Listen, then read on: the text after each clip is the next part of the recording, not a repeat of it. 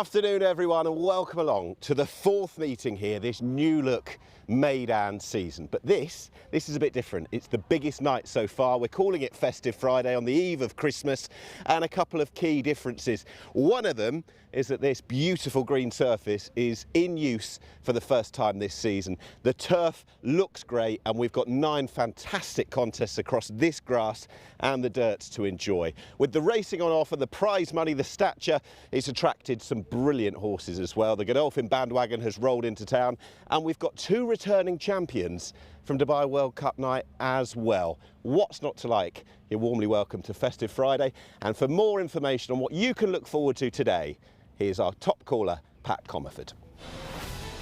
Well, meeting number 4 sees us head to the grass for the first time here in the Meydan season. We do have a Group 1 for the Arabians to kick us off, and RB Rich Like Me for Fauzi Nas and Ardra de Vries looks to go back-to-back here at Meydan after a fabulous win last start. Race number 2 will see the Charles Hills stable represented with Equilateral. It isn't the first time we've seen these colours at the track. Miss Fitriana Hay brings another son of Equiano to the races for season 2023-24. Race number 4 will see the return of the Alquoz winner, Danya. Jim Crowley will partner this runner here for Masaba Almiri over 1,400 metres, kicking off his season, hopefully in style. Well, he's opened up short on the international market. Isolate. He is our very classy horse to beat in the feature here this evening. Isolate will look to start his season off in style here, taking out our Group 2 feature. And after a fabulous performance at Kempton Park, Measured Time makes his way here to Dubai, and the combination of William Buick and Charlie Appleby will be on show here in the 6th race on the card.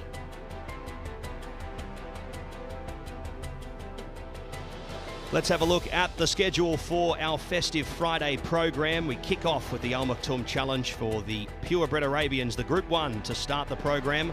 We head to the Ertijal Dubai Dash, our first race down the straight at Meydan this season.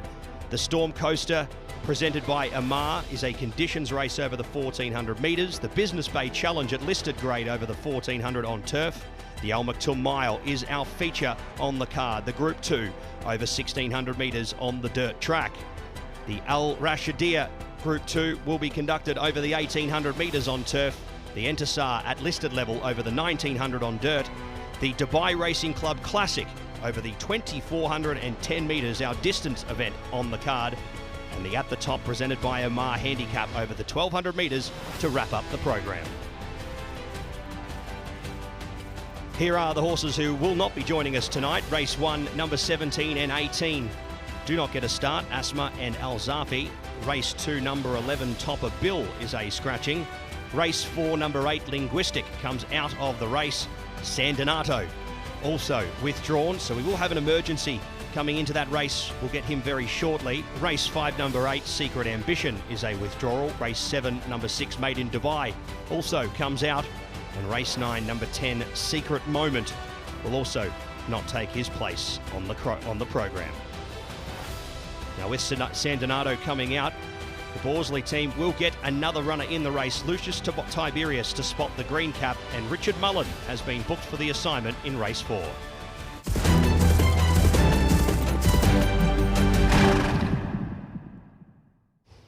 Welcome along, just adjacent to the winners' enclosure, to the parade ring. 9 races to look forward to. Festive Friday. The action's going up a gear. It's the best card we've probably had ever here. This side of Christmas, this side of the New Year as well. Tom Stanley alongside. There's loads to look forward to, isn't there? Yeah, Merry Christmas. Hey, yeah. I feel like we're full in that spirit, and we'll be seeing that throughout the evening as well. Yes, proper card. Like through and through. I think the moving around of races has worked really well. Serious quality of animal here tonight. Yep. And I honestly, I'm just looking forward to getting stuck straight in. I know we kick off with a Group 1 for purebred Arabians, but that's traditionally a pretty good race, obviously being a top level race. And then just throughout the card, it's littered with quality. Even the handicap, I thought was pretty fascinating. I just wanted to say as well, last time we were sat here together was Dubai World Cup night. Yeah. I took on Equinox. You Yeah. said Isolate would win, so you've got quite a lot to live up to on that. Yeah, I don't fancy that one tonight. I don't know why. If Equinox is running, I'd fancy him. But I'd still lay him, you know. I'd still say yeah. he wasn't. I didn't think he was quite up to it the way that he won that night. For 20 million yen, would you? Yeah. Plenty are. Anyway. Should we talk about the racing today? Right, Yeah. race 1. It is the Purebred Arabian race. It is round 1 of the challenge, the Al Maktoum Challenge. It's a Group 1 race. And the race is largely going to concentrate on one significant runner. That is RB Rich Like Me. Equinox fans were, I wasn't. Number 11 in the race cards. Looking forward to this. He has got his stablemate as well to have a, who I thought might run quite well up against him, Hiab Al-Zaman. When we take a look back at the performance of RB Rich Like Me last time, drops back in trip this time, but I think everything, the figures, the performance, the quality of this animal, he's very hard to oppose, isn't he? Yeah, so I was listening to this race via someone in my ear when I was at a different track in the UK. Because we had to wait slightly for something we were doing because this race was being shown on Racing TV, and it was the Purebred Arabian race where Rich Like Me was going off at the top of the market internationally, and I was like, well, we know what's going to win. It'll be RB Rich Like Me as long as he's in front. Is he in front? And there was a bit of wavering because he had a bit of competition for the lead. His and I stablemate. thought, this is going to be trouble. Yeah. But it's a bit like when the Mark Johnson horses in the UK all go forward and you think they're going to go hell for leather and kill each other up top, and they don't, and they just stay there. I suppose my one concern is he's never backed up a performance here with a very conclusive win, but there are reasons for that. Once because he went to Saudi for a trial, doesn't like it there so much, and then he couldn't back up his excellent performance here with a win on Dubai World Cup night because he stumbled and fell out the back of the telly. So I just think it's all there. There's nothing quicker than him out the gates. He's drawn 6. He'll get the lead, even if his stablemate's on the inside, which he probably will be. He'll give him a nice toe into it. He's not going to go too hard for him. I found him nigh on impossible to oppose. Yeah, I think that's fair. I think his stablemate will chase him home. I think he'll stick around a little bit longer. So I'll give you the 1-2. It'll be Rich Like Me to beat Hiab Al-Zaman, and a good night for Fawzi Nas. Yeah, I think so. Unless, I could see Nadal Sheba running pretty well if they go really, really hard. He's got plenty of stamina for the trip. He's often running on and doing best work late on, but that was the case here a couple of starts ago. But yeah, he's not as good as Rich Like Me, and that horse should win. Well, that'll do for Simple. both of us. Rich Like Me to get us off to a flyer in the first race, who is the likeliest winner. Right, we'll move on to the thoroughbred races, the first of the 8, and that is the Urtejau Dubai Dash. What a horse he was. It's a listed race, 1,000 metres on the turf, headed up by Mikyas. Extraordinary horse last season. Been to beat Ladies Church again. There's the likes of Mischief Magic coming across, Godolphin representative, of course, and Ladies Church is down there at the bottom, number 12. We'll have a look at their clash back on the 10th of February, some 10 months ago, when Mikyas popped up on the international markets at an extraordinary price to beat Ladies Church. I guess on the pure pounds and ounces this time around, it's weighted that she'll reverse the form. Yeah, I guess the draw played a big part here, and it did throughout last season as well. I don't know.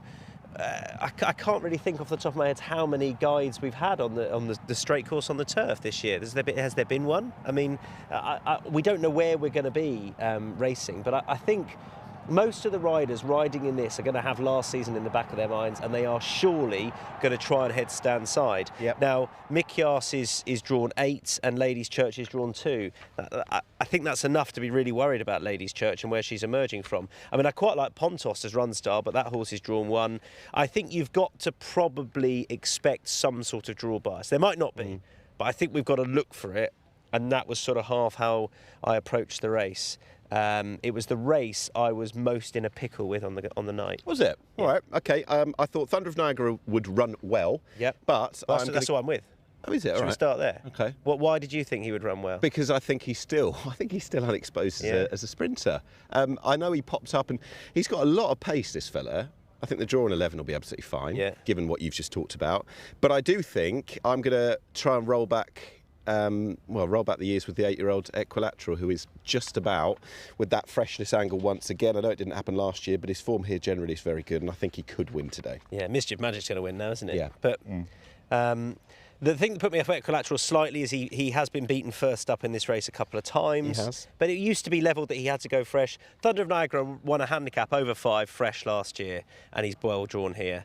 and on the international market he was a fair price. It's not a hugely confident shout because I can make a case for most of them, but I thought he ticked more boxes than most. Good stuff. Right, let's move on. Plenty of races to talk about. Number 3 is it's a fillies race, which would have been the 1,000 guineas trial.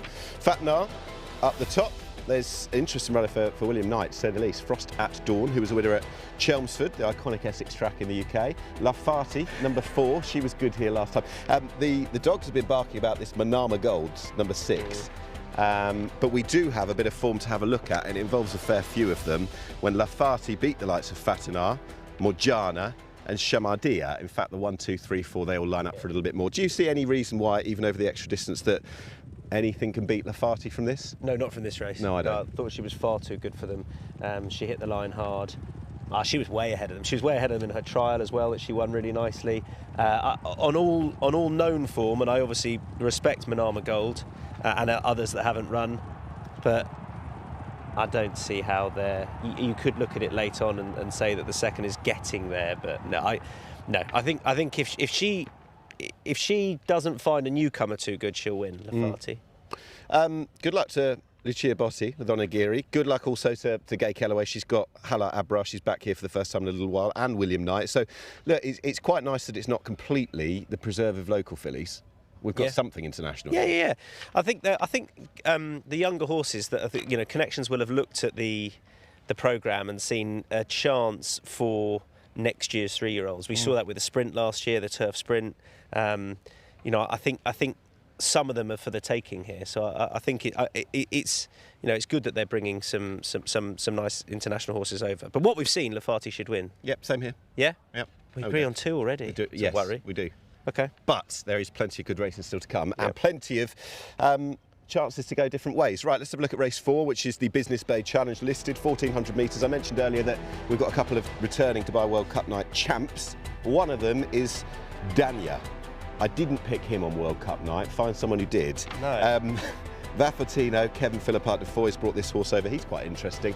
A few of them for Shadwell have got wide draws. Godolphin, Mysterious Night, there's Major Partnership, etc.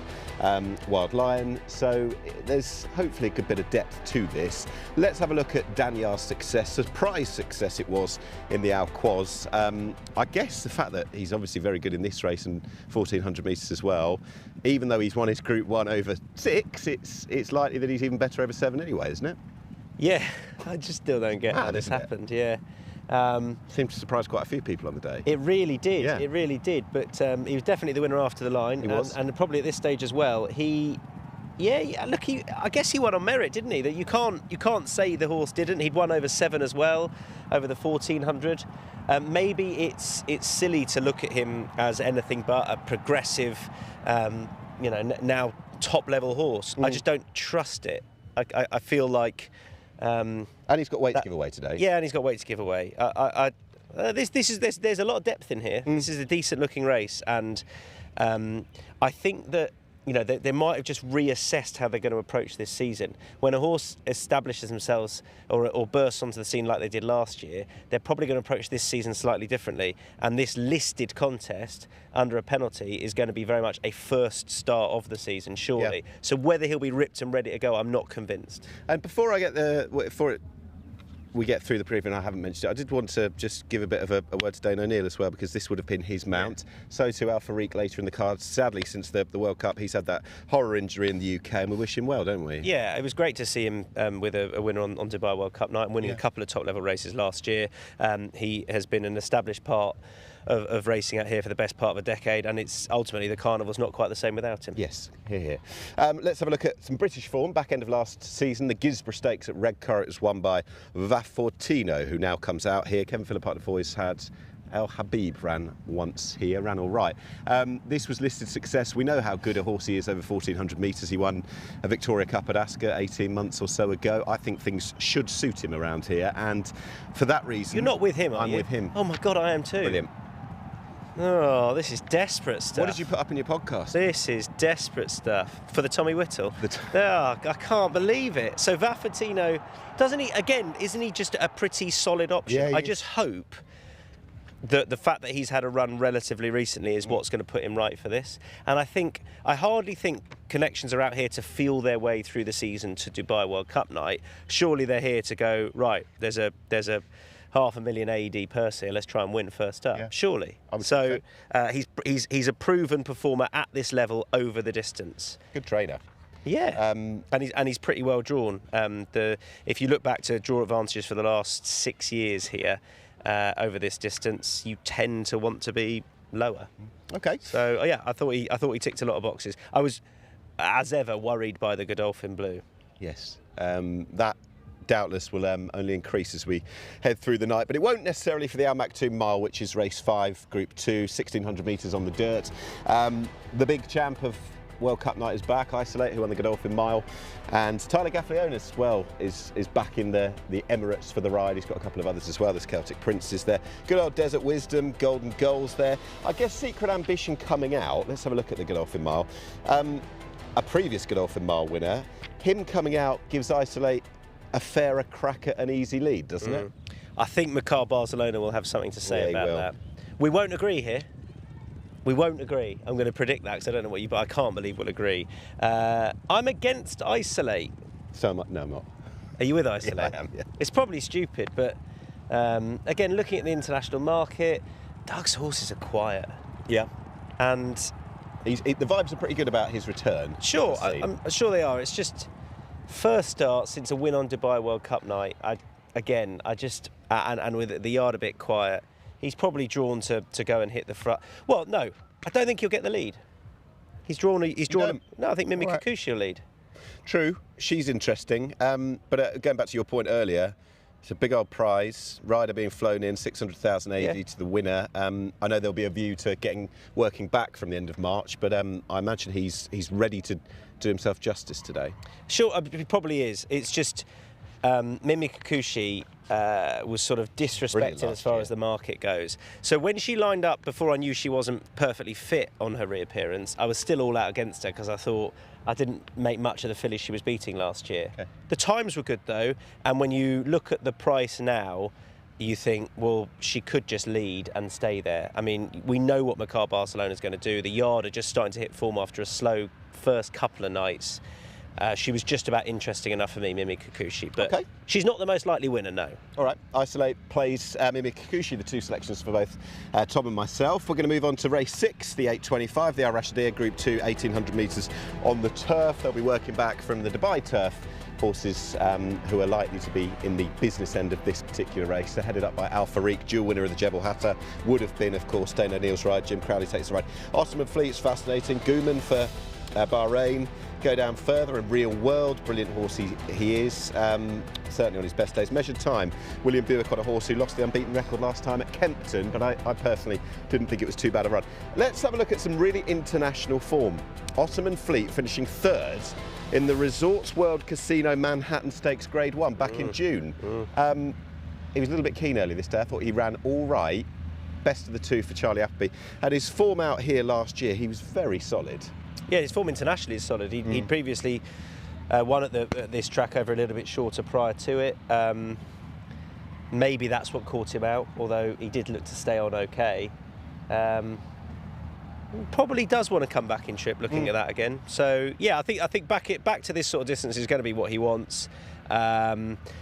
I think that Real World on his day is a better horse though, and he's getting a kilo from Ottoman Fleet, so that for me made it a pretty obvious decision personally. Okay, I've gone for Real World because I think this is the one race in the day that it's just boring for the viewers, isn't it? I think it's boring anyway, but the fact that we agree makes it not worse. So. Look, if we're looking through the results and we're talking at the back end of the card today and Real World's won and I've gone against him, that would be the one result that would annoy me more than any other. So he ran well in Bahrain. Connections were really happy before the race with where he was physically, but there was concerns about the trip. He's a weird horse because sometimes he runs over that distance, and he's won over it before, and actually last time he stayed on okay, but he lacked that gear, he lacked that bit of quality which he seems to show at this distance. And I sometimes think, horses can stay on without ever actually really necessarily wanting that distance. They want he wants to be ridden, I think, over this distance for his electric turn of foot. I think that's exactly what he'll get here. I can't see them going that quick. Yeah. And he wasn't allowed when they didn't go quick last year. That worried me a little bit. Yeah, he was a little bit. He's the best horse in the race. He's the best horse in the race, and last time he wasn't allowed to show his kick because they went more of an end-to-end gallop over 10. But I think it's sort of no excuse this time. It's now or never for me to support him, and I think he can run a little bit below his best and still win this at the race. Last question: are you surprised Buick's on measured time and not Ottoman Fleet? Yeah, Ottoman Fleet. Well, Highland Avenue's not a bad horse. Yeah. But, I guess he's got that quite an exposed profile. I think sometimes the Buick will tend to be on the horses that they think can kick on this year at the Carnival. We saw that a few times last year, and then it tends to be factored into the price. So at the weights on official ratings, you'd have thought he would probably ride Highland Avenue, but there again, measured time is a 3-year-old that could have a very good year. So I guess I'm not surprised. No. Okay, we're real worlds, both of us. Surprise. We'll move on to race 7, 9 o'clock locally. The Endsar. Always a good race. 1900 metres on the dirt. Julio Lascawaga's got a couple. He's got Justa Fiscal. He's also got Atletico El Colano. Working down, Doug Watson responsible for Everfast. Meydan Dubai's come out. Military Law, who's unfortunately a bit of a shadow of himself from years gone by. He's horse 7. Walk of Stars is interesting, and Western Symphony is horse number 9. We are going to have a look back at the Godolphin Mile actually once again, back on the 25th of March. We looked at Isolate earlier, and focusing on those in behind. Everfast was 5th, Atletico El Colano, the big South American horse, plugging on once the race was lost in a way, but still finishing 3rd. Yeah, and ultimately I think he's a horse that does want further, and he probably looked like that on his reappearance over the 1600 as well. And also bear in mind that we always see you've got to be on the speed for the Godolphin Mile. A hot day, the first thoroughbred race of the night, we just see it time and time again. It's so difficult to come from off the pace in this race. So I wouldn't judge him too harshly on that. No. I'm with Atletico El Colano. Nope. Good. Because I think he wants this distance. Justa Fiscal was really good last time. I'm not surprised that Jose da Silva jumped ship, and I would have thought that they were racing this horse this year with this race in mind, giving him a sighter over 1600 last time. This trip will suit that much better. And I didn't really love anything else. Like Western Symphony, I think is a horse that has to go fresh, and I don't think he's going to stay this far necessarily. Book Review will probably get the lead. I thought he was interesting, but there again, is he good enough? I agree. I sort of hope not. I agree. I just don't think, if you look at the international market, there was about 5 of them within a point. None of them they don't win races very often, some of these, do they? Atletico El Colano, I completely take your point, but he always looks like he's running on whatever the race, whatever the distance. So I can completely understand your arguments, but I'm going to go for the unknown factor. I'm going to go Walk of Stars. Okay, yeah. Should appreciate the surface. Yeah. Dubai, out of a street cry mare. He was Godolphin's Derby horse 2 years ago, wasn't he? Back to this sort of distance. It is the same Walk of Stars. Was he? Did he ran in it? He did. In Desert Crown's Derby, was it? Yeah. And I think they paid big money for him. I'm just going to take a chance that off a 350-day absence, he could still be quite interesting. So. I think partly because I didn't like anything else. If you see what I mean. I think it was the pace from the gate factor with him. A horse that probably wants a lot further than this, or did on the turf. I think that was my slight worry. But if I can totally see it in this sort of a race. Yeah. Okay. Race 8 is the penultimate contest. 24 and 10 on the turf, the longest distance of the night. Dubai Future, who I absolutely love, he heads them up. Deramathos is there. We'll be talking about that horse in a few moments' time. We go down to the lights of Lost Eden. Ursa Minor, remarkable horse he was, finishing 3rd in a Group 1 once. I think someone once tipped him up. Al Fear, Ruling Dynasty, Scottish Anthem down at the bottom, now with the Christmas from France. Who are we having a look at? We're looking at the City of Gold. Not the winner, per se, but Deramathos finishing best to the rest in the context of this Raki's Lost Eden new comedy. It was a funny race, this, but Deramathos, I guess, comes out of it the clubhouse leader, not just on the finishing position, but how he had to get through what was a bit of traffic problems in the home straight. Yeah, interesting jockey booking tonight as well, with the American Tyler Gaffalione riding. So yeah, look, he's entitled to be on the premises here over what is his trip. He ran pretty well on this occasion and is largely very consistent. He has won over a little bit shorter. First start of the year.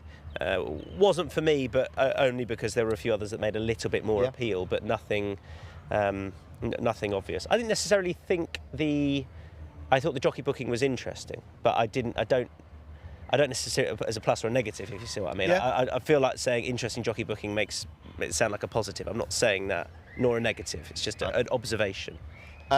William Buick, the weight, obviously, Ruling Dynasty, Al Nafir, he goes for Dahabi, who's still about, the relative of Golden Horn. Ruling Dynasty is fascinating, relative of Old Persian, who won the Shima Classic here, 4 years ago or thereabouts. Could be anything. Are we enticed in by the sexy profile, if you will, of Ruling Dynasty? Yeah, so I was going to go with Ruling Dynasty, largely because Mikhail Barcelona has won so many races out here for Charlie Appleby, when he's on the second string by right, and also when he can do the weight and Will Buick can't. And then I just look back at Dahabi's races last year, and he just struck me as a horse that is probably worth another chance, having had a season out here. Like he was a bit keen in one of his races last year. He ran on with a bit of promise. I just wondered if he needed another year to sharpen up out here. And I feel like, again, looking at the international market compared to what he went off at last year, he was of most interest. So Dahabi for me, but a pretty timid shout in a very open race. Okay, I'm going to go Dubai Future, all in, nap of the night. Really? There you go. You love him. He doesn't win. The kid doesn't get any Christmas presents. Kids, I know. That was a shock. There you go. He's only 18. You let that one won't care slip. anyway, so it's easy. I love Dubai Future, who's brilliant in this race. Good, fresh. When you doubt him, he'll just pop up and go and do something like he did a couple of years ago in this race, like he did at Royal Ascot as well. I think Dubai Future has got everything in his favour to run really well today. Christian Tamura as well, after a couple of near misses. I hope he's going to have his first winner here at Meydan since Shahryar. Yeah. I guess from 12, he'll have to, given where they start right in front of the stands, you don't have very long to sort yourself out. So he'll probably have to be dropped in or not. Yeah, I would have thought so, but I don't think... I just think he is the one horse in the race, right, notwithstanding Ruling Dynasty and the potential there, who, if something goes and wins 3 or 4 lengths today, it could be him. Because I think he's got it in his locker. When he's fresh, he's got the right terms today. It's Dubai Future, yeah. Good. I hope the kid is eating this Christmas. Yeah, turkey's expensive. Right, race 9 is the last race, 1,200 metres on the dirt, handicap, and Michael Costa I know. factoring this in. Mozahim, Takid even, Thorban, last time out winners, the lot of them. The draw's not been kind to Mozahim whatsoever, but we're going to have a look at him winning and taking it to 2 from 2 for the career at Jebel Ali. I guess on the back of this, the extra emphasis on stamina of 1,200 metres is going to be no problem, given how he finished up the hill over the 1,000 metres. Ben Cohen rides him. I think the international market's had it 1, 2 and 3, the Costa runners earlier. I think it'd be easy to get this wrong. Yeah. Yeah, like most of the races. Yeah. I couldn't really split them on ability of horse. For what it's worth, I do quite like Thorban as a horse going forward. I was pretty impressed with that win last time, but I think this is down to draw and Mikhail Barcelona, and I think he'll lead and I think he'll stay there. You know, traditionally this is a distance where it's very hard to win from wide. You tend to want to be drawn low. If you look in the last 6 years, 18 horses have won this from stall 4, 12 from stall 5, 8 from stall 6, 17 from stall 3. Obviously it's factored in by a fewer amount of runners being drawn wide, but when you are wide it's tough. Yeah. So that worried me for Thorban and worried me for Mozahim. And I thought Takid will lead. There's not much pace on his inside. He's the quickest horse, I think, out the gates, and I think he'll stay there. OK, I've gone Takid to give Michael Costa, the relentless Michael Costa, in his second season, yet another winner in the UAE. He's dominating. Right, your 9. Yeah. Of which there's a bit of symmetry. There's loads of symmetry. Yeah. Well, anyway, we agree with Rich Like Me. Thought that was obvious. Gate to Wire. Thunder of Niagara is a bit of a guess up. Lafferty, again, you agree there, I know. Vaffatino, unbelievably, we agree on that. Mimi Kikuchi, I'm going off that by the second, but I'm hopeful that Barcelona does a Barcelona special. Real World, we agree. Atletico El Colano, Dahabi, and Takid in the last. Yeah, 5 of the 9. Great minds seldom differ. Let's have a look at mine.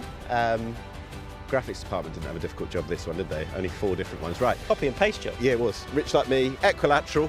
To prove freshness can be a good angle with him. Lafati, Vafortina, isolates, stamp some class, so too Real World. Walker Stars might just be a bit of a stab in the dark, but we'll see. Dubai Future and Takid in the last. We've also got the tips from the esteemed commentator, Pat Comerford. Yeah, where is he? I don't know. Okay.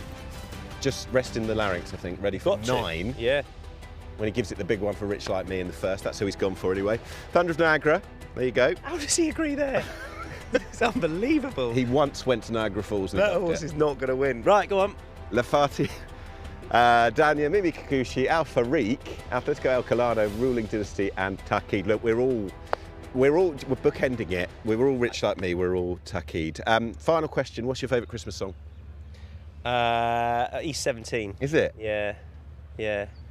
Stay Now. Okay. No, it's not Stay Now, is it? Yeah, it is Stay Now. Yeah. Where they're all those white coats. Yeah, that's it. I love it that much. Can't remember the name. Yeah. Okay. We will leave you with highlights from meeting 3, which was a couple of weeks ago. Live racing, brilliant live racing, just around the corner.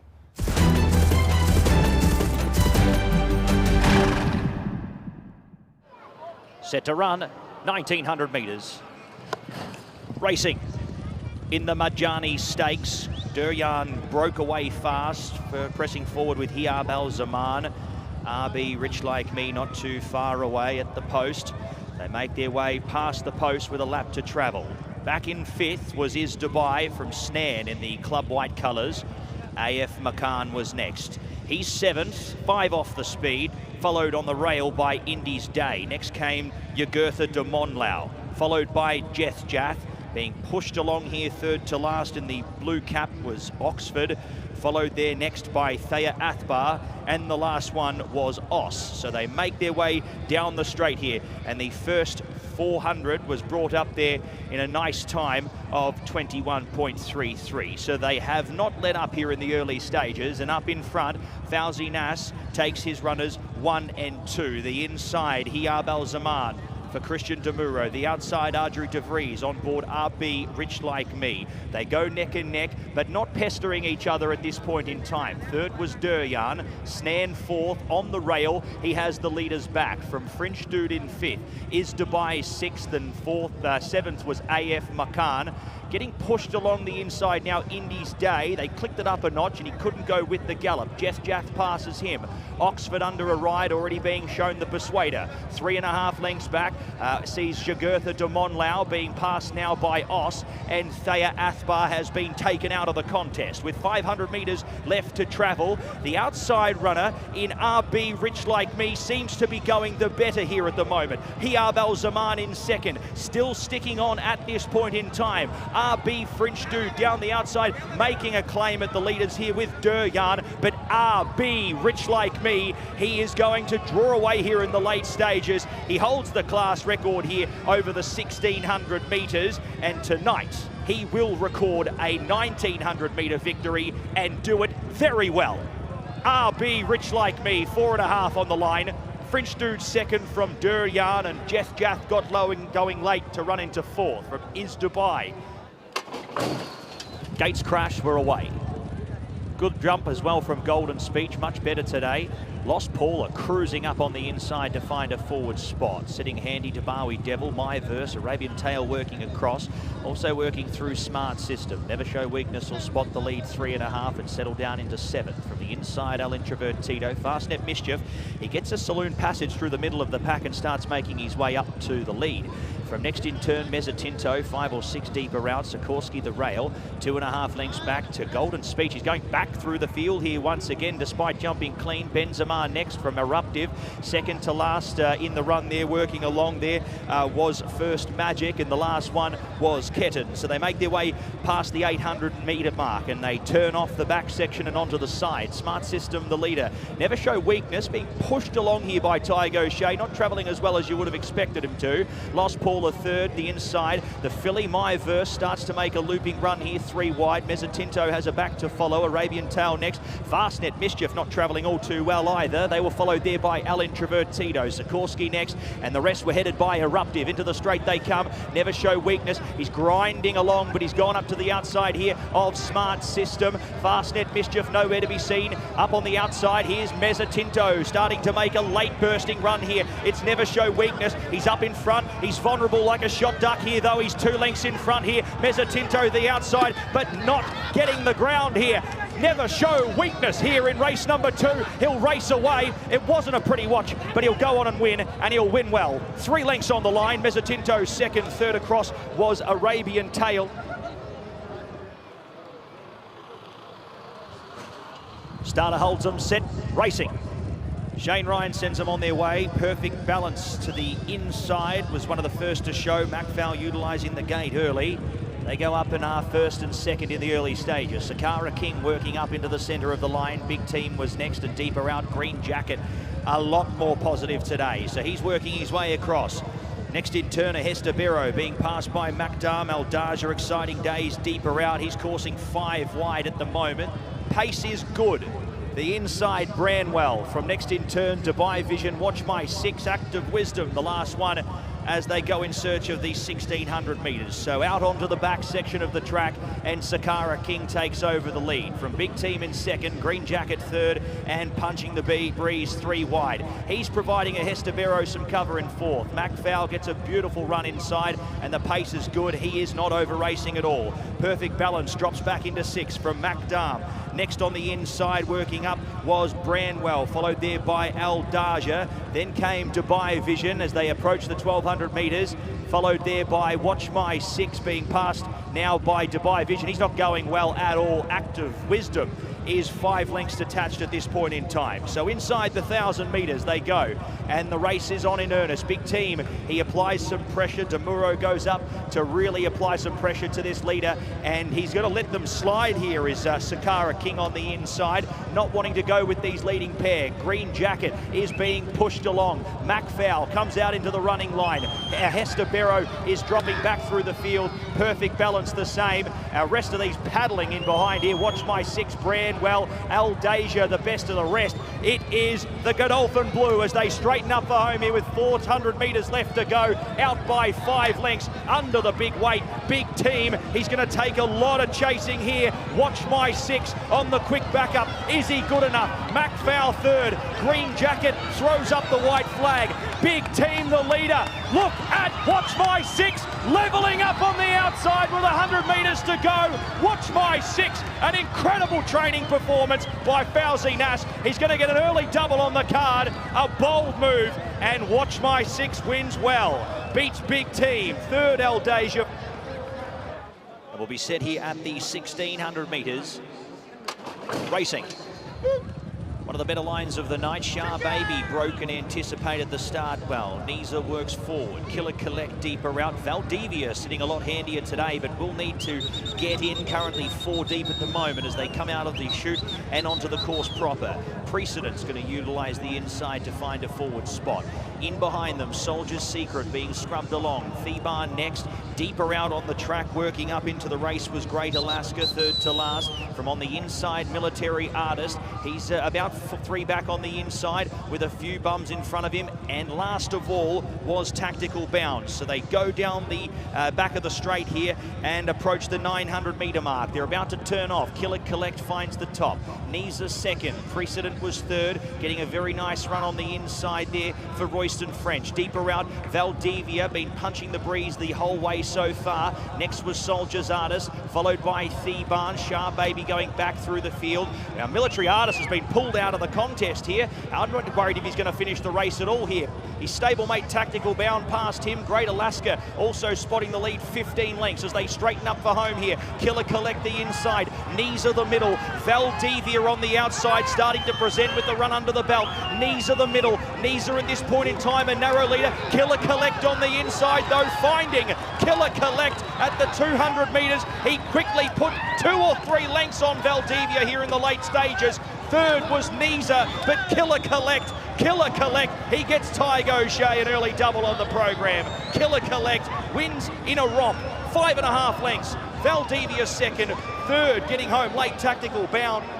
Loaded them nice and quickly. 15 comes out. We go with 15 runners. They're set and they are off and racing. Rayed bounced well. Almodea pressing forward from a wide gate, working through fight zone to his usual leading position. Lasso Dude was handy out. Chosen Mark and Tardid settle behind the speed. Almodea can't get in. Aswan comes up underneath, working up the rail. 3 back on the inside. Pitches point. Followed there next in turn by Sendid in the green distinguishing cap. On the inside, working along was Ribby, followed by Lucius Tiberius. Silent defence amongst them as well. Dropping back into second to last there was Faithful Soldier, and the last one was Desman.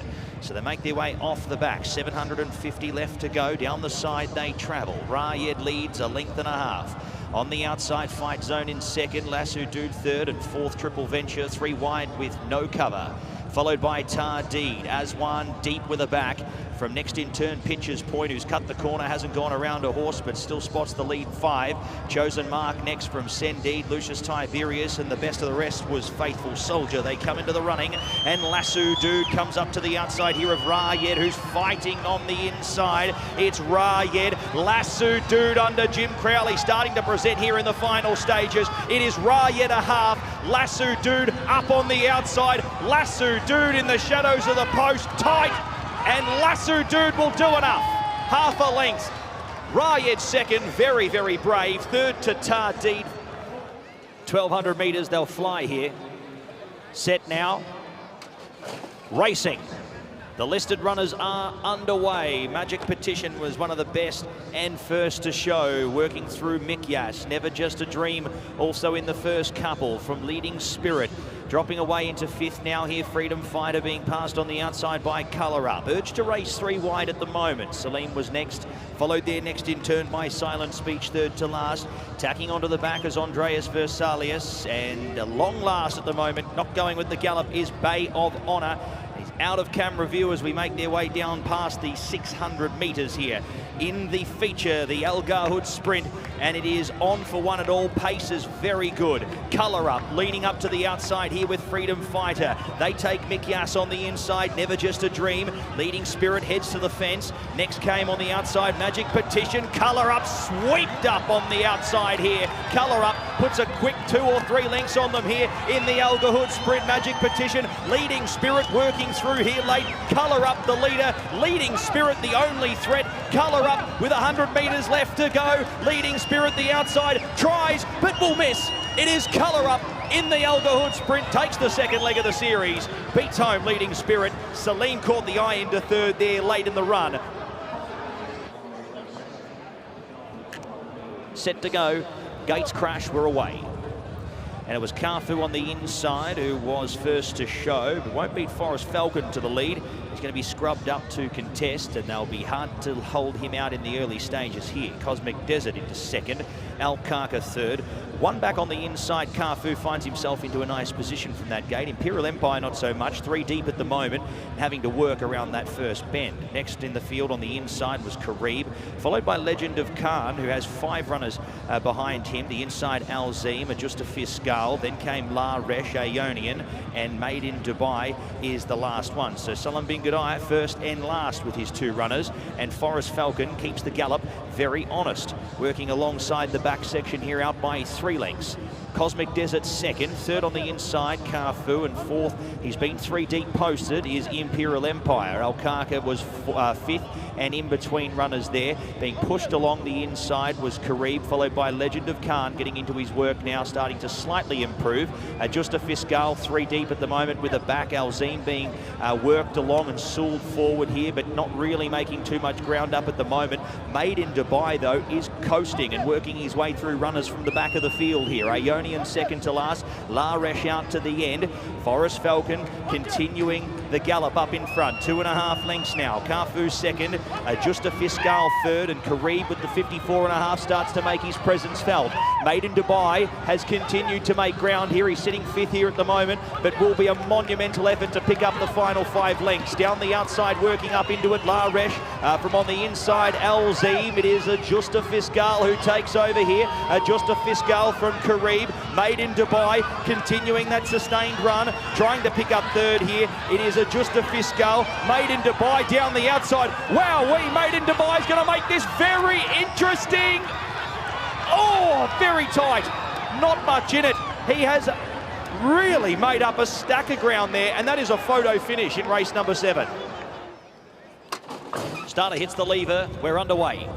Al Jadaf anticipated the start very well. Wild Hurricane working through with Al Maroom, the inside Meydan, and deeper out on the track, Carnival comes up to really contest the lead as well. Maputo's going to shoot through the inside as well, alongside Hawa Belady. Then came Lion's Mane, settling down just worse than midfield from Golden Arch, Solar Science. And at the back of the field for company was Kingdom of Dreams and Magnificent McCool. So the pace is very good as they make their way in search of the 1,000 metres, and taking over, shooting through the inside, Hawa Belady to go up and take up the lead. Maputo holds the inside, Wild Hurricane third and 3 wide. From Al Jadaf, Al Maroom, Meydan, he gets the sit on them in behind. He'll just need some luck, Jim Crowley, as the race starts to transpire in 400 metres time. Carnival was next from Solar Science, Golden Arch. Then came Lion's Mane, followed by next in turn Kingdom of Dreams, and Magnificent McCool is the last one. So Maputo utilises the inside rail and goes up to a lead of a long neck. Hawa Belady still there for company. Al Jadaf's made a sustained run. In behind, Meydan, all dressed up, nowhere to go here. Extricating off the fence now is Crowley. From next in turn, Al Maroom, then came Wild Hurricane. It's Al Jadaf who hits the lead though. Meydan down the outside, trying to pinch a minor placing here with Maputo and also Hawa Belady. But look at Al Jadaf. Al Jadaf puts 5 lengths on them very, very quickly, and it's another big win here at Meydan for our Friday night. Al Jadaf third up, gets his 2nd win for the season. Al Maroom 2nd, 3rd crossing over Lion's Mane. A few of them lunging at the gates there. Gates away now. Showmaker was terrible away. Trick Bag the same. Both of them spot the field 4 or 5 lengths in the early stages. Ironside, Tarkeed working forward with Chief of Navy. Dukedom's going to find himself into 4th on settling. You'll get the 1-1 as well under James Doyle. Private Signal was next, working along 3 back the inside. From Al Hadir around them. Next was Naya, followed by Hyde Park. He's 3rd to last at the moment here. A lot further back than we'd expected. Showmaker 2nd to last. Trick Bag the last one. At the 600 metres, it is Tarkeed who shoots through the inside to lead Ironside a long neck. Dukedom within striking distance, and James Doyle goes for him now here in 3rd. Al Hadir 4th, Chief of Navy 5th on the inside from Naya. Still looking to pick up here and has about 7 or 8 to pick up. Tarkeed shoots away here at this point in time. Tarkeed from Ironside. Dukedom down the outside, trying to make late impressions with Naya, but it is all Tarkeed. Tarkeed in the final stages will take the last. Tarkeed from into 2nd, Naya, and Showmaker up the rail for 3rd, but Tarkeed another big distance winner here at Meydan this evening.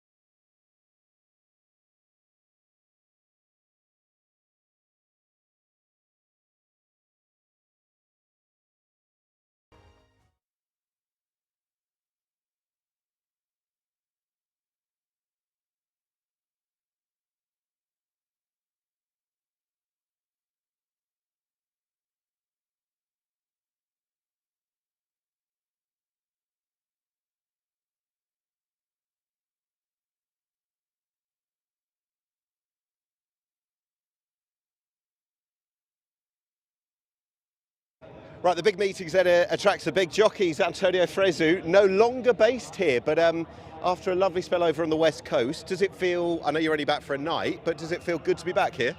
Yeah, you know, I was sad when I decided not to come back for the season here, because I really enjoyed my past few years in Dubai, and you know, it was a late decision around September. But after I've been doing really well in the West Coast, like in Del Mar, you know, after the summer was great to me. Yeah. You know, I decided just to base myself in the West Coast in California, and now sometime I will come every now and then to Dubai, just because I really miss it, you know. So, and it's nice to see back my whole family, my racing family. Yeah. You know? Well, you have good roots here. You've been here, you've nearly won a title here.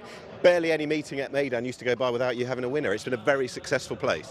Yeah, I mean, this was my home, you know. Yeah. Like I used to love, and I still love this place, Meydan, and lots of these people, they always supported me throughout the past winters, you know, and I'm really thankful to them. Are you enjoying America? Yeah, I love it there. I mean, it's a beautiful place. It's a country that gives you a lot of opportunity, and I mean, the work is going well. I cannot complain. So yeah, I like it.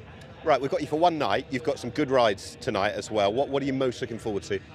Well, you know, I've Desert Wisdom in the Al Maktoum Mile that I think it's a nice horse. There is Pontos in the sprint. Pontus in the sprint. He ran really well last year on the first time during the season. So he should. You know, I don't love the draw, but let's see what it comes out. And I would say Nadal Shiba in the Maktoum Challenge for Arabian horses. You know, all the other horses, one for Michael Costa in the last is a course and distance winner, Tauban, and I think improved from last time when he put the blinkers on. So, and really quickly, just on the sprint, when you use the grass for the first time in 9 months. As a jockey, is it a bit sort of feel your way with it? Where do we race? Where's the best part of the track? Yeah, but you know, usually the best part here on a straight course is the stand side, but hopefully, because it's the first time using the grass today, is a different kind of feeling for the horse, and he can manage from the far side as well. Right, I hope I'm speaking to you after a winner. Good to see you, Antonio. Thank you. Thank you very much.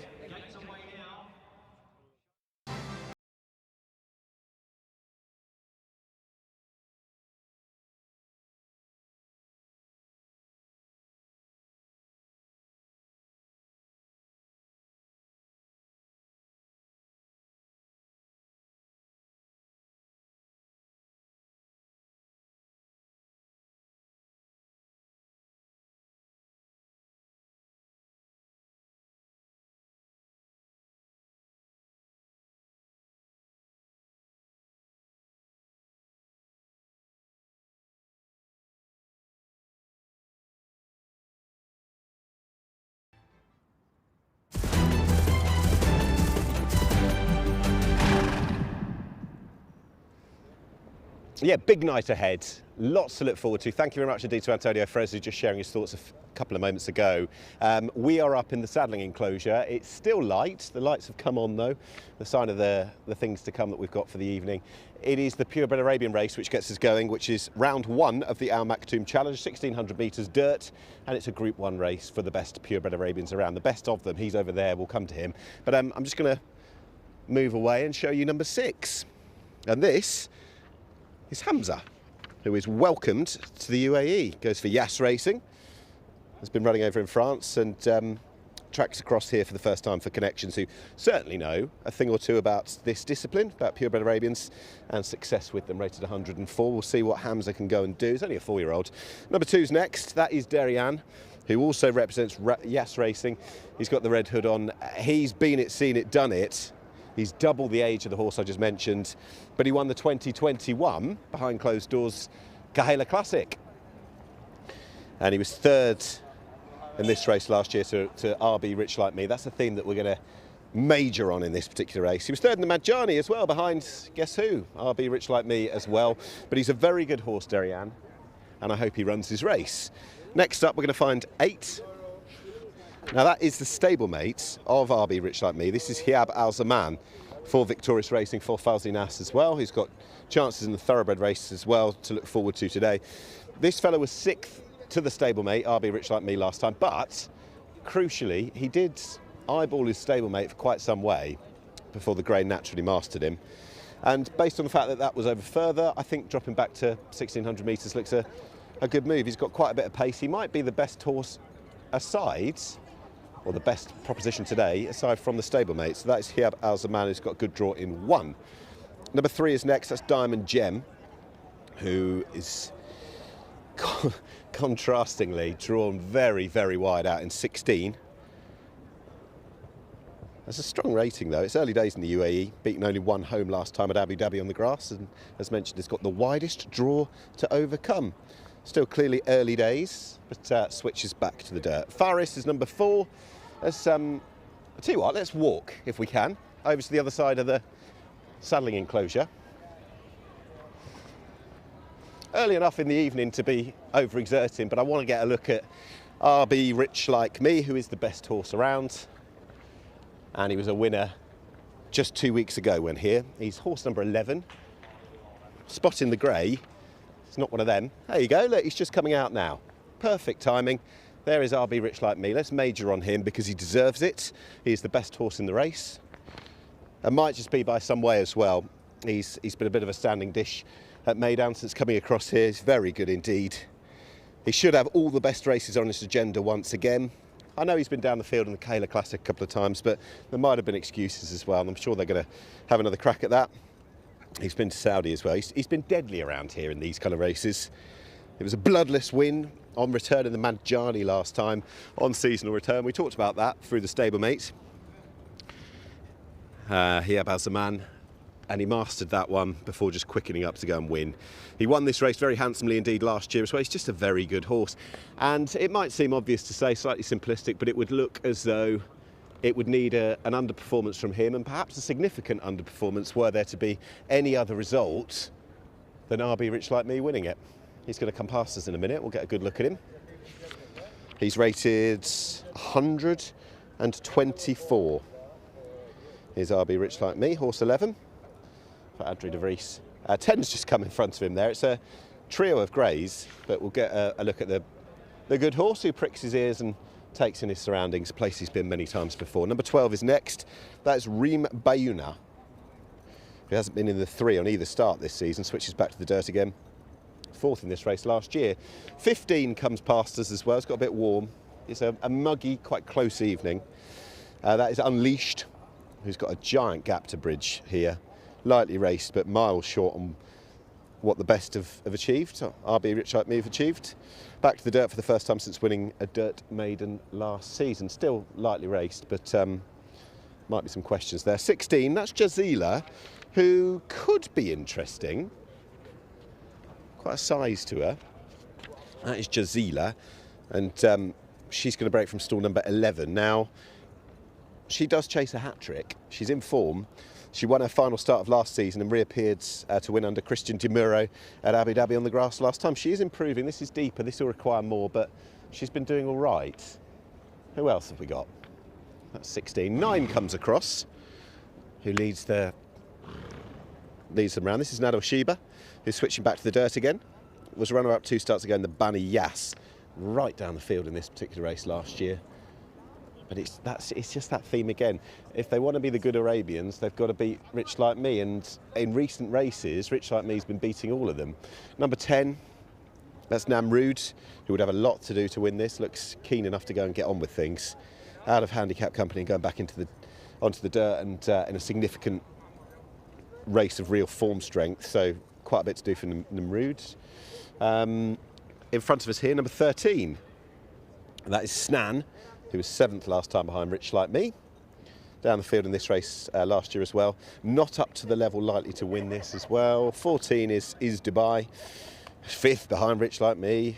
The Madjani last time will need to improve again. Has improved plenty in the last 12 months, but this is a different kettle of fish. So if you look to the right, you'll see that the low numbers, as they're going to go out in chronological order, they're making their way down, shortly followed by those this side.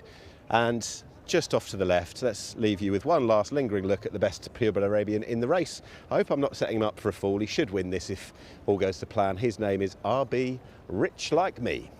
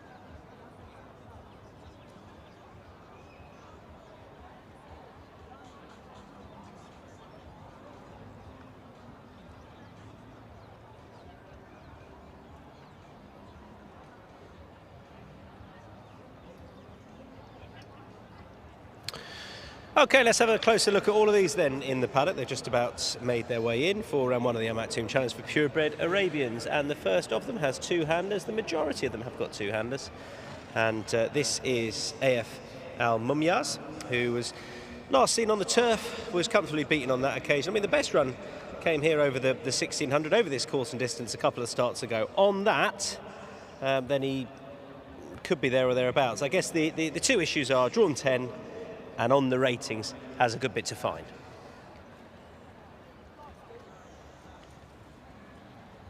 Now this is Deryan, walking around the paddock nice and calmly. He's got a nice strong build about him, this horse. He's got a little bit warm behind his back legs, but I don't think that's anything we should worry about because he's walking along nice and calmly. One of a few horses with a red hood on. Has plenty of ability, this horse, 8 now, so sort of around his peak really normally as far as the ages of these purebred Arabians go.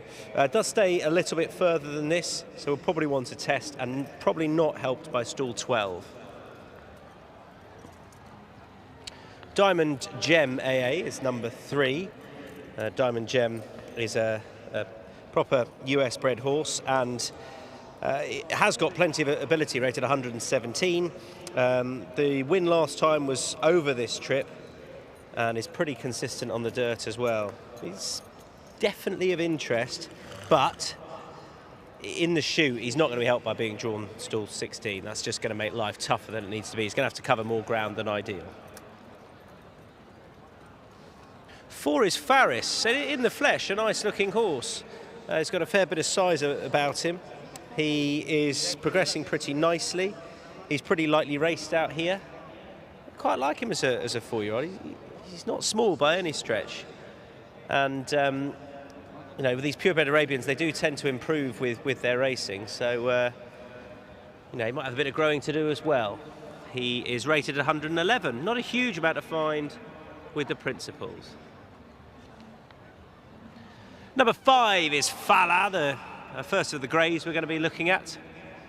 This horse has a visor on, added to the normal tongue tie. Got 4 blue leg guards on too. It comes out of 15. That will be tricky. Otherwise, he's got a pretty good strike rate on the dirt, but we don't know how he's going to get on the Meydan dirt. But an interesting runner nonetheless. First go out here. 6 is Hamza. He's rated at 104, is just 4. So again, one of those horses that has a chance of progressing out here. It's just these horses do tend to take a bit of time to acclimatise, and the nature of the purebred Arabian is that they tend to improve with a bit of time and age on their side. So it's early days for the horse. He's got a red hood on. He's walking around nice and calmly. He's a pretty neat, close coupled little thing. And he'll come out of stall number 3. Another grain here is Eros de la Garde. Connor Beasley rides for Ibrahim Al Hadrami. Has got plenty of pace, this horse. We saw that when winning at Alain a couple of starts ago. This trip, well, it might stretch. The form behind Nadal Sheba's pretty good. That was in the back end of last season. But he's got a little bit to find on official ratings.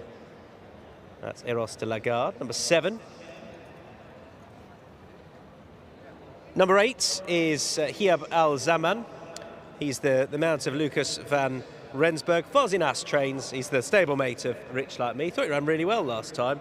It's hard to see him reversing that form, but you know, he showed a lot of gate speed, and he'll have to out of 1 here. He's going to want to be pretty sharply away, because otherwise he's going to have a bit of dirt kicked in his face. As a physical, I like him. Number 9 is the aforementioned Nadal Sheba.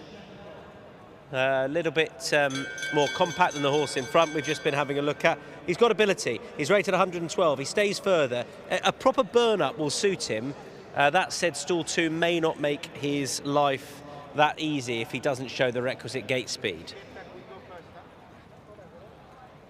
10 is Namrud for Sandra Pava, Musaba Al-Meri, a winner over 1200 on the turf, and he has got a dirt win to his name, but on all known form, he's got to find a little bit more here, this 6-year-old, and he's drawn 14.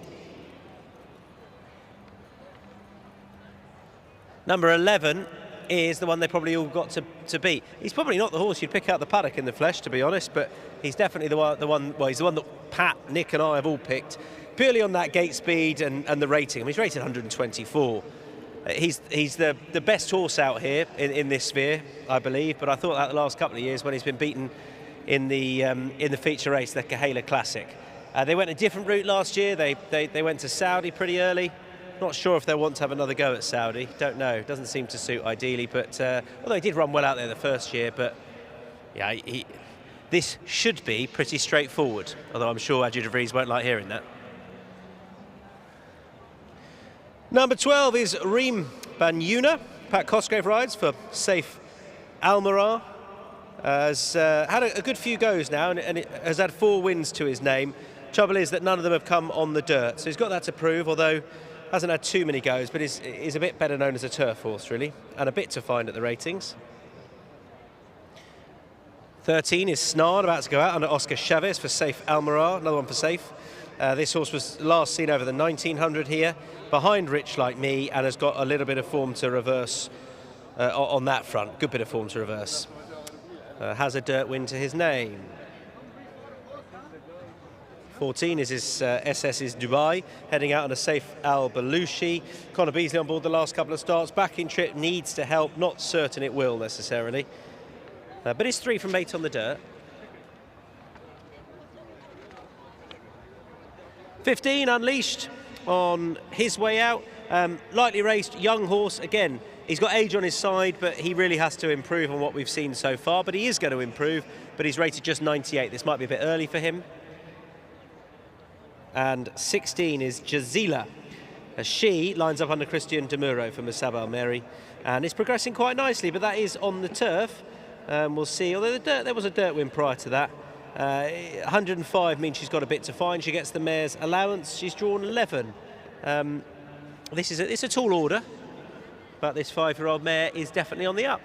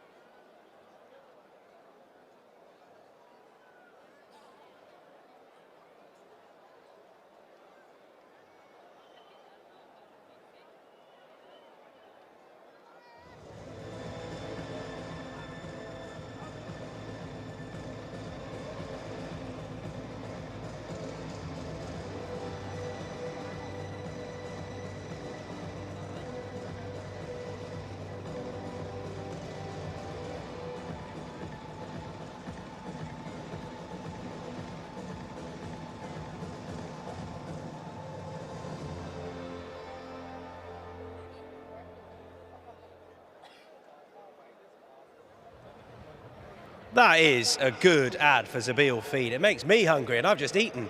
And Zabil Feed are supporting all of the best turned out winners tonight. Our thanks to Mr. Iftikhar Hussain, who is presenting the award to Mohammed Fraz, who is the man responsible for horse number 4, being adjudged best turned out. And there they are, shaking hands, and he's taking away that prize. Our thanks to Zabil Feed and to Iftikhar Hussain, presenting the best turned out horse, and that is horse number 4, who looked fabulous here, lining up for the first time in a little while. That's Faris.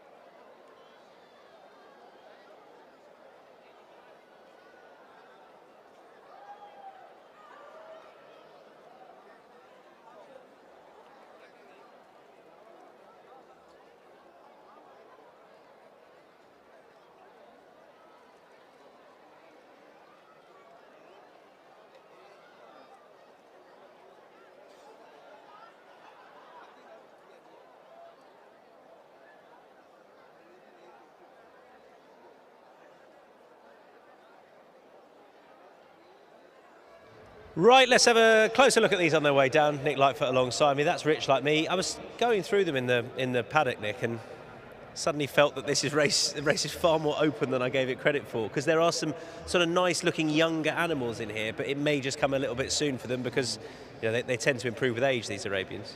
They do. This fella seems at the peak of his powers at the moment. Adrian de Vries aboards.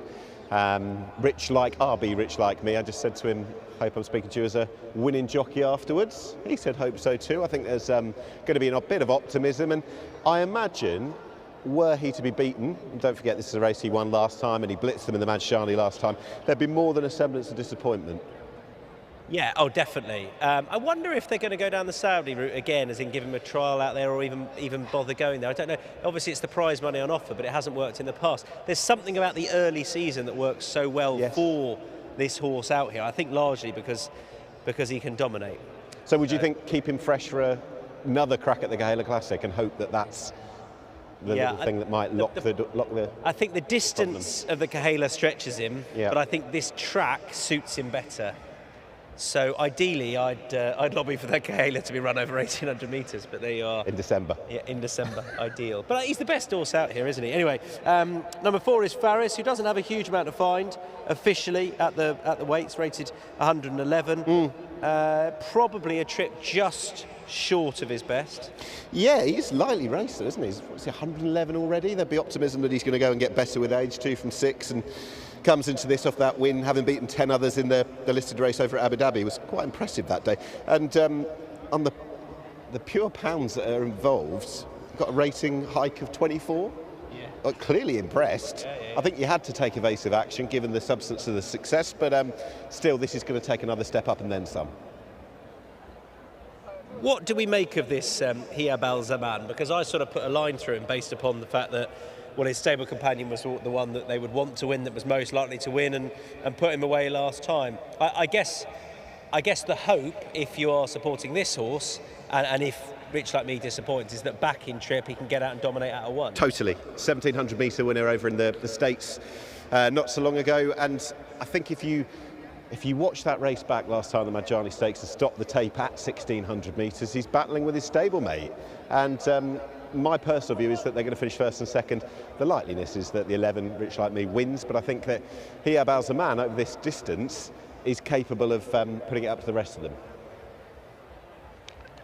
Derian is one of the most experienced or more experienced horses in the field, rated 115, so the best part of £9 a fine with Rich Like Me. Again, this could be a trip ever so slightly sharp of his best. 12 isn't going to help.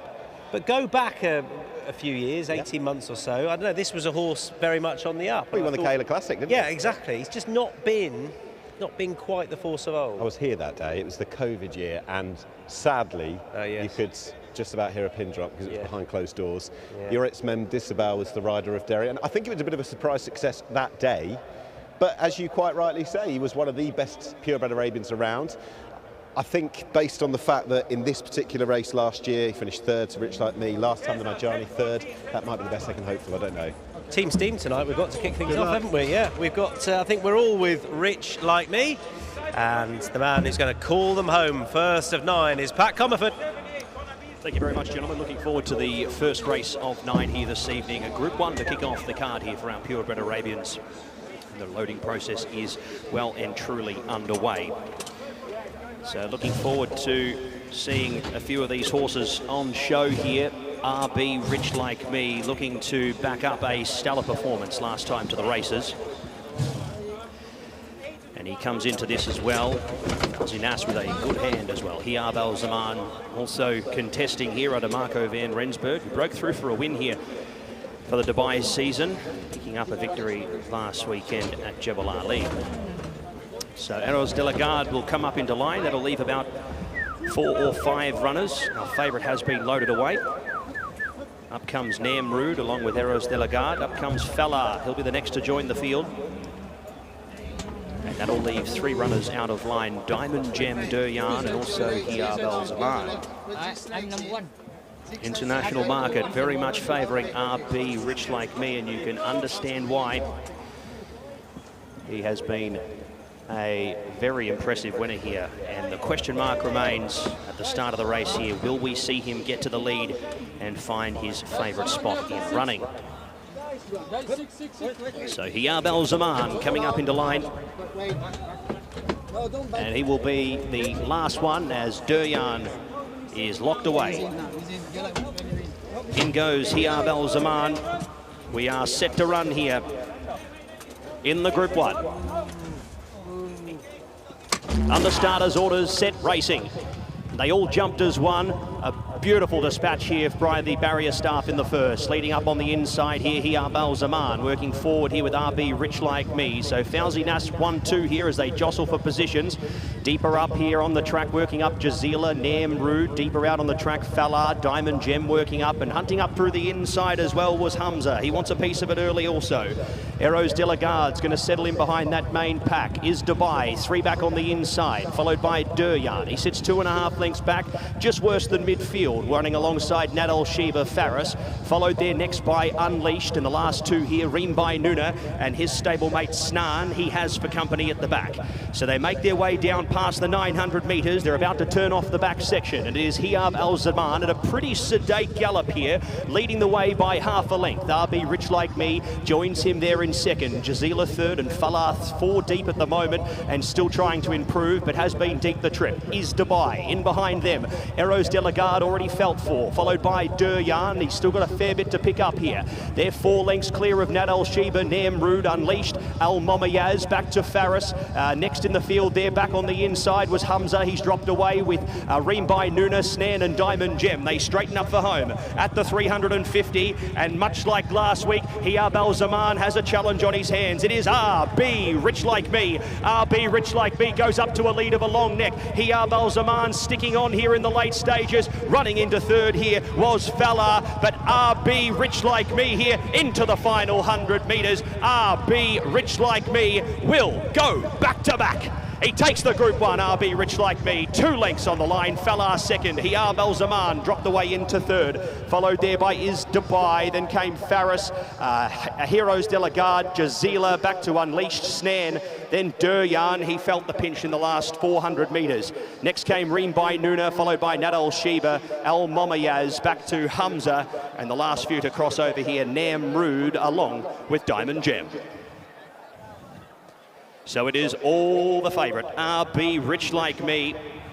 He didn't find the lead here today, and funnily enough, it was his stablemate who denied him that benefit, and unfortunately it was Yahya Belzaman who was challenging him there in the late stages, but I think the fitness and the ability has shown there in the final stages, and Adri de Vries will be very, very elated with that performance. RB Rich Like Me takes out the Al Maktoum Challenge for the purebred Arabians at Group 1 level.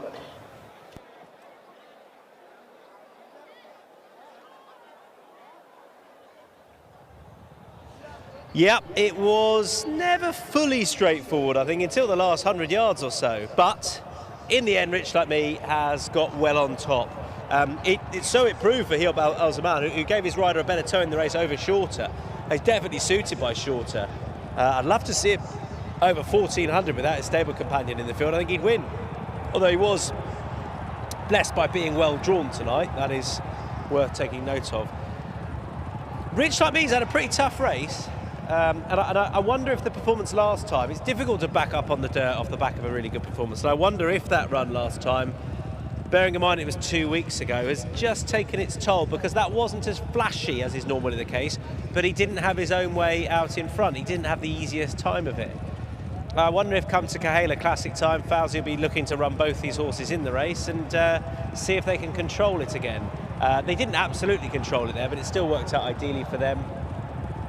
Hiob Al-Zaman has ended up just getting tired late on, finishing third.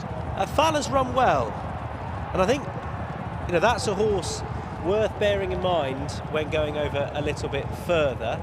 So too running well is Faris, the 4-year-old. They've both got time very much on their side, and Diamond Gem AA, the other one to run with a little credit. But ultimately, a nice performance then, particularly from Fowler. I think I'm going to be pretty positive about going forward, because that horse has stayed on with a good bit of promise, and something like a Kahela Classic trip may just suit that little bit better going forward.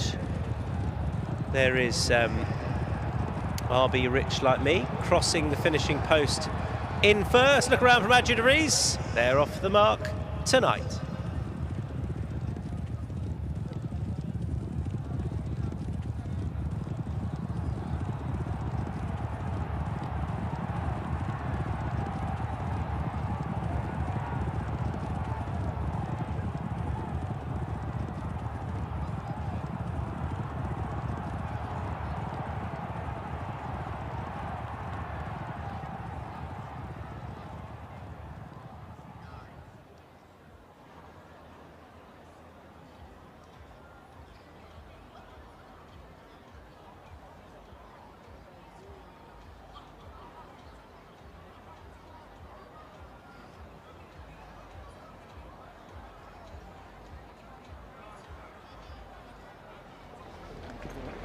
He's a very, very good purebred Arabian. RB Rich Like Me goes back-to-back in the challenge, another year, another win. Adri de Vries, well done indeed. Just give us your first reaction. He had to work hard today. He backed up quickly after 2 weeks. He wasn't too sharp away out of the gate, so we got to give him a little bit of time off now before the next race. That might have come a little bit soon for him. There was a lot of pressure on my inside and outside, so that made me work hard today. Now, you mentioned the freshness angle, which can be key to him. Do you think it could be another trip to Saudi Arabia or work back from the Kahela Classic? I'll leave that up to Fauzi, of course, and Sheikh Nasser, but I think the wise thing is to keep him here, keep the freshness in him, and then we'll have a good chance in the Kahela Classic. I want to ask very quickly what you might know about Manama Gold, who we'll see on debut a little bit later on. Seriously regarded filly, it would seem, and obviously a race that you and the team have done well in. Yeah, she's a very nice filly. She's working really well at home. She did a good trial. Of course, first time out. She's up against some nice fillies, but I think she will run a decent race. Good start to the night. Well done, Adri. So here he is, back in the winner's enclosure yet again at Meydan. Thumbs up from Adri de Vries, winning trainer Fauzi Nas. Put your hands together for Rich Like Me.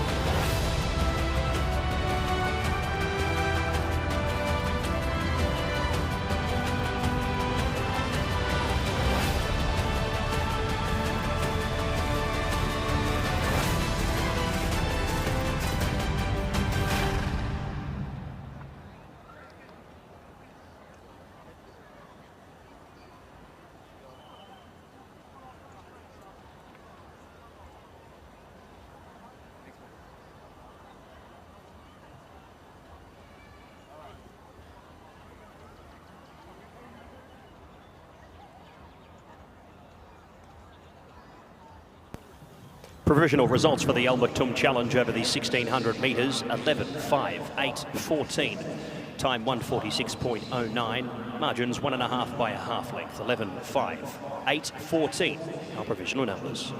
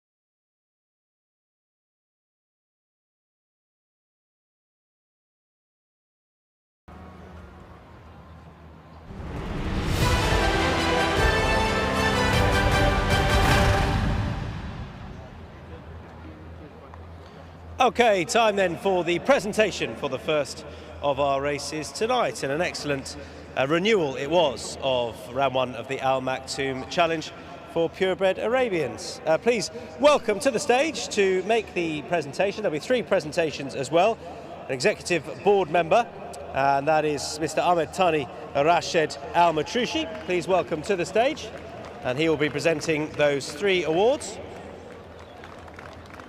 Our thanks to MR for their support of this contest, and it was won by Rich Like Me. We'll see the winning rider soon enough, but first of all, please welcome to the stage, collecting on behalf of the winning owners, and that is Victorious Racing. Please welcome to the stage Eleanor Abbott.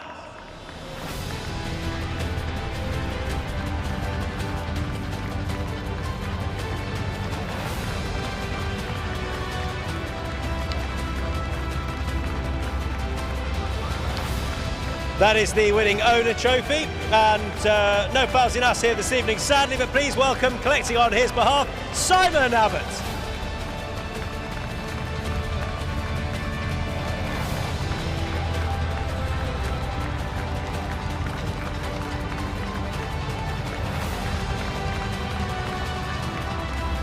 And now the winning rider, back in the winner's enclosure on Rich Like Me, Mr. Adrien de Vries.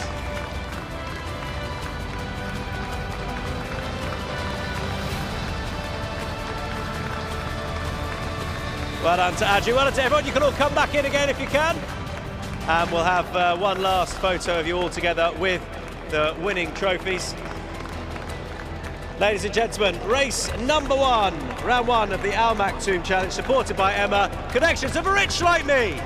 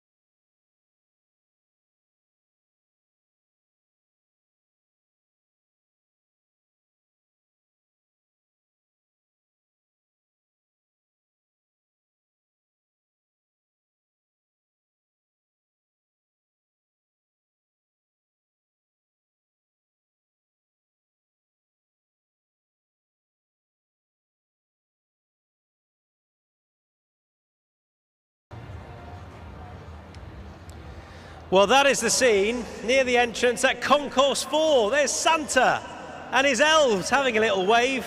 I've been over there already. I have sat on Santa's knee. It's a very sturdy knee, and there are lots of presents for you as well. So if you've got family here and you want to take your kids over to Concourse 4, right by that beautiful Christmas tree near the entrance, then you can have a little chat with Santa. He's there for 3 sessions, so I believe this is coming to the end of session 1, and he's there another couple of times later on. And incidentally, as you're looking at that shot, over to the right, at the McGettigan's Premier area, there's a whole load of festive activities for you to do. There's face painting, there's colouring in, there's some story time there as well, all very much with a festive theme. Even Santa's sleigh over there, you can go and have a little sit-in with his reindeer. So that's the scene as you enter Concourse 4, and Meydan nailing Festive Friday. Santa's beckoning someone over, I'm not sure who. Ah, excellent, he's got a guest. And I wonder if we're going to turn on those lights as well. I think that might be the case. This is on the entrance to the track at Concourse 4. And get over there and you'll see the tree. You can have a little chat with Santa. He was on very good form earlier on. And in fact, he owes me a present. So I might go and see him a little bit later on.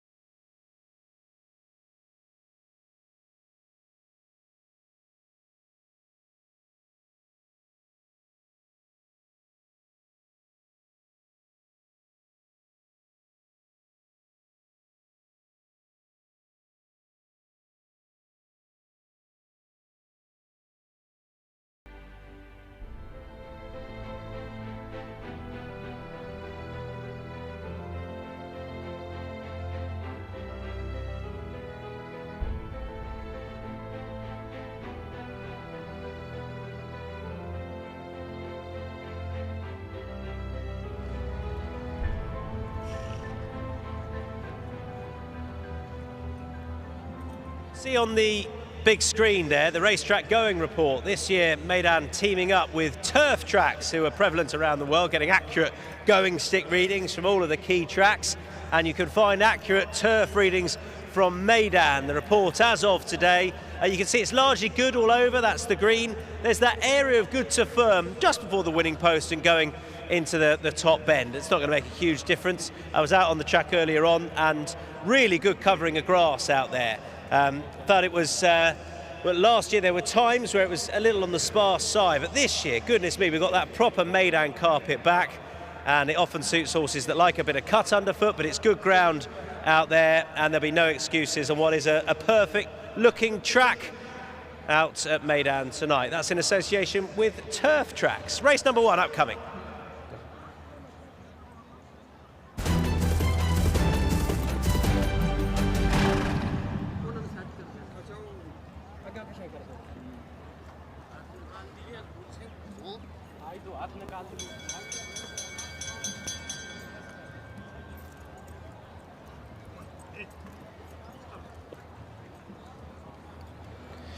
So here we are, race number 1 for the thoroughbreds, if anyone was checking, and number 1 is Mikias. I think I got away with it. Mikias progressed rapidly last year. He always looks up against it, but he caused a load of surprises last year. Could be well drawn in 8. Horse number 2 is Asad Zabil. Jim Crowley rides for Musaba Al-Meri. Has quite a bit to find on official figures, and this trip could be sharp of his best. Probably up against it. 3 is a beautiful looking horse in the flesh. Bill Hale, 5-year-old, rated 94, but he's progressing. We'll see how he gets on the turf. First go on the green stuff. 4 is Celtic Voyager. Mohamed Mardoud and Lucas van Rensburg teaming up here. With the horse that's got plenty of pace, but whether he's up to beating some of these, I'm not certain.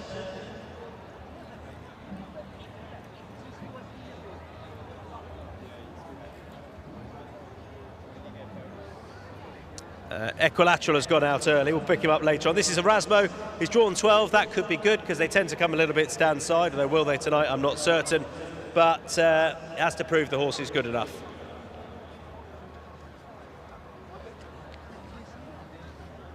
So there is Equilateral on his way down. He's won here before. He tends to want to go fresh, although did disappoint once in this race, although has gone well first up here in the past. He's not the most consistent, but he is very, very capable on his day, and the track suits him.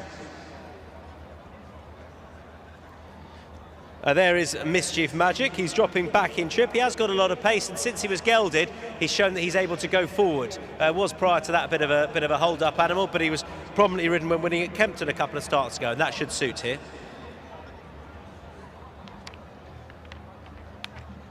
Here's Pontos. He's run well here before.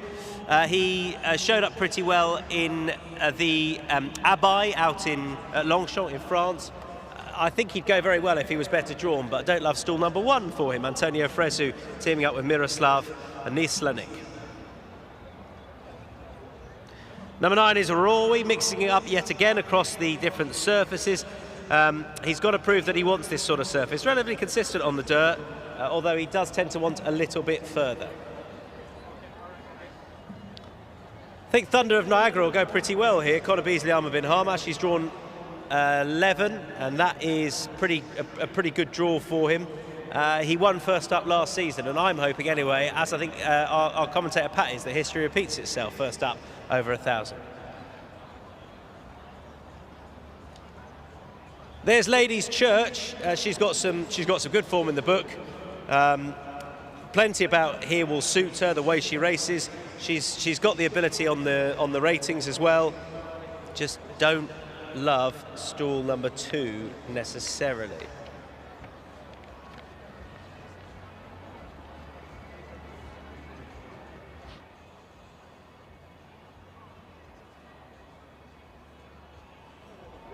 I am alongside the owner of a horse who's seen it, done it in this particular race, Jim Hay, along with wife Fitriana, who owns Equilateral.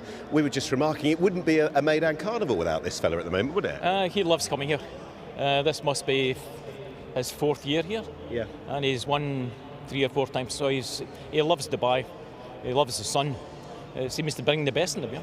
And getting in with that bit of freshness angle with him, it's never been a negative, has it? Are you anticipating seeing him at peak performance today? He's probably maybe 1-2 pounds over his normal racing weight, okay. But he certainly looks fit enough. Nicola, who's here with him, says he's as good as she's had him in any year he's been here. So everything to go for. Now, you were saying to me earlier as well, obviously this is pre-Christmas on this occasion. Usually it's January and onwards, but with the new shape-up of the calendar, do you think there are likely to be another couple of races for him this season? Well, we hope so, and we hope to keep him here right through to the World Cup now. Yeah. So let's see how it goes. He'll be 9 in January, but he doesn't know he's 9. And he keeps going and going. Well, that's the thing. He'll be 9 in a week and a half's time. But based on what he did since he was last here in Europe, we're seeing him 5th in the King's Stand, winning it at York. You must be very satisfied with what he did in Britain. We were over the moon, but we really thought he could have won the Abbey. Jamie got jammed in the rails. They all came on top of him. But if you watch the replay in that and just watch how fast he's going. a bit of unfinished business with that particular race, or feeling like what might have been. Yeah. I mean, over 5, I think he can take on the best. Jim, we wish you luck. Thank you for bringing him again. Thank you so much. Bye.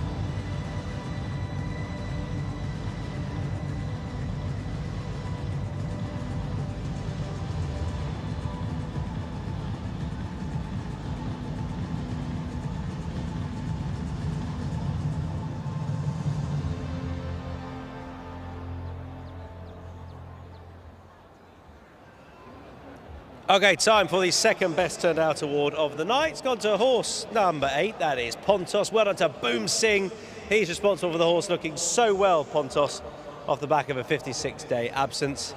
And Mr. Iftikhar Hussain presenting the award. Our thanks to him on behalf of Zabil Fee. 650 dirham going to Boom Singh, best turned out winner, Pontos. Our thanks again to Zabil Fee.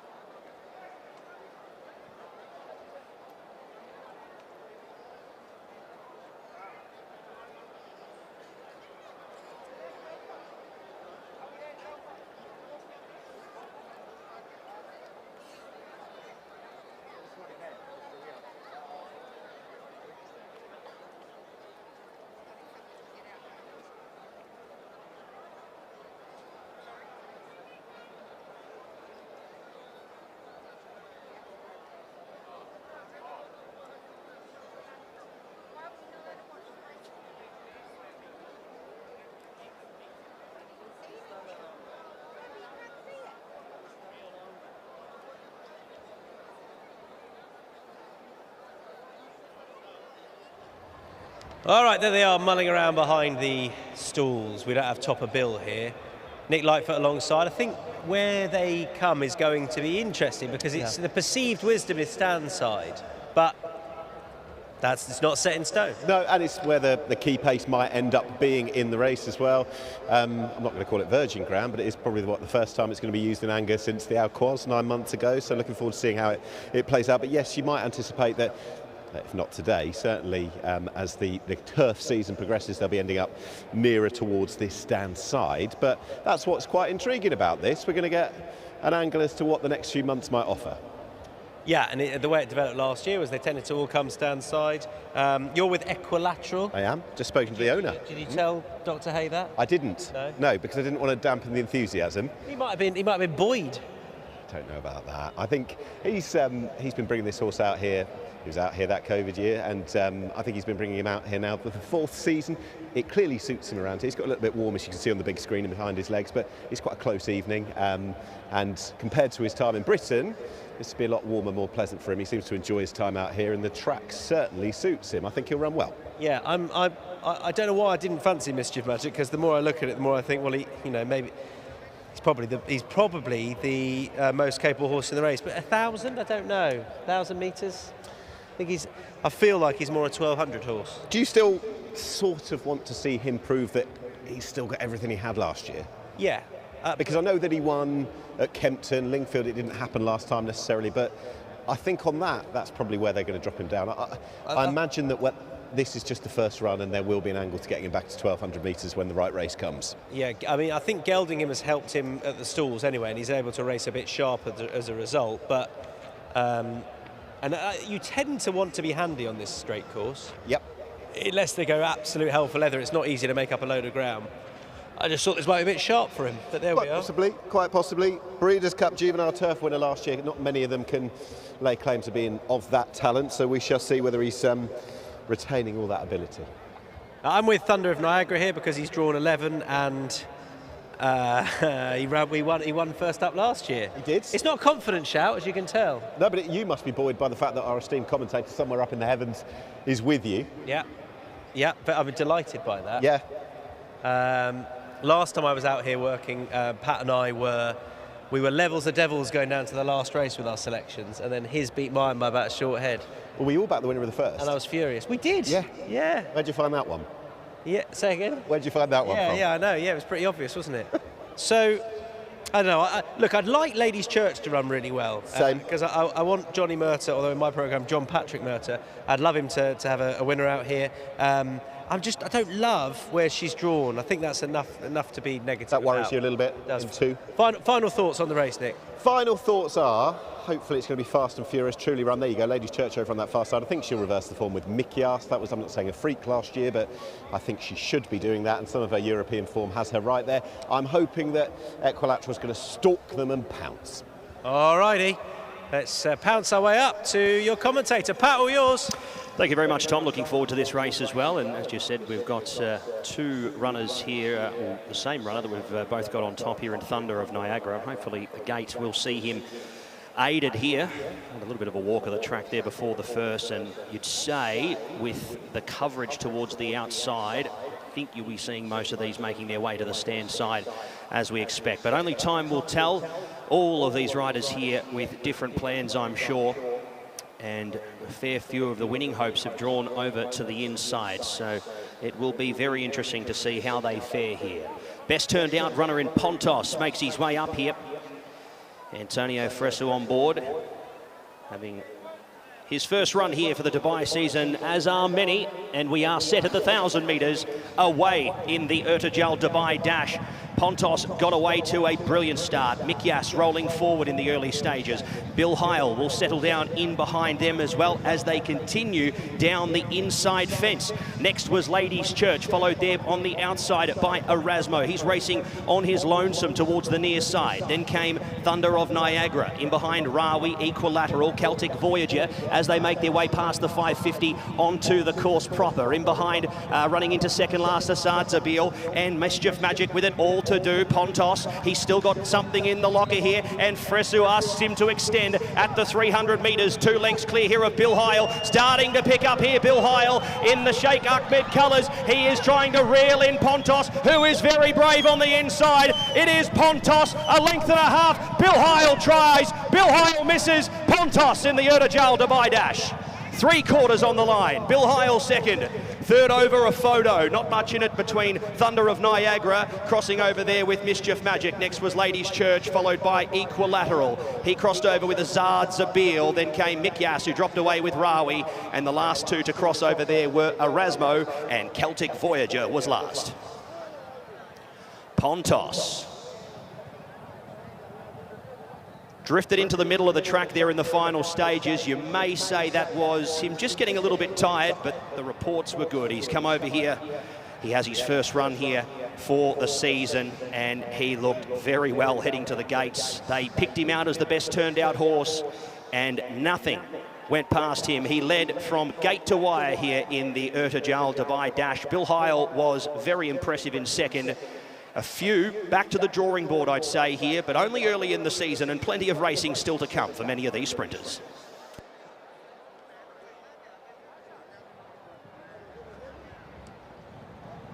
Yep, sprint goes to fastest horse in the race. He's shown so much toe in the past. He's shown so much toe when he's come over from the Abbey over a long shot, and it's really suited here. And throw the draw out the window, because that's what put me off draw number 1.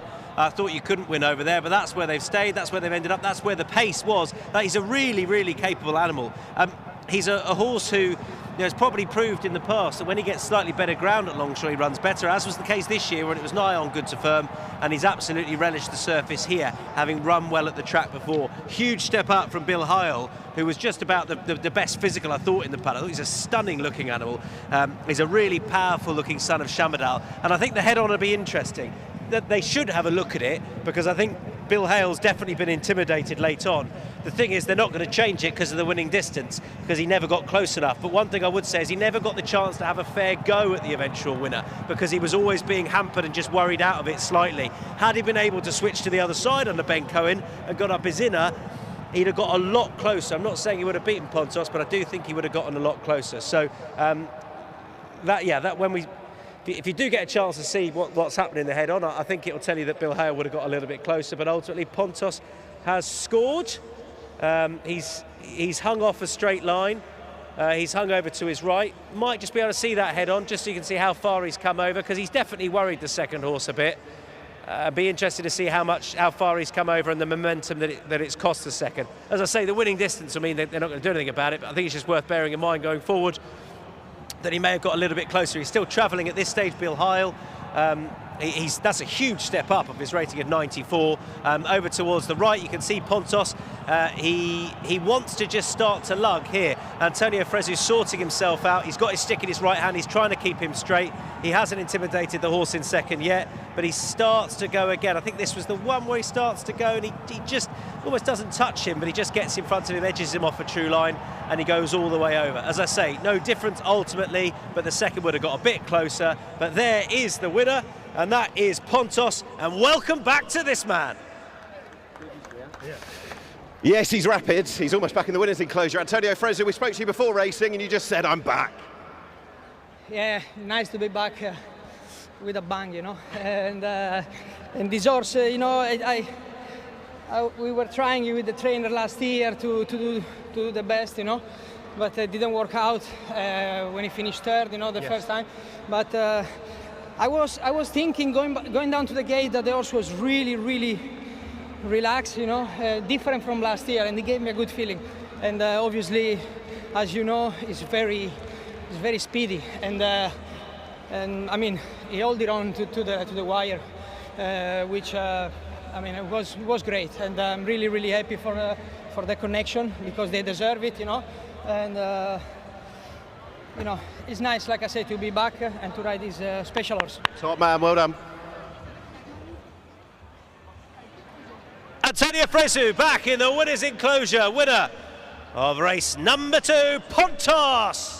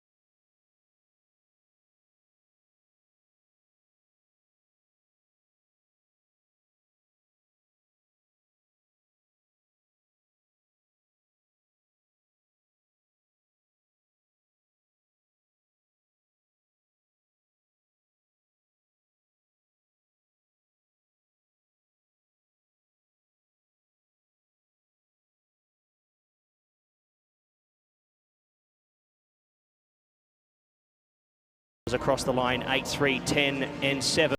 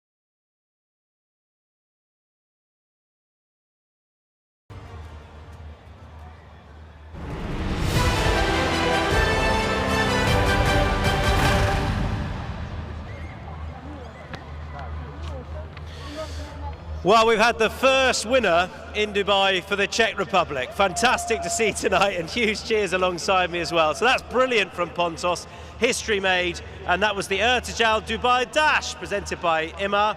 And to make the presentation once again, please welcome Ahmed Al-Matrushi. He'll be presenting 3 awards. And first of all, to the unofficial owner, that's Eva Nislanikova, but it's owned by the Nislanik family.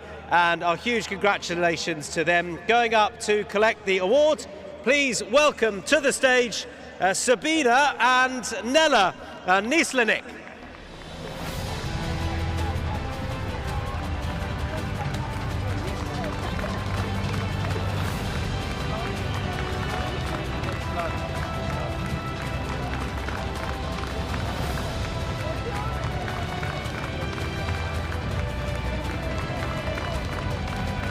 And now for the winning trainer, which is Miroslav Nislanik.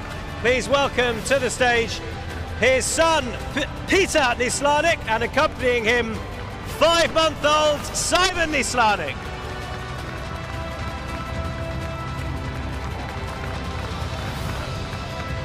And this is where parent multitasking really comes into its own.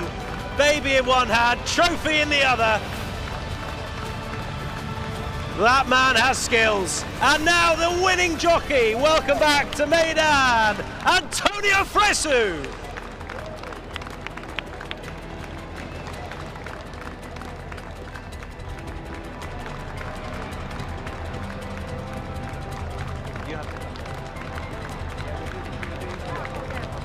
And once more, you'll come back for the photo, please.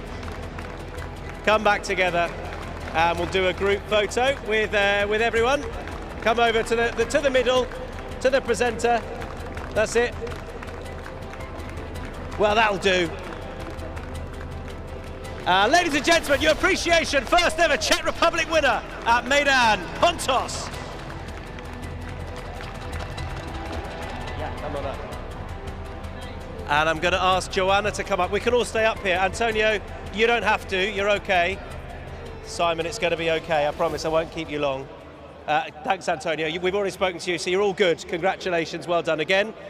If I can bring you over this way, Peter, just grab a quick word for you. And Joanna here is going to help translate as well. But a huge moment for Czech Republic racing. Delighted for you. Well done. Bardzo wielki moment dla Czeskiej Republiki. Tak, jest tak. bardzo szczęśliwy. Jesteśmy bardzo szczęśliwi i well, translator. They're so happy because it's like a historical winner for Czech Republic, so they're very proud and happy to represent it that well. And this, oh sorry. Český, no, to je první kůň, co vyhrál tady v Dubaji a jsme velmi šťastní. A je to pro celou Českou republiku Jockey Club a velmi si toho vážíme. They really appreciate this winner. They're really happy for that and for all Czech Republic, and basically they're really grateful to all Jockey Club because they support them so much. And this horse, who's a 5-year-old, nearly a 6-year-old, means a huge amount to your family. Że to jest 5-letni koń, który jest twoim koniem i ile dla ciebie znaczy. No, jo, je to náš rodinný kůň, máme ho strašně rádi, opatrujeme ho a dělá nám velkou radost. So they bought the horse as a yearling, as a family horse. So it's all made in family, ownership, training, riders, and all success to the Nislanik family. It's fantastic to see, and great that you had your whole family out here to enjoy it. So huge congratulations, well done. Thank you. Well done. Ladies and gentlemen, Peter Nislanik from Pontos. Well done, what a guy. Yeah, thank you. Thank you.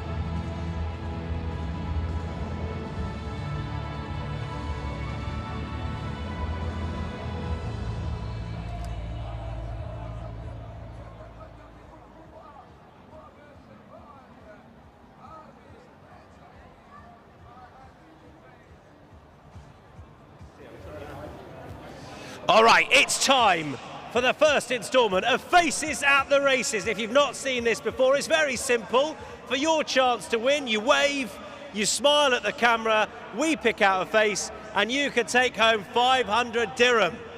So, who's it going to be? Our first winner of tonight's first Festive Friday Faces at the Races. Keep smiling, big smiling. That's a good one there. What else have we got? I want a little bit better. Show us your pearly whites. What have we got? We're going to find you. We're going to find you for 500 dirham coming your way. Head to the reward centre at Concourse B to collect your prize. Madam Yu! Oh, I went early. You! Absolute curveball done on the line by a nose and by a brilliant smile. Get it out for us once again. You are tonight's first winner of Faces at the Races. You've won 500 dirham. And if it's your friend next to you, frankly, she was robbed.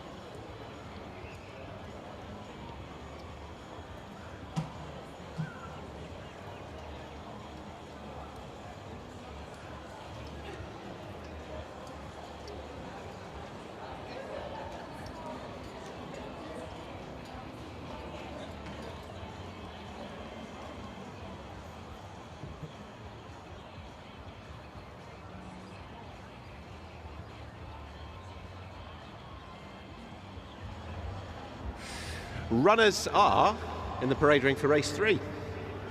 And this is the Stormcaster, sort of coaster even, and it would have been what was the 1,000 guineas trial, I think. Fairly conditions race, 1,400 metres on the dirt. And for the youngsters we don't know that much about. Starting off with number 1, that is Fatna. And she's had a start, she's daughter of Gervin. She's runner-up to Lafati on their sole start so far. That was in the Palm Jumeirah Meydan. Didn't travel as well as the winner, going into the home bend, but stuck about, in fairness to her. She ran a good race, and the extra couple of 100 metres today wouldn't look a negative for her.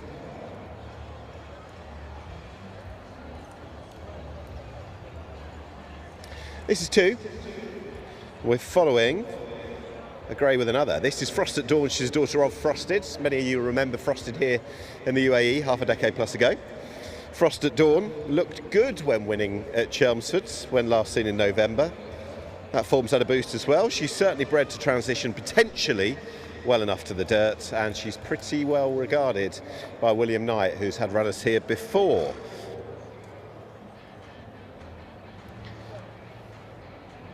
So from a Newmarket trained runner to another, we've got Hala Abra for trainer Gay Kellaway, twice raced filly from Britain. She won her debut in August at Kempton and then was tried in the Group 2 Mayhill when last seen at Doncaster. Good race that, drawn in 6 here. It is the dirt debut, so we shall see how she goes. She's got the red hood on, and you can see there she's pretty happy to be here, it would seem, as I'm sure many are. 4 follows. That is Lafati. She won the trial for this race, if you will, by winning that maiden. She was a fine winner that day. The second, third and fourth are all having a crack at trying to beat her again. Will they? That's got to be a question. She wasn't necessarily like to lead, according to Ben Cohen that day, but it played out very strongly. She cruised before quickening and hitting the line very well indeed. She's likely to get the extra distance, and she's been given the rating of 88. Based on that form, she'd be one of the locals that they all have to beat. 5 is Lightning Paradise. And she's one of those for Falsey Nass, who's already had a winner. He's also got Manama Gold as well. We'll talk about Lightning Paradise, though. His daughter Congrats, whose price rose to 150,000 guineas earlier this year. Certainly bred to get a mile. And it is a race that the yard won a couple of years ago with the brilliant Shahama, who lit up the season before going stateside. We'll see, though, whether she is the big one of the two, because they've also got Manama Gold. And here is the aforementioned. She's making the debut here. Did trial second at the start of the season. There's been high expectation about this filly, though. Quite a buzz. And Adrian de Vries, having won with RB Rich Like Me earlier, when the question was posed this way about what he might expect from her, he certainly gave off pretty good vibes. Positivity that Manama Gold, this $200,000 buy, is pretty useful. 7. That's Morjana, who comes out third best behind La Fati and stablemate Fatinar here, over 1,200 metres. She'd won her speed trial here, in inverted commas, but she didn't get the chance to have an uncontested lead last time. We will see. Did look as though she was the first string for the stable that day, for all that Fatinar, the stablemate, beat her. 8, more international influence of Lucia Botti. Best of luck. 1 from 3 in the UK, off since July. Up an extra couple of 100 metres as well. It's the dirt debut, questions to answer. Nice inside draw in 1, and good to have her here. And last but by no means least, Ismail Mohamed's Shamadia. Shamadia, who has got plenty of experience. She was 4th of 5 in the race won by Lafati here. Did get a bit of a bump or so from the stalls that day, but I would have thought, based on that run and maybe what she was showing in the UK, it might just leave her a little bit short. That is the 9, all of them for the third of the day.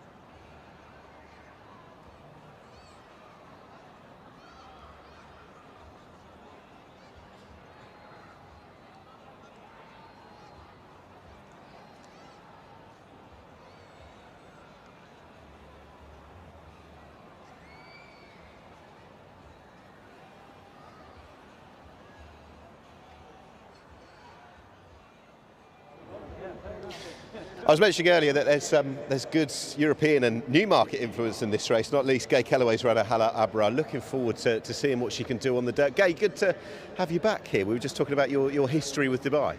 Yeah, it's lovely to be back, and I'm very fond of Dubai. I have a lot of friends here, and it's a good place to visit. I've seen it grow so much. And when I first came here 30 years ago, it was 2 hotels. So yeah, I've seen a lot of growth in Dubai, and it's good to see. So having had runners at Nad Al Sheba and now looking at where we are, and I know this is long established now, it's been an incredible transformation. It's been incredible, and it's a great place to be. You've got the hotel just there. Yeah. You know, it's nice to come back. Vortex was fond memories here. I had a great time here. And Blue Star with Frankie won on when the international barn was built. Frankie Dettori won on Blue Star. So yeah, it's great memories, and you've got to have a certain horse to bring here. So it's always quite tough to win it. So you're on a big stage. Okay, certain horse. So what kind of filly have we got here with Hala Abra? She's owned by my Q80 client Hamad, and he's not far away, is it Q8? Not really, no. So he was quite excited to just have a go with her. She won quite well at Kempton, then she ran in a Group 2 on very heavy ground, which she didn't suit. It's very tough in England racing in novices, so it's probably better to come here. She'll do well, and she can go on to do other things in other countries. So how's she adapted to the surface training on it out here? Really well. I rode her myself. I've ridden races in America on the dirt, and she moves really well on the dirt. Not a problem. She's a very sound, level horse, quite mature. So yeah, she handled it well, but it's whether she's got the engine to be that good. But I think she'll run a big race. Okay, best of luck. Thank you. Thank you.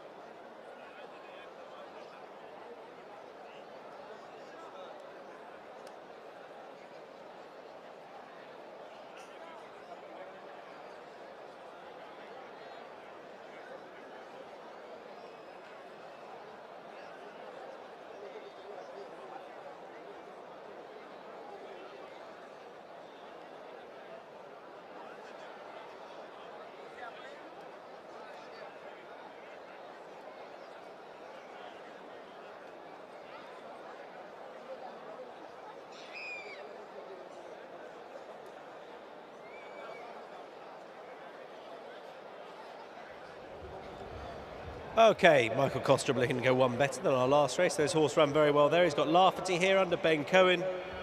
She ran really well when winning here last time, over 1200. Didn't think that the extra distance was going to be a problem for her, Nick, you? I don't think it will be. Obviously, she's got to go and prove it, but yes, I thought the second emerged out of the pack pretty well that day, with the idea that an extra 200 metres for her would be interesting, Fatnar, but in truth, another 200 metres, would she have pegged back Lafferty? I wouldn't have thought so. I think she hit the line pretty strongly. She travelled very well as well. I know the rider said it wasn't necessarily the plan to go and lead, but sometimes you are subject of the way that the things play out, and she's got the ability, she's got the tactical nous about her as well. I think she'll stretch out, and I think she'll be tough to beat. She's probably the best of the locals on what we know. So, Manama Gold is the... well, not the curveball, just the really interesting one out here, because you know, she's nicely bred. She's bred for this surface, and there were some positive vibes about her early on in the week, I believe. So I don't know, it's not easy on debut, I don't think, but we'll see how she goes. No, just got a quick word, obviously, with Adri when he came back aboard the banker of the night, RB Rich Like Me, obviously, and just the quick question about what we might expect, and he wouldn't have put anyone off. He gave off the pretty positive vibes that she's a good filly. And they've got recent history with a really good filly, haven't they? Shahama winning this race a couple of years ago. She was by far the best in the UAE at that stage. So they've got a recent barometer on which to go on. I'm not saying she's as good as Shahama, but we'll see what she can do in a few moments. And I think she's probably pretty well drawn for a newcomer, in the sense that you wouldn't want to be 1 or 2 necessarily, but drawn a little bit wider but not on the outside is probably where you'd pick. Anyway, we shall see. This is Fatana, who chased home Lafferty last time, was a good bit behind her. I guess she was closing a bit towards the line, but I don't think that necessarily means that the extra couple of 100 metres, it means she's going to reverse the form. She had pretty good trial form as well, and if Lafferty's a bit below par, then she could be interesting. If they go very hard up top as well, if Lafferty's ridden ahead of her, she's got a chance of running on, but I think she'll probably be second best. I don't think she travelled as well as Lafferty either, and maybe just gave off the impression that, as you said, if it is a stamina test or more of one, then that could play into her strengths. I think she's probably got that bit of staying power. She's looking a little bit, tiny bit edgy maybe beforehand, but they are young fillies, and for some of them it's still very early days on the track. We'll be doing the best turned out winner soon enough when the groom returns to us. Bated breath. We're going to look at who could it be? Dawn. I know, it's exciting. Frost at Dawn is number 2. Will Buick William Knight's had a couple of goes so far. I mean, the surface should be fine. Yeah, I'm really interested that they brought her over here, and she's not the only one training Newmarket. We've just spoken to Gay Kellaway as well, but she looked really good when winning at Chelmsford on her second start, and it was building on what she'd shown when probably a bit green at Newcastle on first start. Don't forget, her career only began on the 20th of October. I remember speaking to William Knight afterwards. I don't think this was in the plan when talking about it, but he did say she's a filly we rate very highly indeed. The market wouldn't have suggested so on that day, but the fact she's here is very interesting. Couple of minutes to post time for race number 3. This is for the juveniles, the rising 3-year-olds. And there they are, circling before the start. We can have a look at Onigiri. Lining up here for Lucia Botti and Christian De Muro. Another interesting one come over. The surface, question mark. It's not obvious. No, she's the daughter of expert out of a Walkerman mare, but there are going to be questions. I think there's going to be a fair few questions off since July. Is she going to be taken off her feet from that inside draw in 1? It's an extra couple of 100 metres as well, so the surface, the trip, and maybe the absence as well. There are going to be questions with her, but best of luck to the trainer on this first go. Sorry, Nick, loading process underway, but we've got our winning groom who's made it back just about, but he's going to have to hot-foot it over, as we'll be ready soon enough for this. As we can tell you, it's horse number 6, I can tell you that much. Horse number 6 is the best turned out winner, and we're going to get in position for that right about now. Gyan's going to head over, well done, and Iftikhar Hussain is going to present him the winning prize as the loading process is starting. Look, we've got movement on the Best Turned Out award. This is how it happens. Iftikhar takes the check, Gyan assumes position, and they shake hands, and there is the winner. That is number 6, Manama Gold. Our thanks to Zabil Feed, well done to Gyan, thanks to Iftikhar. Pat Comerford, all yours. Thank you very much, Tom. Really great race here. The Stormbreaker, presented by Omar here. 1,400 metres as we start to load away. Lafferty coming up into line. Short price select on the international market. And off form on paper so far this season, the clear horse to beat. Shamadia coming up into line. Manama Gold, our best turned out, has been loaded away. Support for him to be a potential threat here to the favourite. Coming up is Fatana. And the last couple to load away will be Lightning Paradise and Morjana. So the last 2 loading up. Hala Abra getting a little bit fractious in the stalls, but barrier attendant in with her to get her sorted, and the 2-year-old fillies are set here at the 1,400 metres, set to run. And the Storm Coaster field is away. Race number 3 sees a beautiful dispatch, and it is Frosted Dawn who was out of the machines very swiftly. Manama Gold going up into second early. Onagiri the rail, tracking the leader. Deeper out Morjana. Lafferty sits 5th, only spotting the lead a length and 3 parts. Shamadia 6th and about 5 off the speed from Hala Abra. Back in the field was Fartanar, and the last one was Lighting Paradise. So they make their way down the back section of the track, past the 900 metres, and fractions are good. It is Frosted Dawn, the leader. Manama Gold, Ardri de Vries with a handful on the outside. He sits on his girth in second. Onagiri third, back on the inside, getting a conservative run. 3 deep being punched along here now was Morjana, and in between runners, Lafferty. Cohen's asking the filly here to lift here. Favourite not looking as flash as you'd expect here, heading into the final 500 metres. The inside was Onagiri, followed by Hala Abra. Then came Lightning Paradise, passing on the outside here now was Fartanar, and last was Shamadia. It's Frosted Dawn, but Manama Gold pounces on the outside. Manama Gold going up to the outside here of Frosted Dawn, who is trying to fight. They've broken away here. It's Manama Gold, a narrow leader, a length, make it a length and a half. Ardri de Vries goes 2 from 3 here at Meydan on our Friday night. Manama Gold, too good. 2.5 lengths on the line. Frosted Gold second. Third to cross over was Lightning Paradise, who's come from a mile back. Fartner was 4th. Hala Abra 5th. Lafferty dropped away. Onagiri was next, followed there next in turn by Morjana, and the last one home was Shamadia. Well, the word was good. There was whispers all week that this filly was not to be toyed with, and that was a very dominant win. Frosted Dawn has run out of her skin under William Buick to run into second. They have gapped third, but that was a very impressive win. Fauzi Nas goes a double on the cards here this evening. Ardri de Vries picks up a double as well.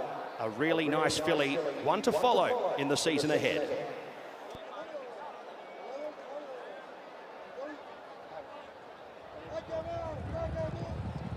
Well, that was pretty smart from a debutant. I think it's all gone perfectly. Adri's got her in a perfect position. She went a little bit wide round the bend. She was still a bit green late on, waiting, I think, or just learning her trade late on when asked the question. And I think she was well on top here, albeit she was just sort of learning how to put her best foot forward. But she's comfortable at the line, Manama Gold. Yeah, she'd be a Guineas filly on that. I suppose Lafferty, she's been disappointing, and she is better than that. We saw it last time. Sometimes a very good performance on the dirt, which we had last time, is just tough to back up. And she was probably just maybe feeling that last time, although it was a month ago. But I wouldn't give up on her just yet, because she's better than the way she's finished. She just sort of run her race turning in, I think, and there'll be another day for her. But Frosted Dawn's run really well on first go out here. Shown up well for a long way. Good ride for Will Buick, particularly on a horse having a first start out here. No dirt in her face, and she's kept on all the way to the line. But I'd say the winning filly is probably a good bit better on the day, even though it's taken a while for her to really go away from the eventual second. Just because she showed a little bit of greenness under pressure initially. She's ended up a little bit off the rail. But yeah, she's pretty smart, and you know, you could look at it and say the Fartanar Lafferty form is not all that. Maybe it's not, but as I say, it can be difficult to back up a good run on the dirt, and this filly will have to do that next time. But she took a while to really fully use herself late on, I thought, and therefore was probably a good bit better than the official result. I think she's nice. Manama Gold wins.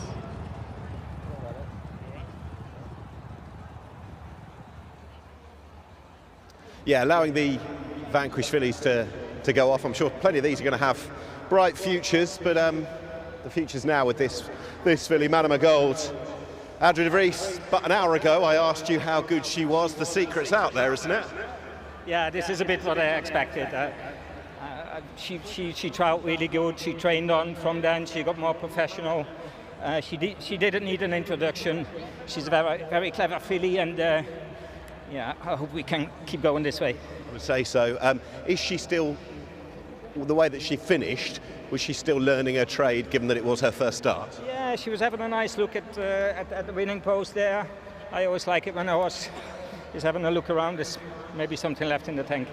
Now, I'm going to ask you this. I think 2 years ago in this very race, or what was this race, you won it with a filly called Shahama. It's a long way to go to match something like that, but does she give you the same sort of feel as what a Shahama did at this stage? Well, similar, yeah. She's a very different filly. Okay. But she could be in the same... She could.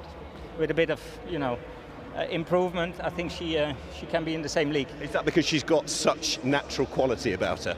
Yes, and she's so quick from the gate. She can get you out of trouble, and if she does get behind horses, she's got a nice turn of foot as well, so you can't go wrong with her. Adria, it's turning into a very festive Friday for you. Well done indeed. Thank you, Nick. Adria Rees back in the winner's enclosure. Well done to him, well done to Falzinas winning in those colours. Your appreciation for Manama Gold.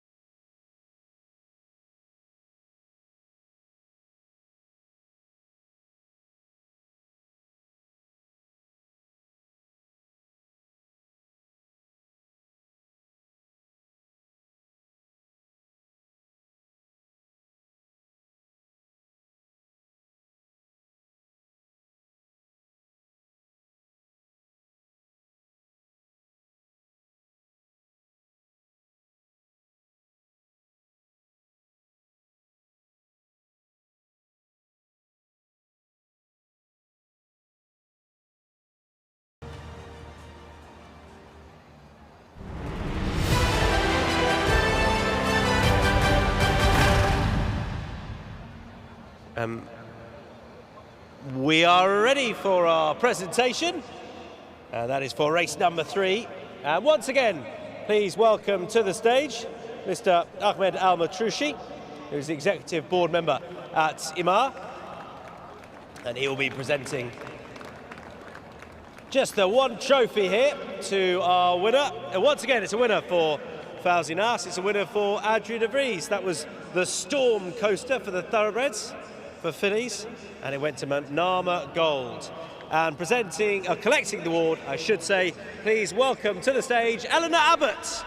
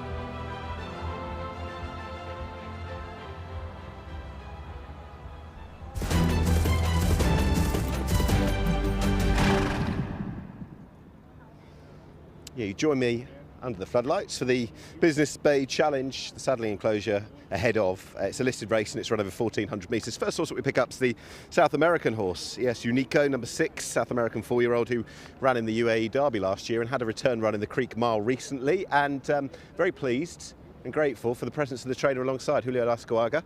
How are you feeling about the surface switch? Thank you very much. Yes, it's a horse that's been running well also in Uruguay on turf. So we're expecting that he will do a good run. Looking for options for him. He's a horse that can perform on both surfaces, but today we're going to give it a try to the Meydan turf. So that's the thing. Today could just unlock a route for the future that's not just the dirt, go back to what he did in Uruguay, and he can do it on the turf here as well. Exactly, that's the plan for him. Later, you've got two horses up against each other, two we know very well, Ayuso Fiscal and Atletico Alcalano. How are they going into their race later? Well, Ajuste Fiscal ran 2 weeks ago, won here, just on the line. And then Atletico Alcalano ran before, and they're both looking good. They had their prep runs, so expecting that they will run good also. Who is the biggest player of the two, if you will, or is it difficult to say? Difficult to pick one of two, but I think they're going to be very close. El Patriotta as well today? Cabal Patriota later on, came from running third in Abu Dhabi on the mile. And also he came out very well from that race, and it's a horse that won already 2,500 meters in Uruguay, so distance shouldn't be a problem for him. Thank you very much indeed for your time. I'll let you go and attend to your horse. Last minute checks for ES Unico.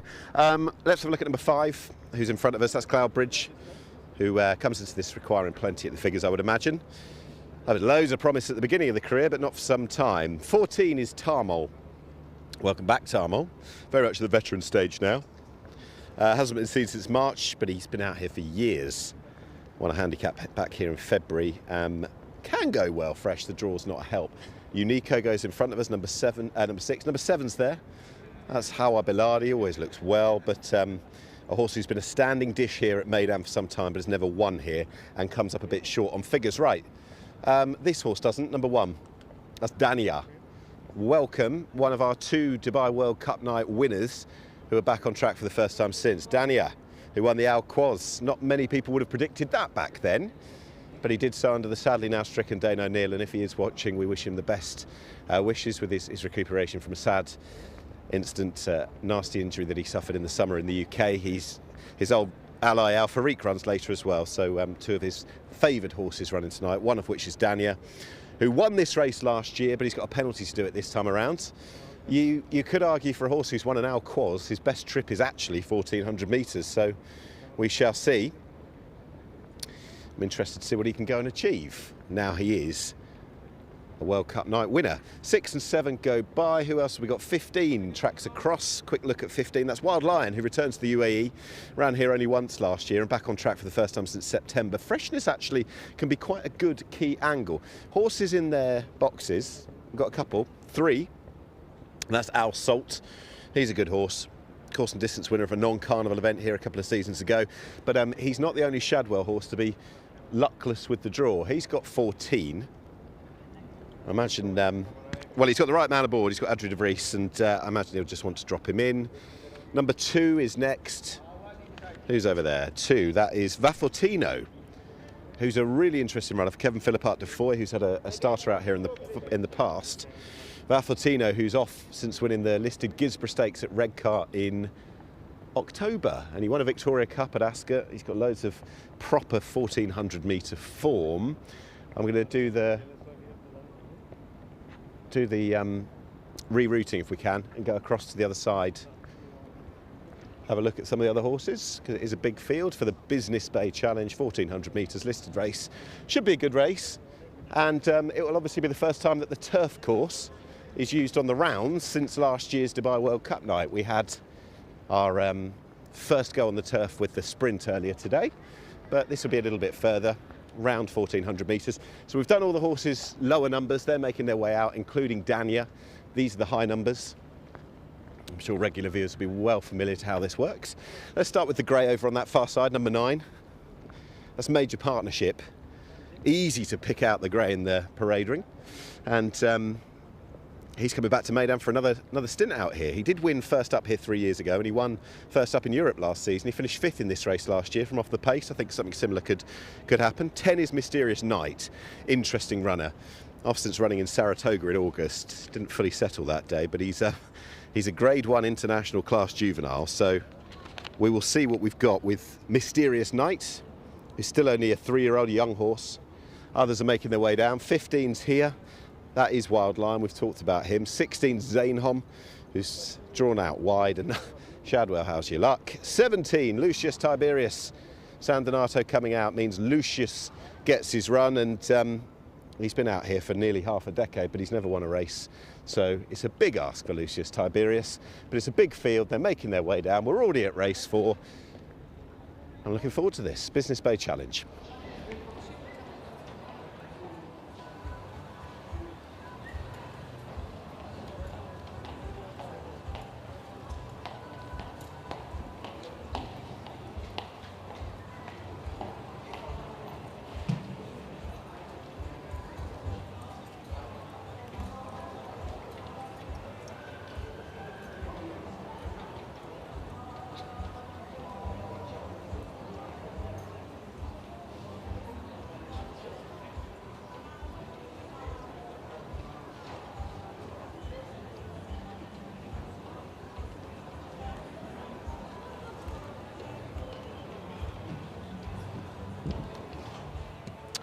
All right, here is a top-level winner. That is Daniel, who won the Alcoz when last seen. It's a bit of a surprise, but he did win, and he'd won previously a listed race over this distance. So he's capable over both distances. It's his first start of the season. He's rated 115, but he's got to give 3 kilos away. He's a son of invincible spirit. And, I mean, looking at him, I think he'll unsurprisingly take a little step forward for it. He doesn't look huge, but he might just take a step forward for the run, which you would expect a Group 1 winner making their first start of the season. Number 4 is behind. That is Bright Melody. I think he will definitely take a step forward for it. I don't think he looks hard fit by any stretch, Bright Melody. He's got cheek pieces on. And he'll come out of stall number 4. Bernardo Pinheiro rides. He's got a bit to find. Rated 99. 5 is Cloud Bridge. Still waiting for a few more to come in here. 5 lines up from stall number 12. That's not going to make life easy necessarily. I still think ideally you'd want to be drawn a little bit lower here, around the 7. You've got halfway down the back to sort yourselves out. That's where the start is. Cloudbridge has won on the turf, but he's rated 90 and he's got to step up. 6 ZS Unico. He's on his toes. That's him. He tends to be. He probably wants a mile to be at his very best. He's had 1 go so far this season. That was on the dirt. He's sort of interesting to return to the turf, 'cause he's got a pretty good strike rate on the turf, even though he's been mainly established out here as a dirt horse.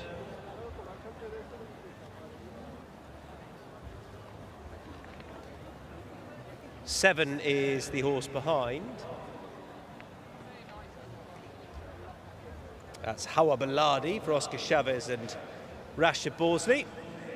Again, rated 88, huge stepping up to do here, and you know, an old form, old turf form. He was rated a little bit better than this, but yeah, he's going to have to find a bit to be competitive. Hawa Baladi. Number 9 is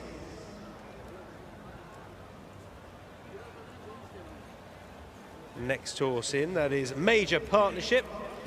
Major Partnership for Charlie Bennett and Saib bin Saror. He's the grey in this field. He's rated 101. He knows how to win in this sort of grade. He's trying to keep company in some pretty hot handicaps back in the UK. This son of Ifraj is coming out of stall number 3. That's not a bad thing. Whether or not he's got the boot for 1400. Number 10 is Mysterious Knight. He's a son of Dark Angel. He's a bit of a tank of a horse, this horse. Sort of looks a sprinter in the flesh, to be honest. It's his first go for 133 days.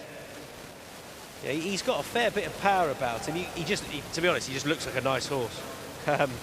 His best form has been over a little bit further. He'll come out of stall number 11. I wonder what William Buick will look to do, because I feel like giving him his best chance over this distance. He'll probably want to ride him forward, but we'll see. Mysterious Knights. Number 11 used to be in the Godolphin Blue for Charlie Uppy. That's On the Warpath. He's 5 from 28 in his career. 2 of those have come on the turf. He was a bit more prevalent on the all-weather. On his day, you know, he's got a lot of ability. He's just not shown a huge amount of it of late. He didn't run badly on the dirt here a few starts back. 13 is Story of Light for Conor Beasley and Ahmad bin Hamash. Again, more highly tried of late on the dirt, but he has got a turf form, although he's yet to win on the turf surface. That doesn't mean he's to be completely ruled out, though, and he has had a prep run for this, so he'll be race fit. He's one of those that, you know, with fitness on his side, might just run well. 14 is Tarmol. He's drawn 15. That's not going to make life easy. Pat Cosgrave riding for Ali Al-Badwawi. This is his distance. He proved that when winning here at Handicap a couple of starts ago. It's his first start of the season. I think he'll take a step forward for the run. I was looking forward to seeing this horse, Wild Lion, who ran out here at the back end of last year and was subsequently disappointing. He finished well behind Tarmol. Prior to that, he had some pretty good all-weather form. He was expected to go better than that when he made his first start out here. Again, he's a nice-looking animal in the flesh. You'd expect that. He's the son of the last Lion, who was a 2-year-old sprint winner. He has won up the hill at Newcastle, so he might want a bit more of a test than this. Incidentally, the horse in front of him, Tarmor, just had a little buck and a kick. 16 is Zane Hom. He's a real old stalwart out here. Antonio Fresu rides from the Sabra Al Mary. He has won 2 goes on the turf. That's from 34 starts. He's also won on the dirt. He's one of those that you hope goes well because he likes it out here, but that's more in hope, I think, than expectation, particularly out of stall number 16. 17 is Lucius Tiberius for Richard Mullen and Rashid Balsley. Again, rated 85, so he's got quite a bit to find with most of these. I think nearly all of them, to be honest. He might be the lowest rated in the field. And he's not exactly in peak form, Lucius Tiberius, out of stall 7. We owe you a few. We missed, that was horse 2. Vaffatino was late in. Both Nick and I like this horse. I think Pat does as well. Might be wrong, but he ticks all the boxes. He's a listed winner over 1400. I think he'll be ripped and ready to go, even though I didn't get a good look at him. And I'd make him the one to beat. And we didn't see Al Salt either. Fadji Davis looking for treble. Ali Al Badwawi, one of a couple in the race for him, has won over 1400 on the turf. That was his last success. I think this is his distance. Whether or not he's good enough, we'll see. He has to take a step up on what we have seen to date, and he's drawn 14, not ideal.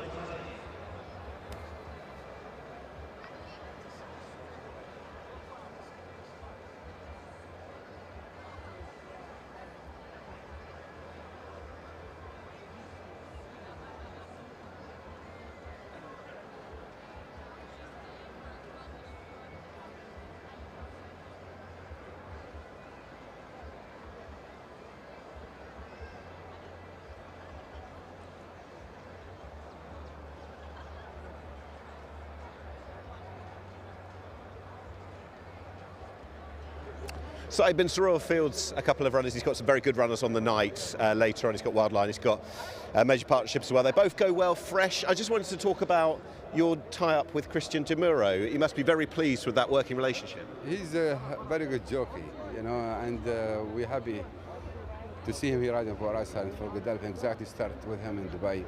He was riding in Japan, and he's a top-class jockey as worldwide. And to see him coming here to Dubai to ride here is good for racing and good for Godolphin too. I know you said to me off camera that hopefully these two run well fresh.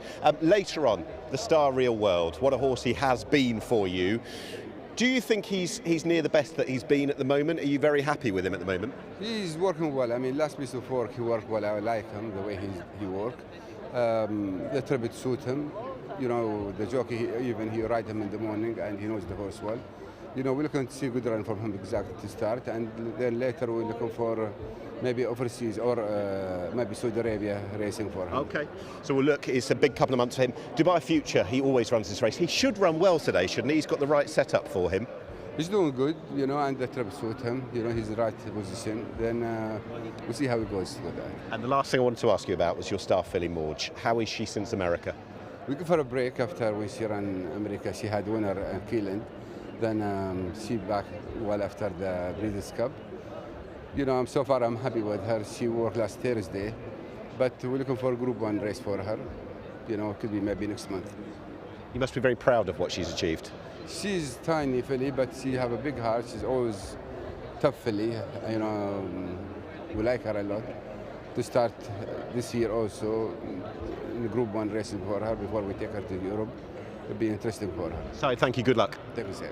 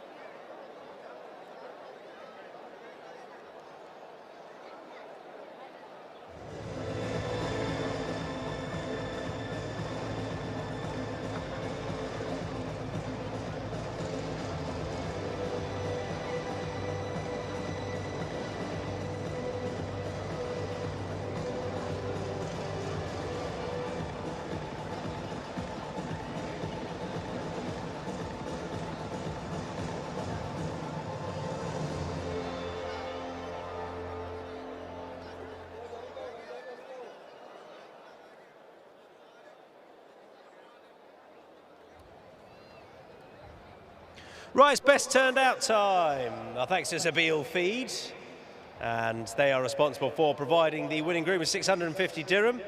That winning groom is Ayaz Khan. Well done to him. And there's our winning horse, it's number 14. And our thanks to the presenter of the award, which is Dr. Zaid Al-Hawat, who's the veterinarian scientific key account specialist at Zabil Feed. Well done to the winning groom, that is Ayaz Khan. Our thanks again to Zabil Feed.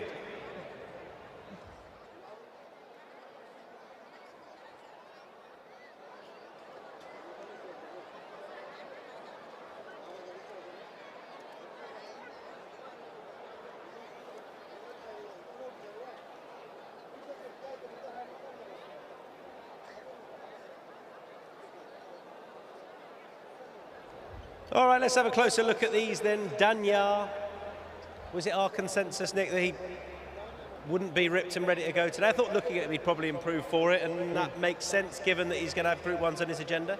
I would say so. They'd have been delighted when he won this race last year, but he's going to have a completely different modus operandi now. He's a Group 1 winner.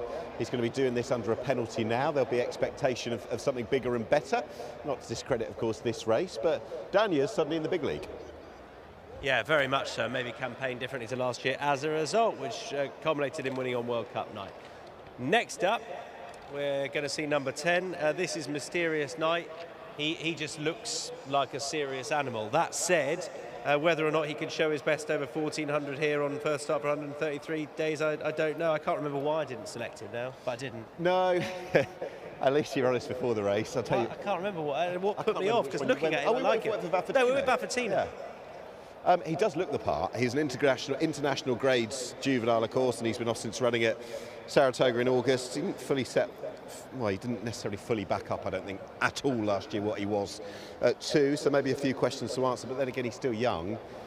And if he can return to that sort of back-end 2-year-old level, he's a massive player.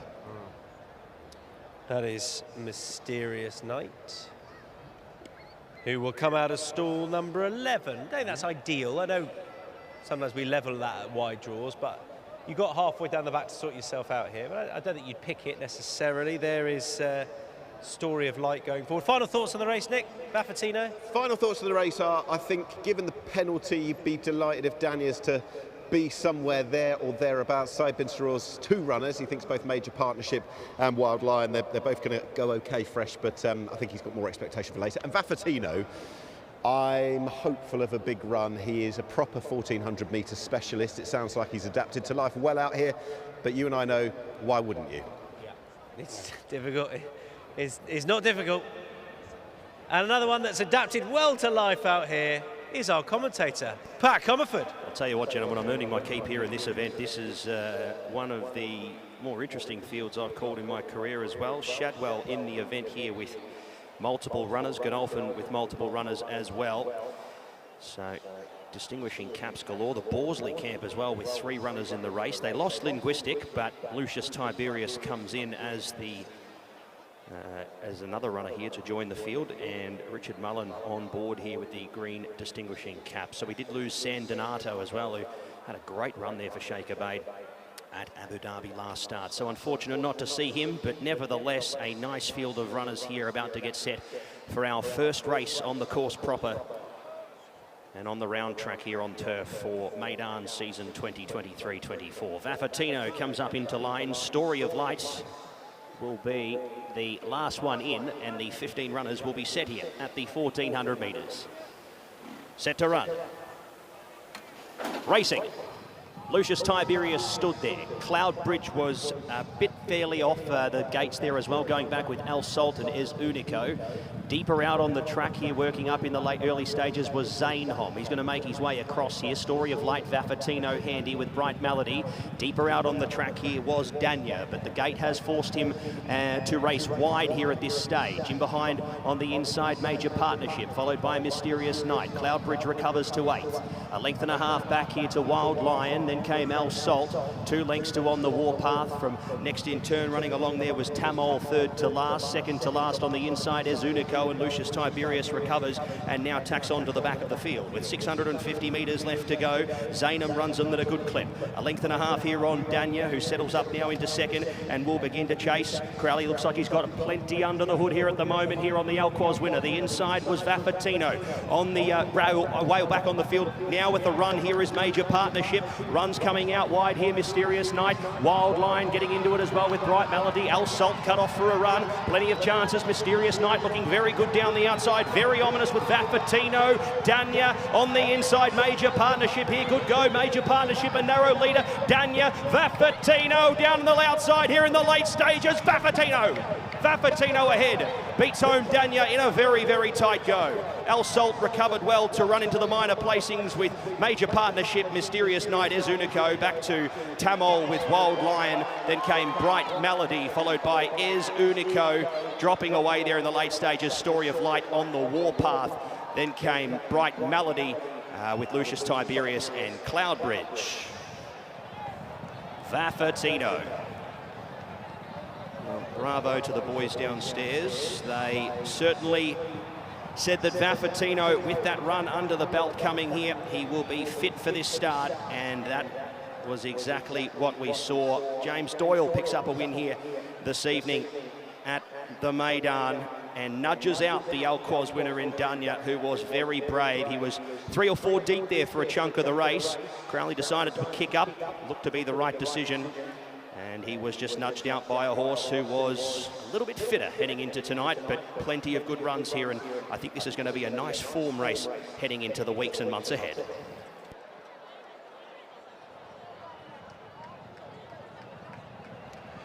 Well, I think he'd have won further if he'd have got out here, because he was the one, I think, that would have been a touch unlucky.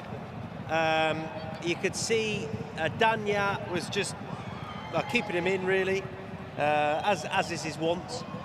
And he had to switch out round a couple more horses.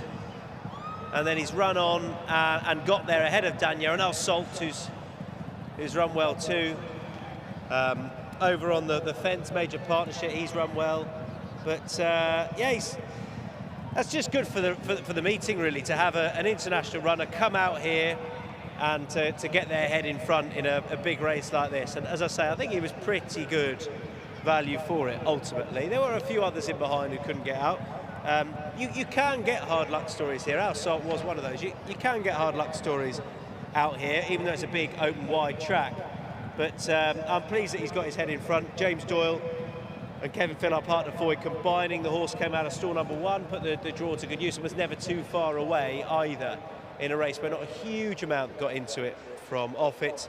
But there is the winner, son of New Bay for Team Britain. That's gone to Vaffatino.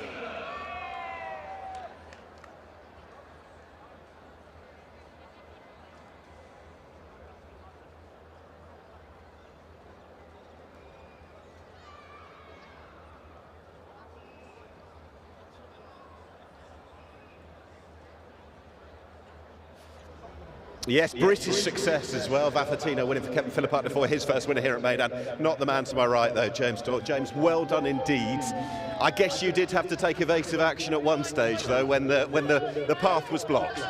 Yeah, exactly. Look, that was the only worry today.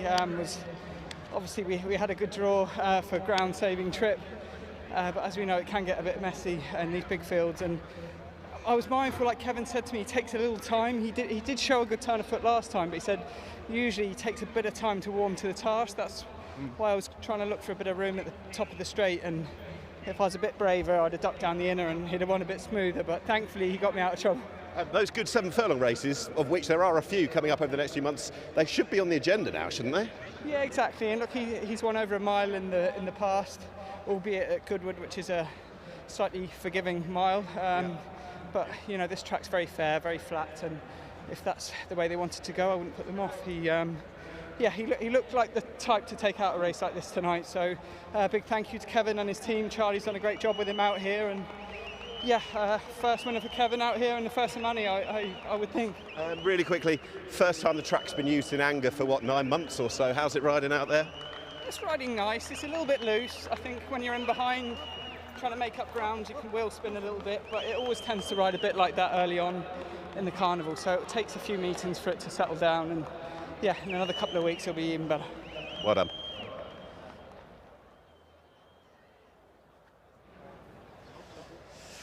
Right, welcome back into the winners' enclosure. Winning rider James Doyle and Kevin Philippart de Foy. Put your hands together, an international raider, Vafortino.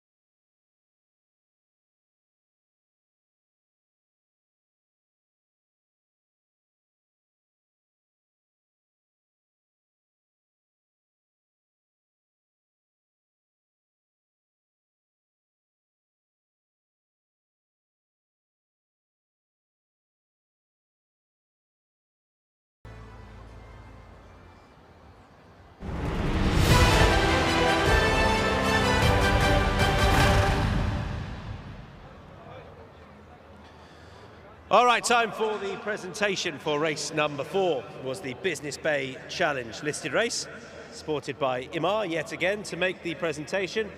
We can once again welcome to the stage 3 awards to present on this occasion, and our thanks to Ahmed Al-Matroushi for doing so. And Ahmed will head up to present these 3 awards. Our thanks to Ahmed. 3 awards for the Business Bay Challenge, presented by Imar. And the race was won by Vaffatino. Well done to Venice Consulting SA and Gilberto Gambini. And they're collecting the award are Gilberto Gambini and Nicola Veronesi.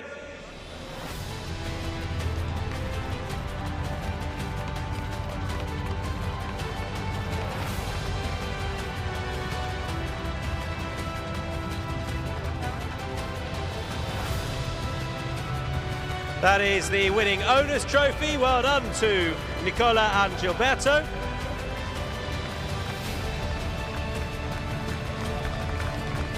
And collecting the award on behalf of the winning trainer, that is Kevin Philippart de Voy.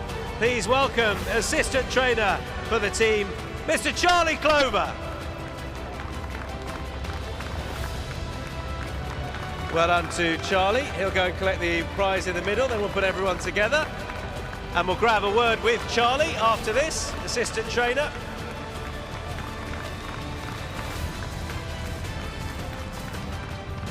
And once again successful at the Carnival out here in Dubai. Please welcome to the stage the winning rider, James Doyle.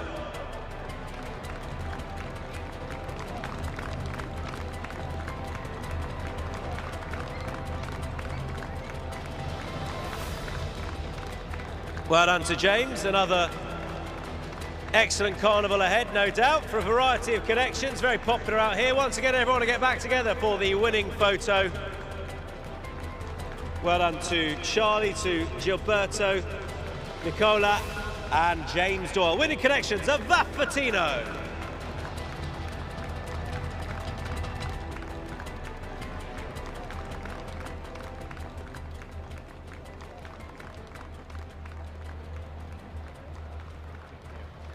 Just grab a word with Charlie Clover. Well done, excellent stuff. Would you like a chat as well? I'd love to have you. I'd love to have you both up here. Why not? That works very well. The 2 winning owners and Charlie Clover as well, assistant trainer. How long had this been in your minds coming out to Dubai with this horse, Charlie? Yeah, it's something Kevin had penciled in from a long way out. I think he felt the horse suited Dubai particularly well. It's an exciting start to the campaign. We're hopefully to be here to the middle of March. And yeah, it can ask for a better start. Now, forgive me. I don't know if you're Nicola or Gilberto, and I don't want to guess. You are Gilberto. Excellent, good. I got that right in the end. Gilberto, many congratulations. This horse has been brilliant.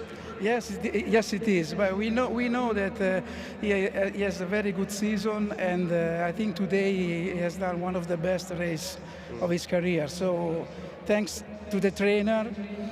Kevin, unfortunately he's not here, but we need really to thank him for the work and all the team at KPF, because they have done a beautiful work. So thank you to everybody at KPF. We are very happy to have this horse and to have a very good professional trainer.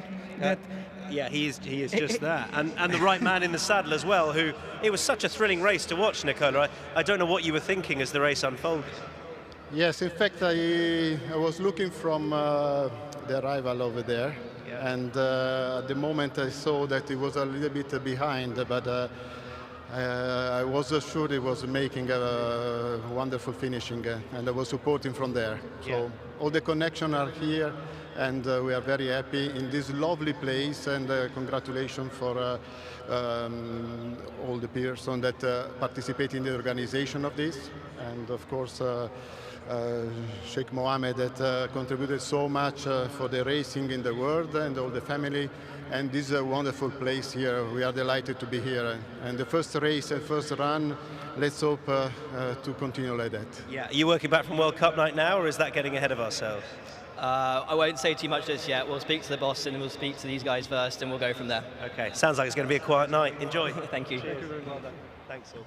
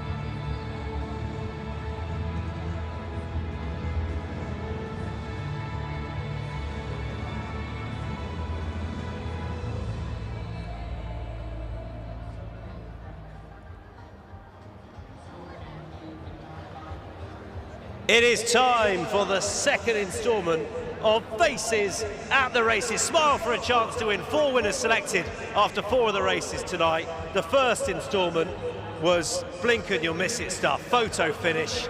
And I wonder if we can provide you with more of the same. Who's it going to be? You can wave your hand as much as you like, but we look for a smile. That's what wins Faces at the Races. It's not Christmas hats at the races, lads, but good effort. I like it. 500 dirham is coming to one of you. Maybe it is Christmas hats at the races.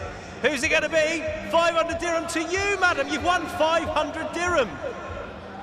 The non-alcoholic beverages are on you. Head to the rewards centre at Concourse B to pick up your prize. The second winner of tonight's Faces at the Races.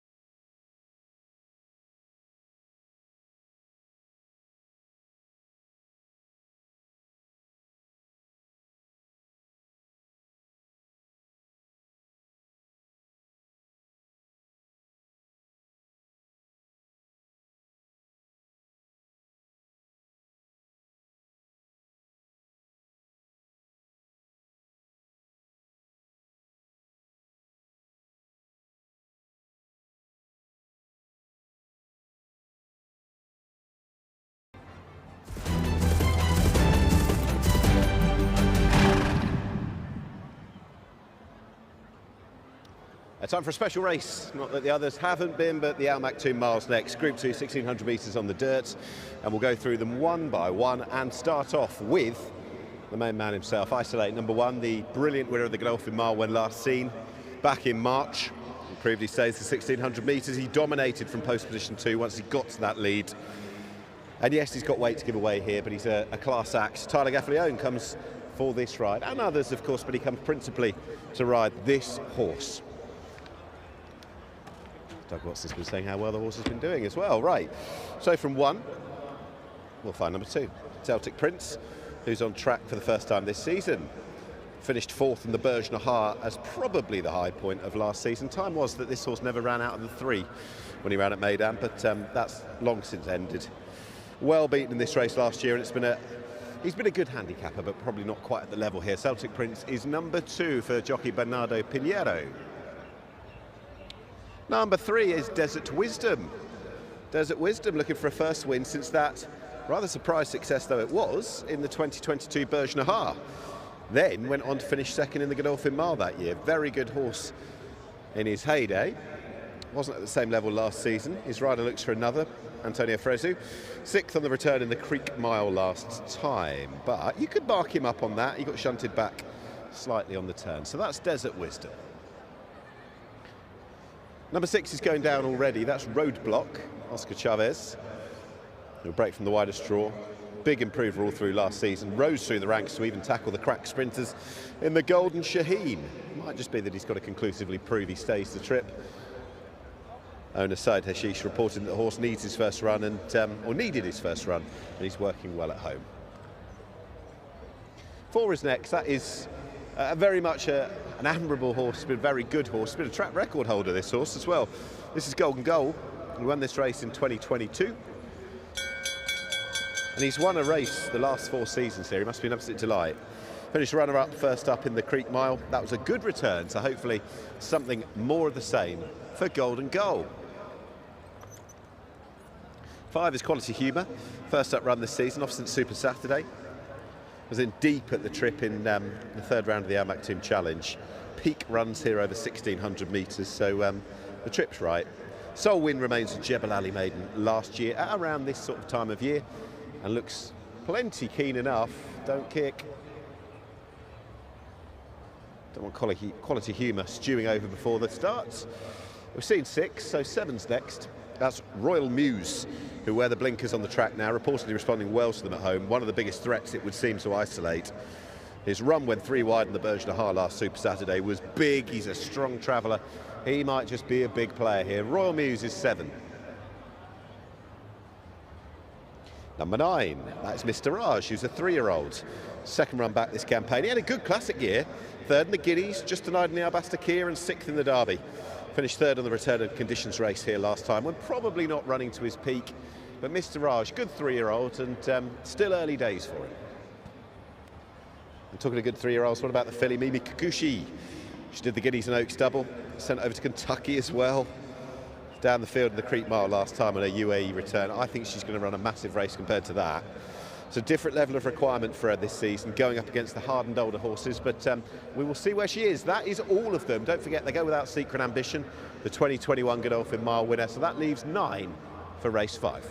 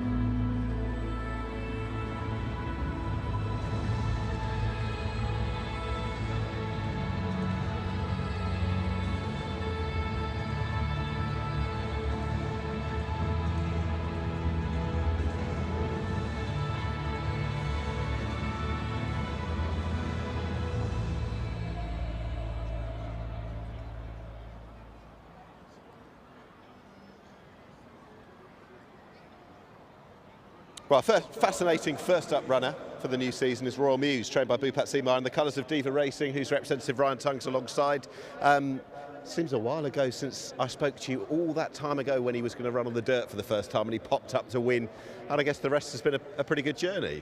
Well, that was a great day, that was. And it'd be great to relive that, but he's just given us a wonderful experience since then.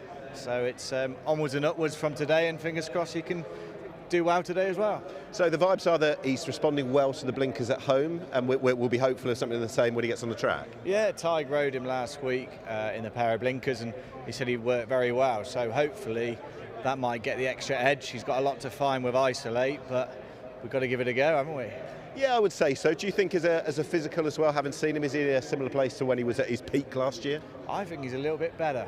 Yeah, that's the vibe, but he's got to go and deliver now. Hopefully the blinkers will work, as I say. He's better fresh, that's what Bhupat has reported. So stall 1, he normally jumps handy enough, so yeah, we'll give it a go anyway. But it's just great to be here, to be honest. What a wonderful place. And just here we go over there, the owners talking to Bhupat Seemar, having the full ownership experience, those for Diva Racing, so they've got every reason to dream big in all the big races again with him. Well, yeah, whatever he does today is just a bonus. You know, he's given us a great journey so far already, and I know they've had a fantastic experience from everyone looked after by the Dubai Racing Club. So thanks to everyone there. Ryan, good luck. Thank you.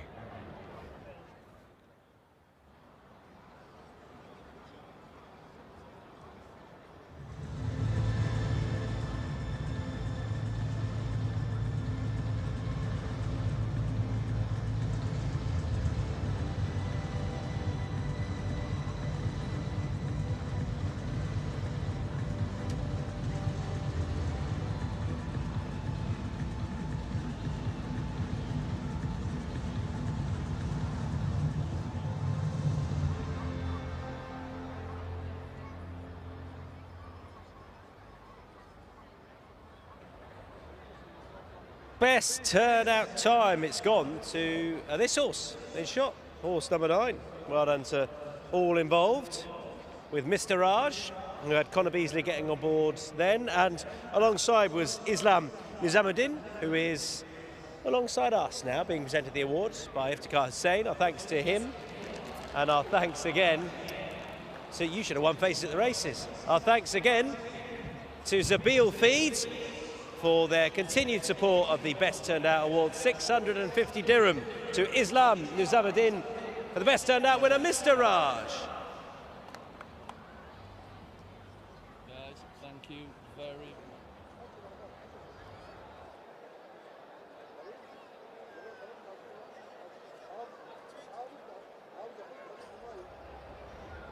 All right, I feel like you should lead on this horse, Isolate. Having put him up here, he's just probably going to win, isn't he?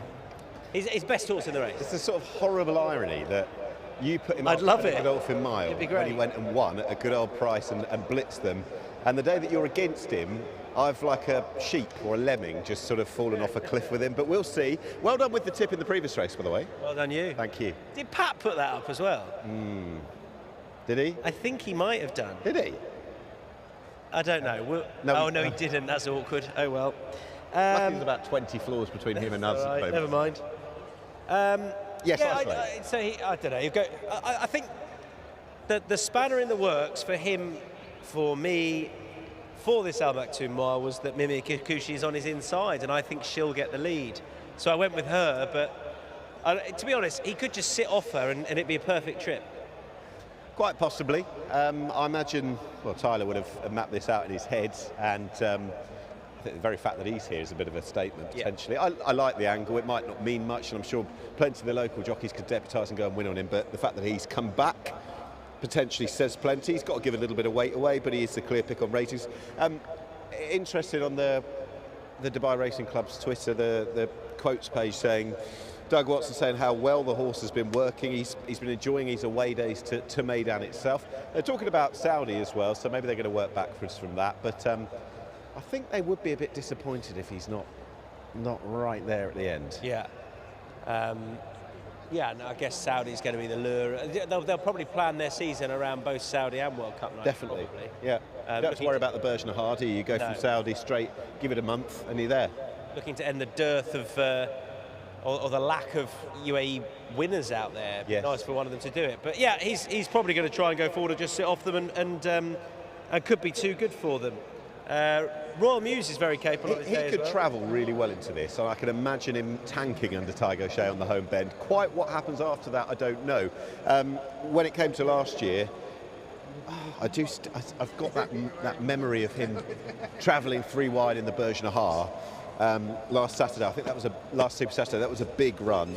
I know he wasn't able to follow it up in the Godolphin Mile, but he is a strong traveller, and if he's responded as well to the blinkers as they suggest that he might have done, he wouldn't need too much more to be in the mix. No, but he's got to find form officially with Golden Goal as well, who could go pretty well here.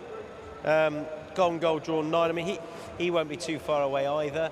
He's really progressed in the last couple of seasons. Yeah, he's been a track record holder here over 1,400 metres. And I remember this race 2 years ago when it looked like being a cast of the best. It looked like being a mini World Cup night race, and he went and won it. So rule him out at your peril. That was a good return last time. He's getting on a bit now, but I'm sure that connections are optimistic for another big run.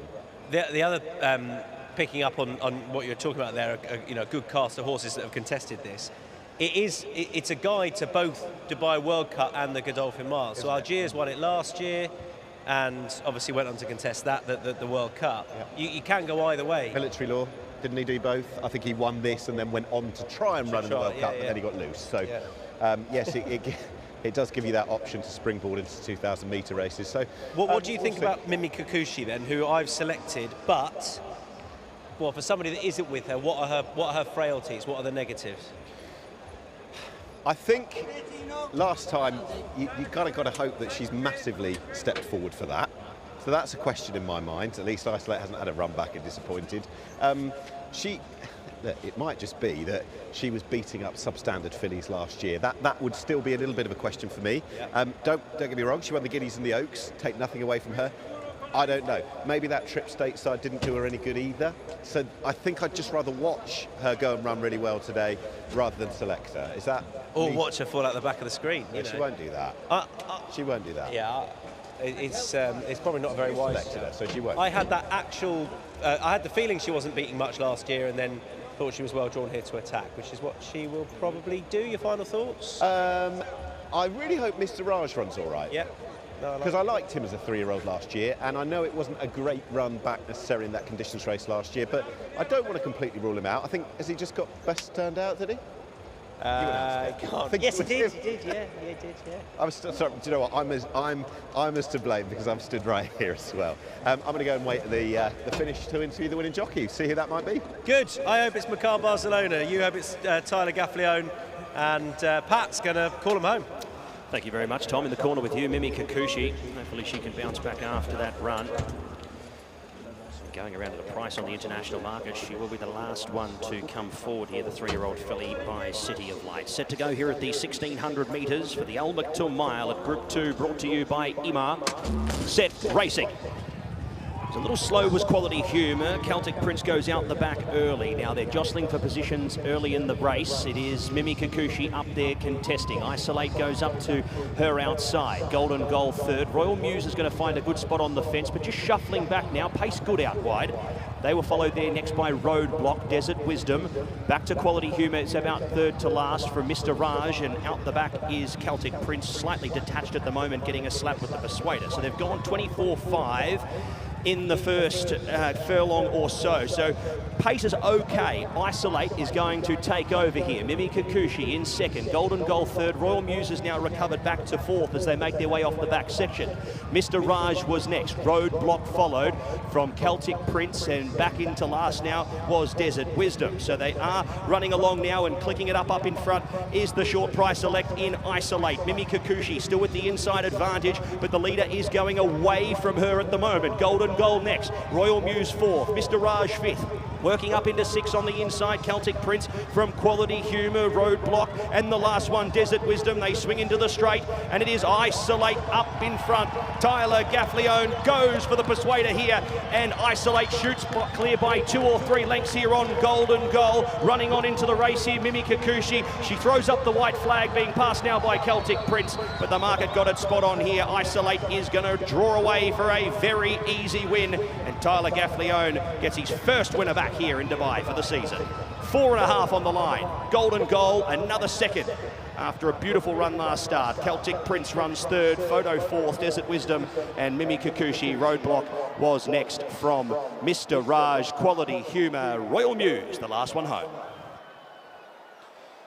Pretty effortless watch, to be perfectly honest with you. Isolate, they knew what they had underneath, and he was eased into the race there. Didn't find the lead at the start, but was able to work forward very slowly and find his way to the top after all that early jostling was done.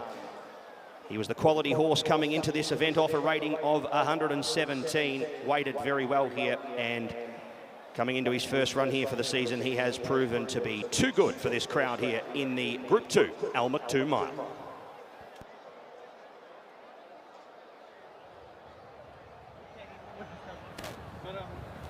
Yeah, that was perfect from start to finish. What was really impressive, not just the finish of the race, but Mimi Kikuchi's fast on his inside, and well, Macar Barcelona didn't even want to fight him because this horse just does it so easy getting to the front. there was pace in and around him, but it's how easily he gets there that he doesn't use up any energy. Oh, he's bolted up. He's far, far, far too good for them. And Golden Goals won a really good race, finishing second. And rated 105. The winner giving him weight, but rated 117. That makes sense. And yes, Saudi beckons. So he's going to have to go up an extra furlong for Saudi. Can't imagine that 2000 will suit him, but the Saudi Cup trip could really suit. Don't know whether the track, you can't always do what you've done here, there, but that's getting ahead of ourselves. He's entitled to have a go there. He's just bolted up. I can't really put it any other way. Mimi Kikuchi's got tired. She's definitely run better than last time. Golden Goal's always in the right place to attack. Royal Muse was a little bit disappointing. Don't know what's happened to Desert Wisdom. Just not the horse of old, although he's run on with a good bit of, well, a little bit. But ultimately, only one horse in it, really, from turning in. They went hard, but not crazy, over the first 400. And he's best of them. So a nice, comfortable performance, having established himself as a 1600-metre horse. He, of course, rode 1200 here last year. Plenty of pace. I don't know whether he's a Saudi Cup horse. I feel like initially I'm thinking no, what we're seeing here, but we'll see. He's entitled to have a go. He has bolted up in the Group 2 Al Maktoum Mile.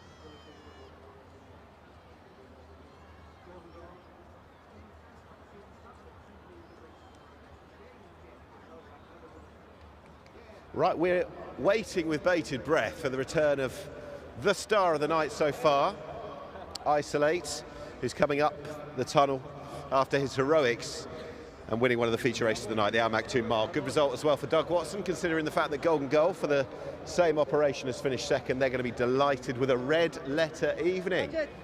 But I kind of get the feeling that the man aboard, Tyler Gaffleone, is basking in this. We're going to track him back and get a word with him, if we can. I know there's very keen, well done owners of Triple R Racing. Want to walk back in, but hopefully we can get just in behind and grab a word with Tyler. Right, we're walking behind. Tyler Gaffleone, well done. Great to have you here, back for the first time since World Cup night. What's your assessment there of the brilliant Isolate? First off, it's a pleasure to be here. I got to thank the connection for bringing me over to get to ride this horse. That was easy as it could be. He took control early and just dominated from there on. That was all on him. He put up a big performance today. I know it's first up, but was there a feeling that, is he any different, any stronger, any more powerful than perhaps he was last year? Most definitely. He's a lot stronger, a lot more focused this year. He's going to be serious. Now, with a view to the future, I know that he's proved conclusively he gets 1600 metres. With a view to maybe Saudi Arabia, could he get any further, or is this the limit? You know, I have a ton of confidence in this horse.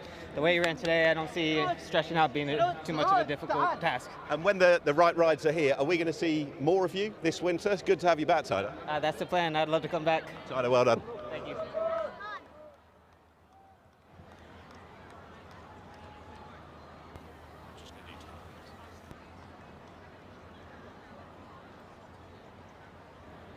Well, that's what tonight is all about, returning World Cup night winners, being successful, back in the winners' enclosure at Meydan. Isolate!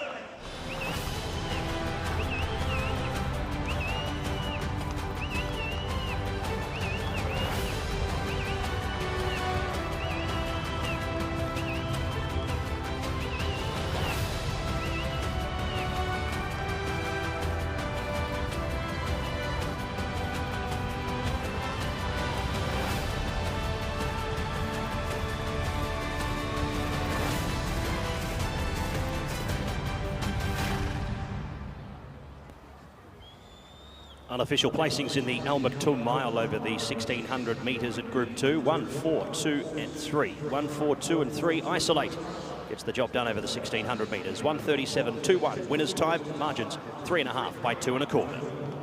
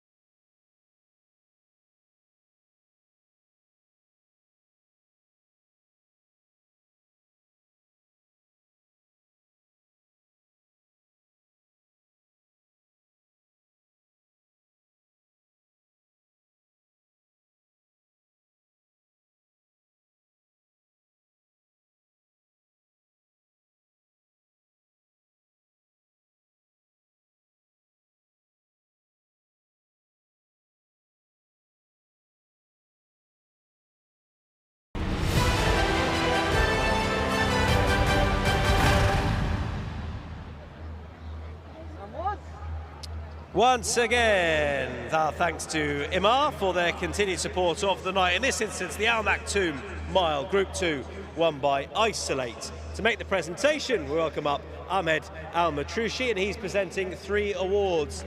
And the colours of Triple R Racing carried to success. We'll meet the winning rider soon enough and the winning trainer. But please, representing Triple R Racing, please welcome up Abdullah Al-Shurafan and Abdulrahman Al-Shurafan.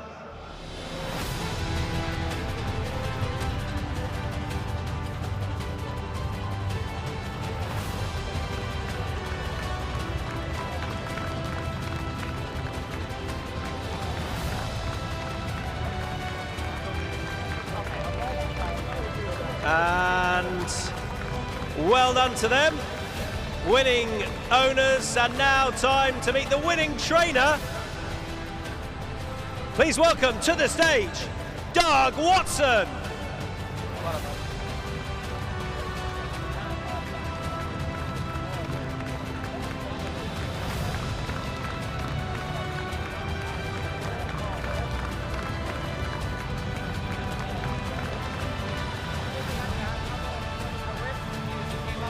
And the winning rider, welcome back to the winners' enclosure at Meydan Racecourse. A pleasure to have in here, Tyler Gaffleone.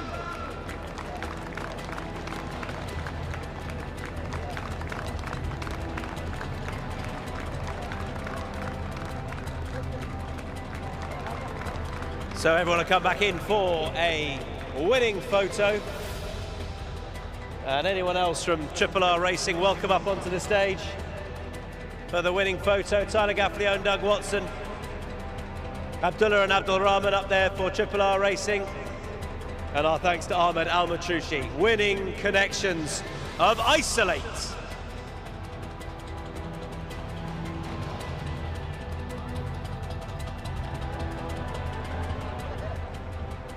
Gonna grab Doug Watson if I can as well. Doug, if I can keep you up here for a quick chat. Well done. I know you prefer chatting before the race, Doug, but not really. I thought I'd wait till after. How you feeling? A lot better now. Yeah, you know, it's he was well in off of his handicap mark, but he'd been off for 260 some odd days, and he's not a big workhorse. He doesn't do anything quick, and so we were doing a lot with him. Been over here 4 or 5 times, and we thought we had him ready, but there's always that question in the back of your mind, and he did it really nicely. When you've got a Dubai World Cup winner returning here and you've got Tyler flying in and the profile the horse has, like you've trained loads of top level winners. This is a Group 2, but was there a lot of pressure on this? It was kind of for me. I take everything with a little bit of pressure. So, but yeah, coming off that layoff, coming off the big win on World Cup night, starting our season here, and probably being the prohibited favorite. It was a little nerve-wracking all day, so I'm glad it's over. Just going to walk us forward here, but no, stay with me, but just going to walk forward to the stage. Tell me about Saudi then, or staying here. What's the plan, do you think? We're going to leave it up to everybody. Tyler definitely thought he'd get an extra 1/8 of a mile. Whether he can, he's shown he's pretty classy. So whether he can get that extra 1/8 in a group that's maybe coming over to Saudi, we'll see. But I'm so pleased with him. He should improve from the run, just fitness-wise and leg weariness, and just real pleased with him. And I want to just put a word in for Golden Goal. He'll be 10. You're quite right. He ran a great race. He'll be 10 years old in a couple of days, and he's been such a great servant for us and for Dale, his owner, Dale Brennan. And I was just pleased to see him make a huge run. I think Pat thought he had a little chance turning in, and Isolate just kind of pulled away a little bit from him. But it's a great effort from him, and he's been a grand horse for the yard. Cheers, Doug. Well done. Thank you.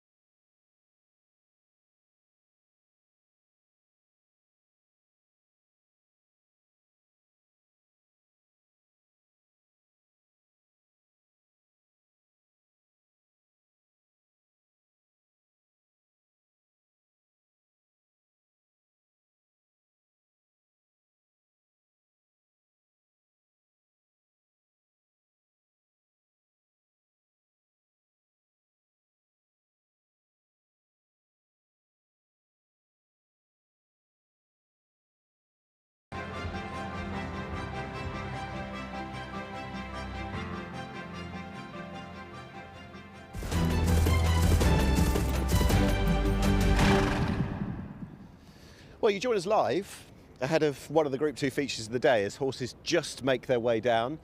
This is Al Farik, number 1, who goes out for the Al Rashidir. He's an extraordinary horse. He's won 2 runnings of the Jebel Hatter, doubted on each occasion, both under the sadly sidelined Dane O'Neill, so best wishes to him.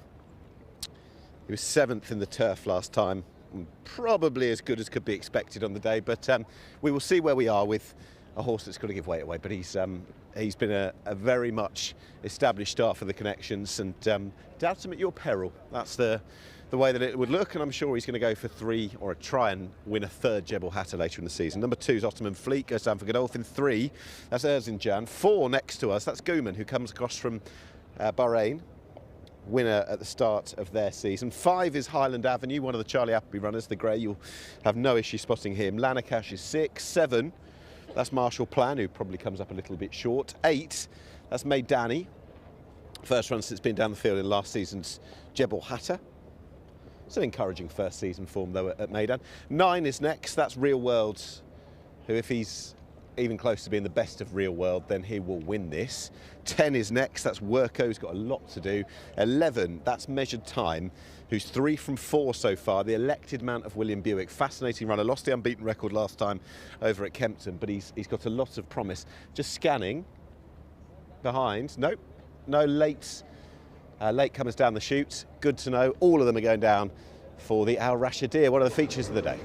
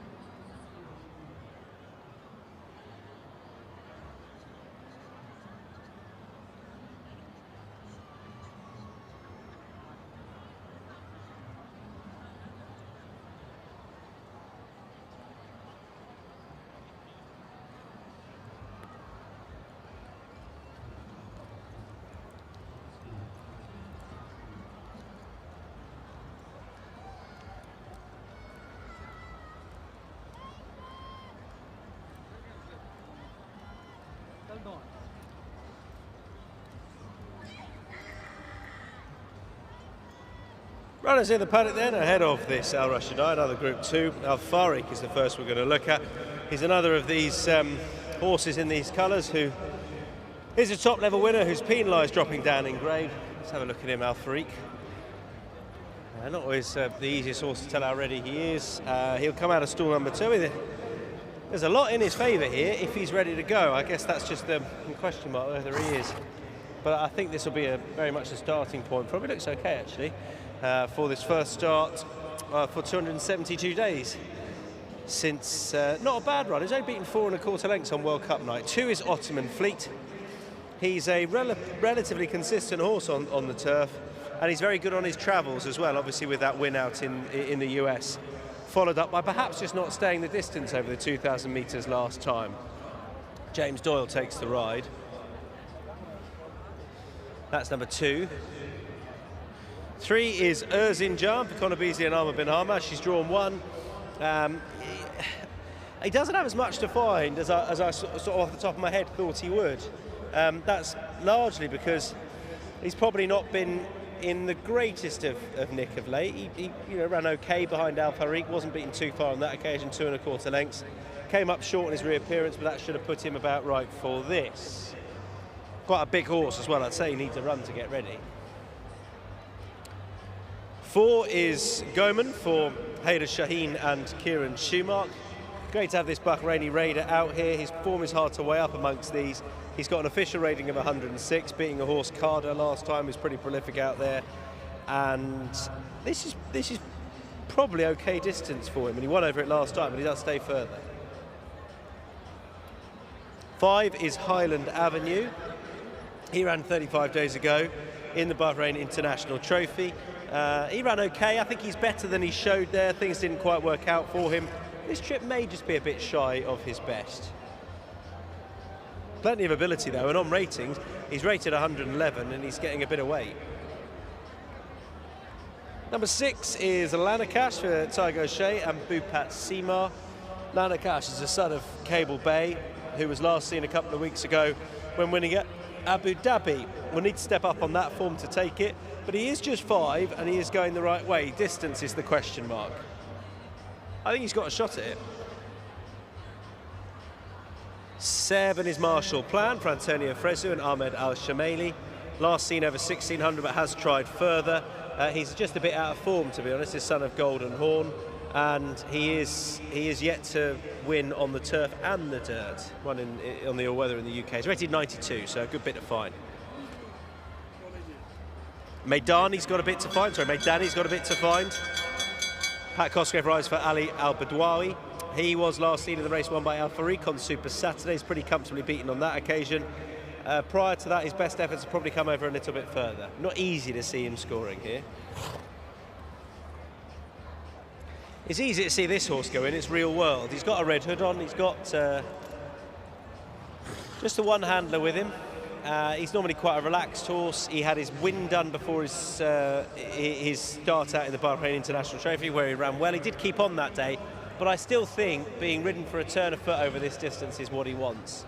And they tend to go a yard faster over this distance anyway, which helps him settle. On his day, he'd win this. It's just where he is. But he's only 6, and the trainer's pretty good at getting them back. Teddy's Worko, he's on his toes a bit. He's got a lot to find off a mark of 93. Hasn't been seen for a little while as well. And I don't think he looks all that fit for this, to be honest. That is Worko. Take a step forward for the run. And number 11, he's got a red hood on. He's a bit full of himself, not in a negative way necessarily. I think he's ready to go. He just trod on the groom's foot, which wasn't very nice. He's son of Frankel. He stays further. It's just a really interesting horse in here, this 3-year-old. Seemingly the choice of Will Buick, well, he is really. And I wonder if that's with an eye on the future out here, because he could have a good season out here, depending on how he's campaigned, although I think we might see him up in trip at some point.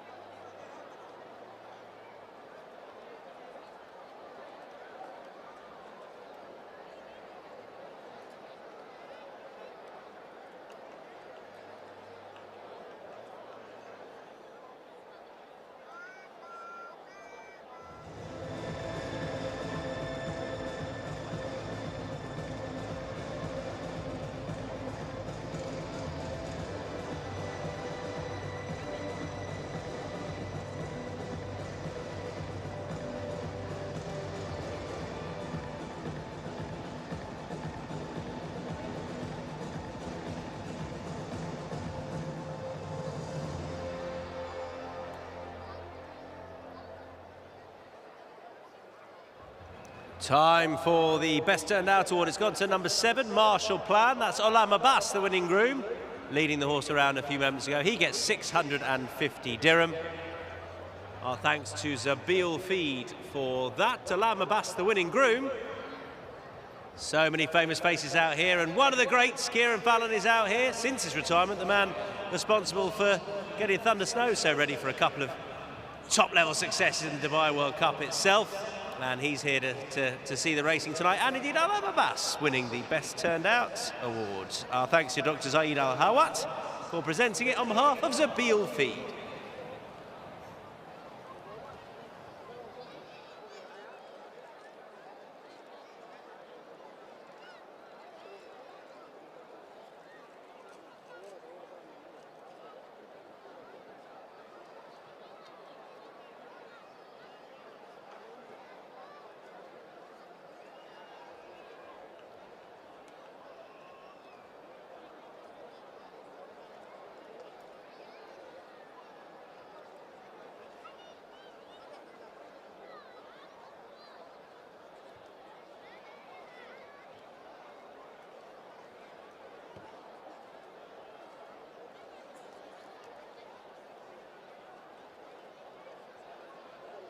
Right, they are circling down at the start, and some interesting Godolphin runners in here, the likes of Highland Avenue, the likes of Ottoman Fleet, the likes of Real World, and the likes of Measured Time.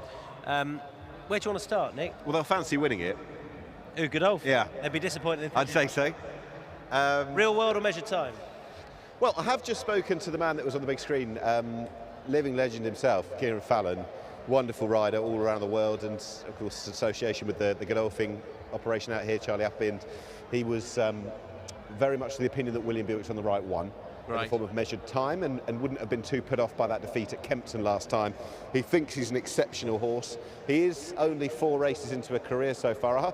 If he can develop like his half-sibling Rebels Romance has done, then he's a massive player. And the very fact that William is on him, when there would be every reason, for example, to be riding an Ottoman Fleet, per se, I think it might speak volumes, you know. Highland Avenue's no back number based on the fact that he's coming into this last English run off winning a Darley Stakes, so that maybe speaks volumes as to how highly this Measured Time is rated. Yeah, he's obviously considered pretty talented, isn't he? And 1800, he'll be fine over. Yeah, he will. Albeit he started over 2400 last time when beaten. That was a bit disappointing.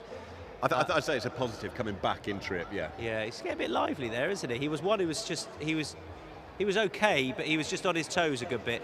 Real World, I sort of hope he wins because he's a real old favourite of mine. Yeah. But he's had his win done before Bahrain where he ran okay. I think this is more his trip. Yeah, and things didn't pan out completely brilliantly. I'm slightly, I don't know, stung by the run here in the Jebel Hatta last year when, admittedly, Saad bin Surah said he was only 80% fit. He didn't show his best lap form, nor in the turf either, but the Bahrain Trophy run was a bit better.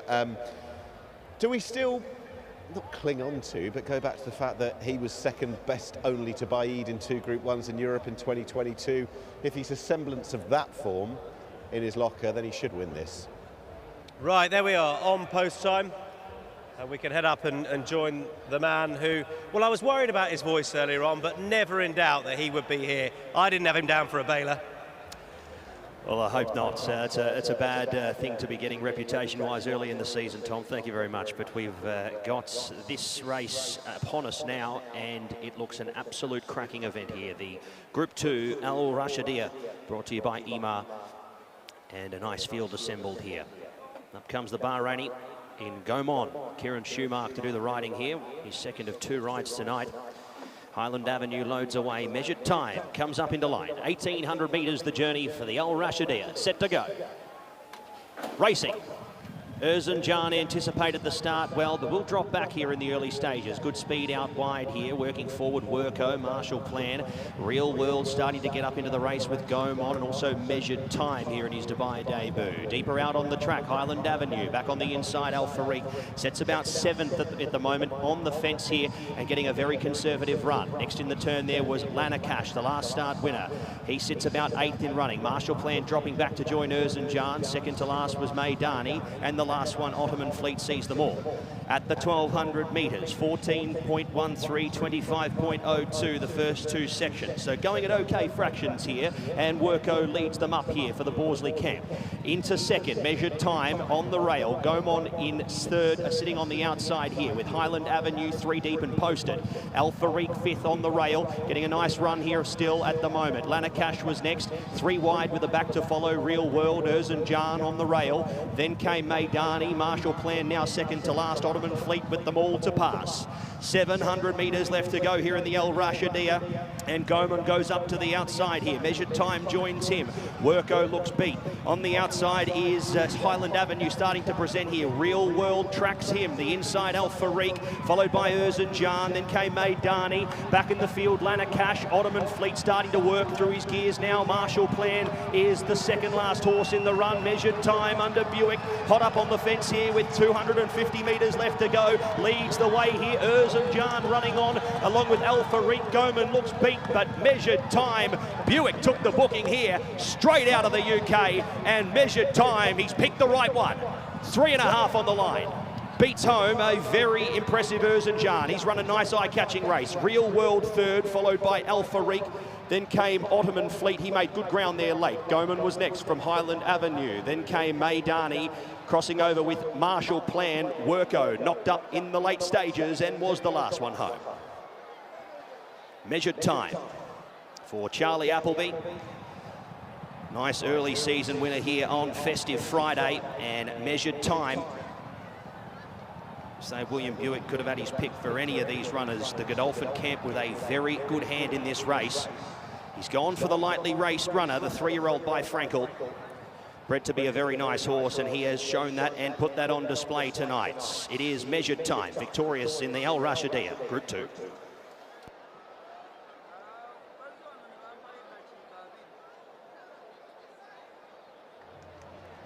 Well, we need to just speak to Kieran Fallon a bit earlier. That would have made life a lot easier, because measured time has taken that part. He's far too good. He's the sole 3-year-old in the race. He's getting weight all around. He's rated 104. He's better than that. If you take the race around Real World, who I think's ended up probably 4th, because Erzincan's second, Ottoman Fleet 3rd, then you could say he's probably run a bit disappointingly.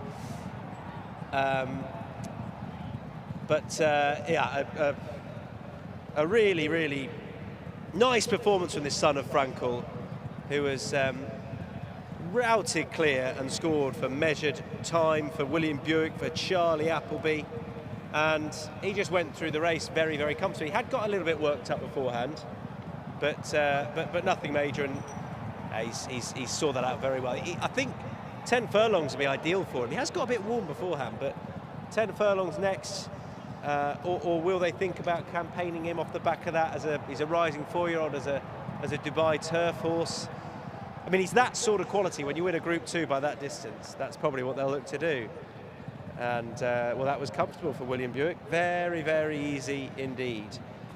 He was on the inside. Horses got rolling down the outer, but they just couldn't get anywhere near him. Erzincan's run a really good race. Gaumont was never too far away. He's started running around, got a little bit tired. Real World, his effort just flattened out a bit.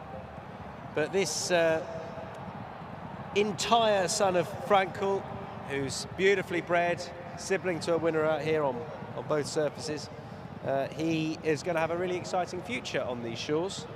Measured time wins for Buick and Appleby.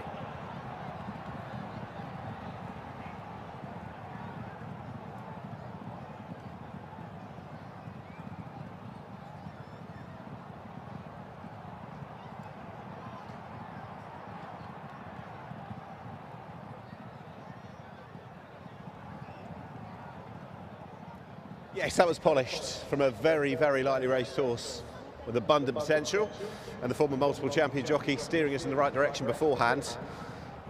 Kieran Fallon saying to us that William was on the right one, and it could have been conceived that with Highland Avenue, with Ottoman Fleet, he could have had strong rides in the race.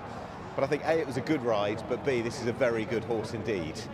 He's very well bred, a relative of Rebels Romance, who you remember won the UAE Derby here a few years ago and was actually favourite for the Dubai World Cup at a point, but Measured Time, who's now 4 from 5 for the career, that's left us dreaming as to what might come in the new year. You know, you're going to be working back from races like the Jebel Hatta and, of course, the Dubai Turf based on that. That was a polished performance. I'm sure he's going to get a hefty rating off the back of it. Looking forward to getting the thoughts of William Buick. Good to have him back at Meydan. This 104 rated horse, Measured Time, is bred to be very, very good indeed. He's a flashy looking horse as well. I wonder whether he was a little bit buzzed up in the early stages, but none of it. And our winning rider, he's coming back. Good to have William Buick back in town. And I'm sure plenty of the people locally as well, plenty of the crowds, delighted to see William Buick back in town. Well done, William. We were just mooting beforehand. It might have been a tricky decision for you, but that was the result there. What a horse this could be. Yeah, he's a horse full of promise, you know, and look, it's great to be back here at Meydan. Went on the first night. Obviously, delighted to be here, but you know, this horse, Measured Time, he's grown up the whole time, and today was a new test for him. You know, first time travelled away from England, and obviously never been to Meydan before, so you know, it's another tick of the box, and his ability is there for everyone to see, and I still think he's a horse full of potential. And trip-wise, I mean, is there versatility given what we saw he raced over last time? He's got a lot of boot and speed.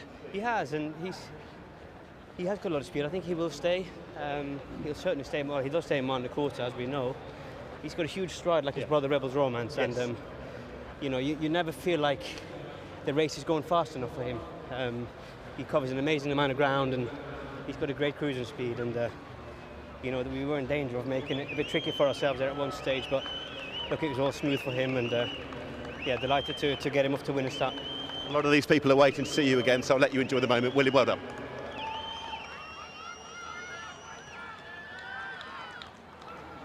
First winner of the night for Charlie Appleby, for William Buick as well. And winning in fine style as well, the 3-year-old Measured Time.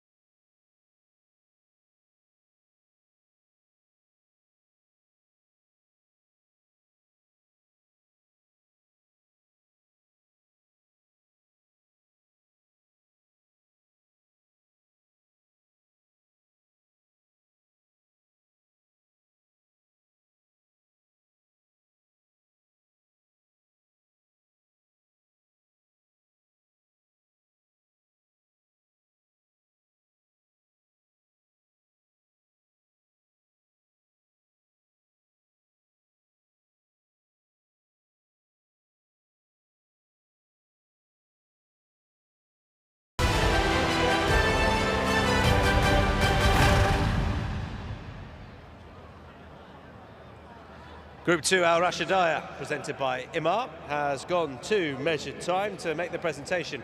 Once again, our thanks to Ahmed Al-Matrushi, who will be presenting 3 awards. Fine ones they are as well.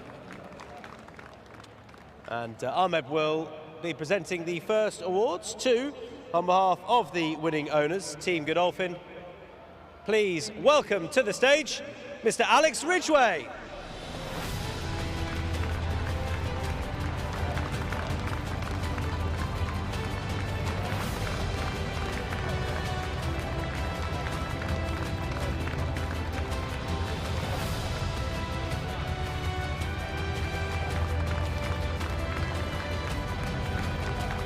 And now on behalf of the winning trailer, Charlie Appleby, please welcome to the stage, Sophie Chrétien.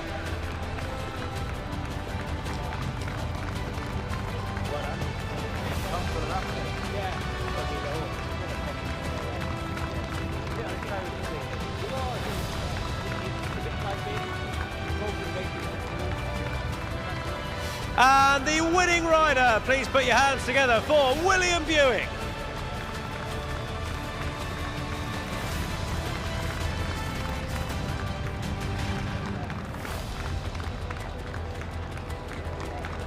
Well done to Will Buick, nice horse he's ridden there in the form of measured time, owned by Team Godolphin, trained by Charlie Appleby.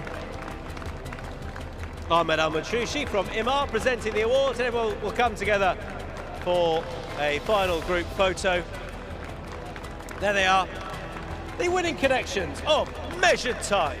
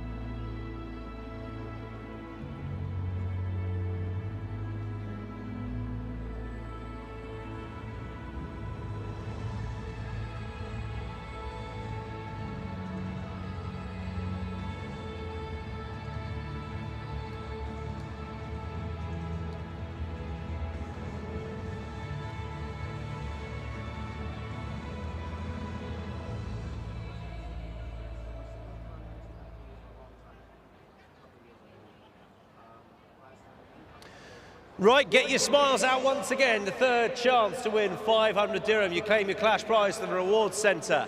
Level 1 Concourse B. Where are the smiles to win 500 dirham? You can point to the sky. There you go, smile. That's what you need to do to win tonight's prize of 500 dirham. But who's it going to be? Enthusiasm will get you only so far. And you've overdone it, you see, you've overdone it. It's you, the perfect level of excitement but nonchalance. You have won, and now you can go big, madam, because you have won 500 dirham, a beautiful smile, the third winner, all the hearts to you. Head to the Rewards Centre at Concourse B to collect your prize.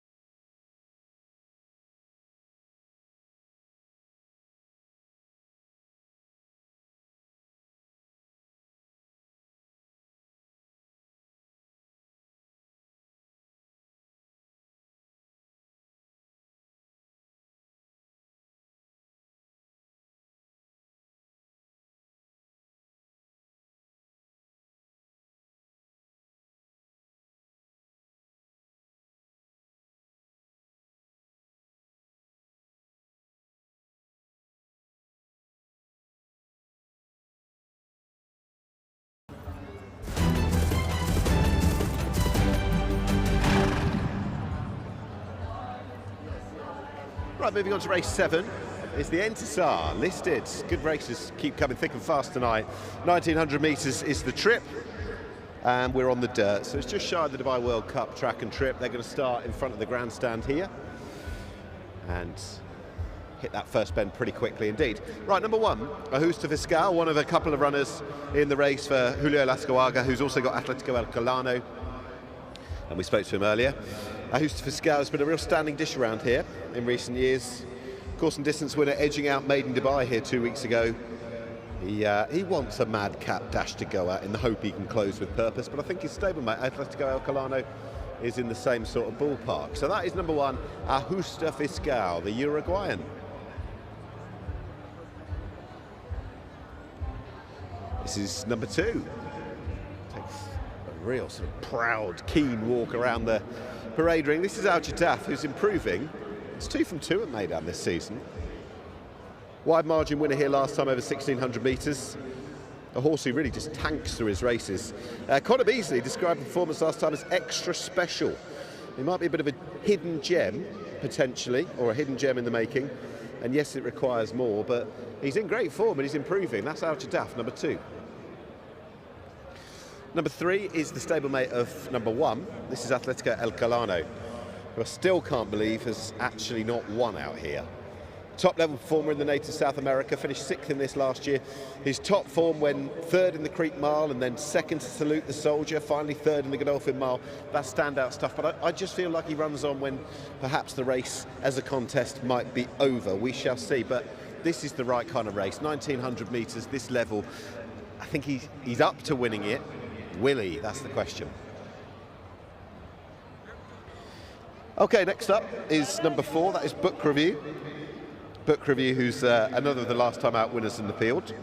That was a handicap, and he was only a pound higher than for a dominant success here last year. Getting a safe lead on the front end is perhaps what he wants. I do wonder whether these days he might be a horse who only pops up once a season, and in which case maybe he's had his day, but we'll see. Number 5, Everfast, for Doug Watson, who's had a winner already. 4th in the Creek Mile on the return last time. That wasn't a bad run. He hasn't run at this sort of trip since the 2022 Al Maktoum Challenge Round 3.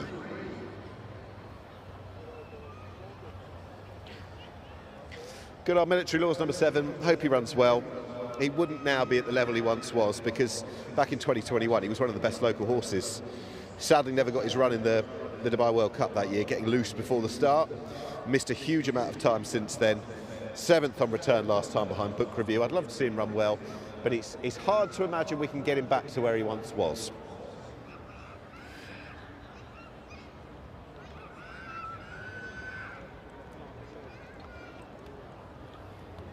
So from 7 we're going to jump to 9. That's Western Symphony, one of the Bupat Seymour runners. Tiger O'Shea rides, and they won this last year with Remorse. Course winner on the return last time. That was on the first meeting of the season on the 10th of November. He had to prove his speed could be as purposeful over 1600 metres, and he certainly did it. Good last time out, Western Symphony, and for Touch Gold Racing, they'll be hopeful of a good season. We haven't got the stablemate. That is Walk of Stars, who's been picked up for 1.2 million dirham for Bupat Seymour's operation, having left Godolphin. He was a very good horse for Godolphin. He was their hope for the Derby last year. He's trying dirt for the first time. He's by Dubai out of a street crime mare, so you'd be optimistic that he could handle the dirt. I'm looking up the tunnel. I can't see him. He'll be taking his Walk of Stars in a few moments' time, hopefully, to join up with the rest of them. We're not too far away from race 7, the Entisar.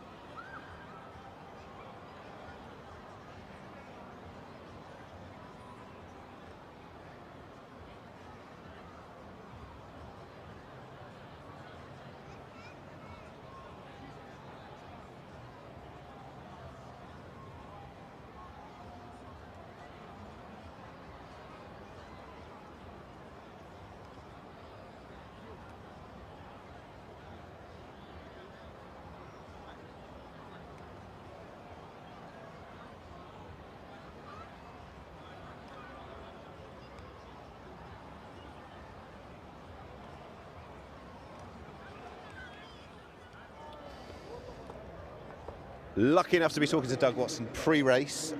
He's already had that fine win at Isolate, and there's chances still to come, not least Everfast, who has always been a horse of a lot of ability. Is this the right point of call for him now, do you think? Well, we were trying to decide whether to, obviously a mile's good for him, but he was second in the Preakness. He was third in both of the longer legs in the Meydan Challenge 2 years ago, and against Hot Rod Charlie and Al Nafood. So we just thought this might be a spot that we could pick up a field that we could compete against over that trip, and he's in great form at home.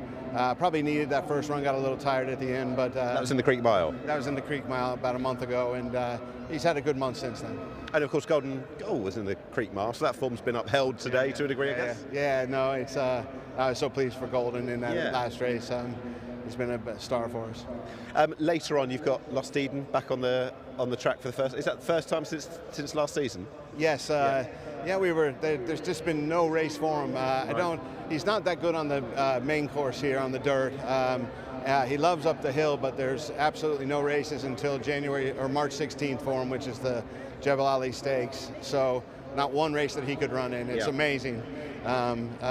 Anyway, and so we'll try the turf. He ran a pretty decent race here his last start last year, I believe. I think he was 6th, led a lot of the way, and he's in good form at home, and we need to get some runs in him, and probably the end goal is going to be the Jebel Ali Stakes at the end of the year. So, but he could compete here. And you've already had one old boy express himself well with Golden Goal. Could Al Tariq do the same sort of thing in the last? Yeah, we're hopeful. We took the blinkers off him. He's had him on his whole life. He trains well at home. He had a nice work the other day in between. He didn't like that Sharjah track. I thought he ran pretty decent the first time here. Not the greatest draw for him, but maybe no blinkers and having a little wide draw and just sitting off the pace a little bit might help him out. So we're hopeful with him. He looks great. He's been sound as can be, but he just hasn't had that zip that he did a couple years ago. So we'll see what happens. Cheers, Doug. Thank you. Thanks. Appreciate it.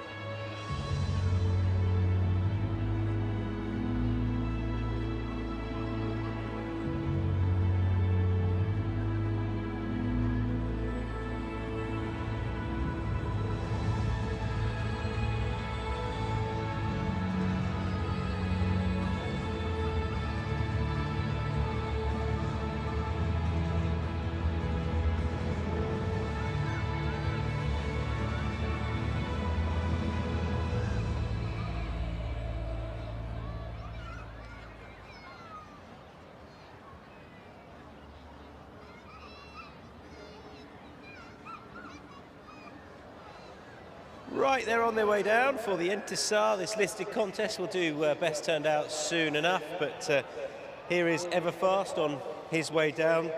A horse that's largely been campaigned over 1600 and had success there, Nick, but it seems like they're just trying something new.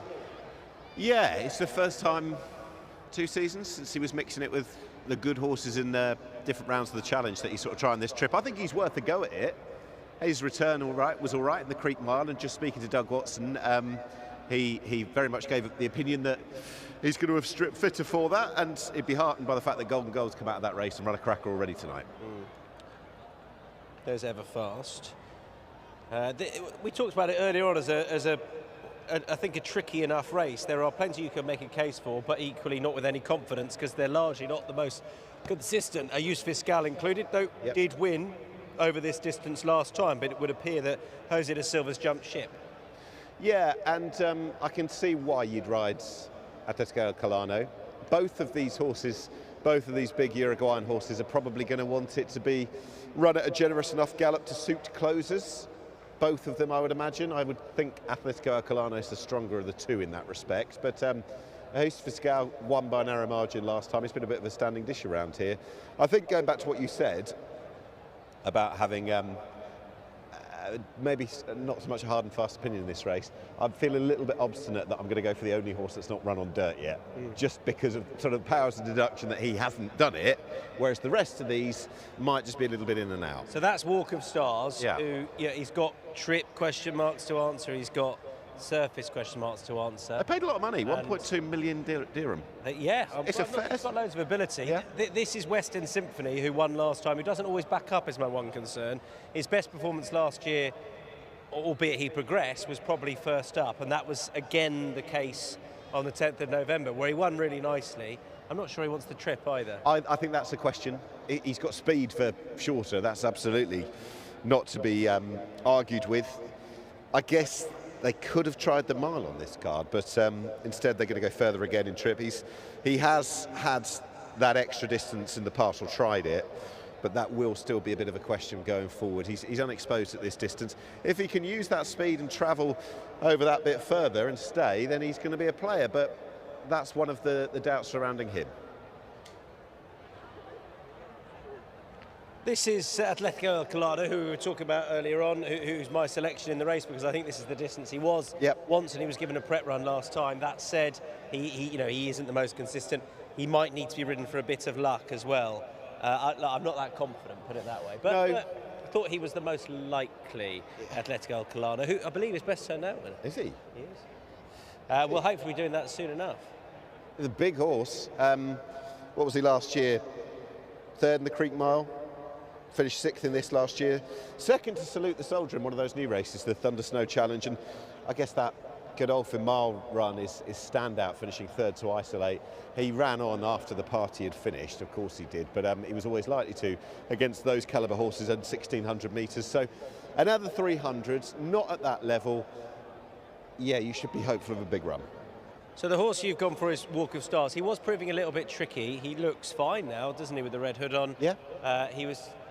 See how he is with that hood coming off. Yeah, he's fine. He was just being a bit tricky out onto the walkway as well, but yeah, he's the unknown quantity in the race. I thought he was all right at this sort of distance in Europe as well. Godolphin, having won the Derby the year before with Charlie Appleby's Adiyar, I think there's a bit of hope that this horse is going to go and emulate what he did when he was their 2022 Derby hope. That didn't quite happen, but I think I'm going to zip over to the start, or the finish, if you will, and allow you to do the most important thing pre-race. Best turned out time. And we've told you already, it's gone to horse number 3, and the man responsible for Atletico Alcalá is Pep Singh. And here he is in shots a few moments ago, and here he is live in front of us, being presented by Ziad Al-Hawat, the veterinarian scientific key account specialist. Pep Singh gets 650 dirham, generously presented by Zabil Feed. Our thanks to them. So the loading process is well underway. You can see the stalls just in front of the stands here, so they don't have too far before they have to go into the top bend. And actually, if you look a bit further forward and just to your right, you'll see perched up on a nice green podium is one of the great cameramen out here in Dubai, and it's great to have Joe Preston back among us, everyone. There he is. He has given you a wave, thank you very much to him, and it's great to have him back out. And you can turn your attention back to the stalls now, where the horses are loading up. We'll join Pat Comerford. Thank you very much, Tom. It looks a nice field, small and compact, but certainly quite a few horses in this deserving of another win. 3 last start winners coming into this event, and a bunch of horses certainly due another victory at the fast. And also Atletico Alcalá, our best turned out horse here, Julio Olajuela, looking to get a victory here. We're set to go at the 1,900 metres. Under starters orders, set racing. Everfast shot out of the gates like a gun. He's gone to a clear lead here in the early stages. Al Jadaf trailing in behind him. Book Review going up to his usual forward position. Military Law sits in a nice position as well in that first 3. And Western Symphony is going to work up into a forward spot as well as they work off the back at the mile. Next in running there was Walk of Stars, followed by Ajusta Fiscal. And well, Atletico Alcalá is about 5 or 6 lengths detached here, and the Olajuela runners are sitting second last and last. with 1,400 metres left to go, and they work their way on to the back section. It is Book Review who finds his usual role here, leading 3 parts on Military Law. Third, Everfast, happy to hand up the lead, the 1-1 to Western Symphony, and 3 back on the inside was Al Jadaf, followed by Walk of Stars, 2.5 to Ajusta Fiscal, and still 5 lengths detached is Atletico El Colano. At the 1,000 metres, going at okay fractions for the 1,900. Book Review, he's allowed to get a bit of a breath here to fill up the lungs. Nothing pressuring him at this stage as they make their way in search of the half mile here, leading by a half length now. Military Law, rider with a handful here in second. On the inside there, working up into third, was Everfast, and Western Symphony peels out into a 3-wide line now to make a charge at the line. Next there was Al Jadaf, followed there by Walk of Stars, who's widest of all and forced to come all the way around the runners.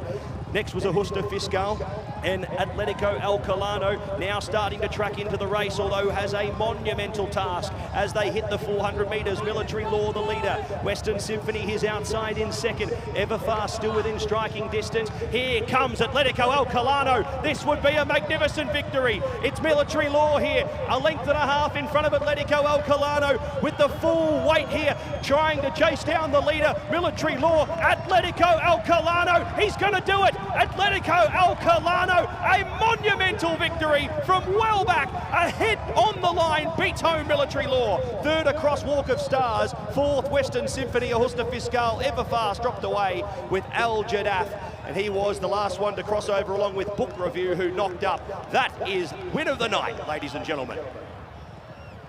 He has come from a long way back, at least 6 or 7 lengths detached at the mile, and he has grinded away from last, off pretty moderate fractions as well. They weren't going awfully quick up in front, and he is able to wind down Military Law in the final stages, grab him in the final 50 metres or so, and pick up a very monumental win. He hasn't won one yet, and he finally breaks through for that Dubai win.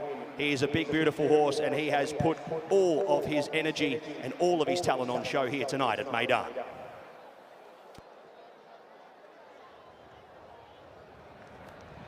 Well, you won't see many bolder rides than that on this surface. Like, it takes some serious brass to be able to sit right out of it like that and just not worry about it. I know that he knows he's got the horse underneath him, but you just don't do that on the dirt. And there he is. And the key being that he's not rushed his horse up early. So he's allowed him to save loads and loads of energy. Yes, he's a horse that has to come from off it, but he's not even in shot there. He's allowed him to save loads of energy, but you've got to be brave enough then to challenge wide on the turn. You are going to cover more ground than any other horse when you do that, and that's what he's done. The reason he's dropped him right off of it as well is so that he doesn't hit the kickback. The kickback almost is falling away before he gets there. He's had to take a little bit there. He's widest of all on the turn. But what he's been able to do is now start using the horse's energy.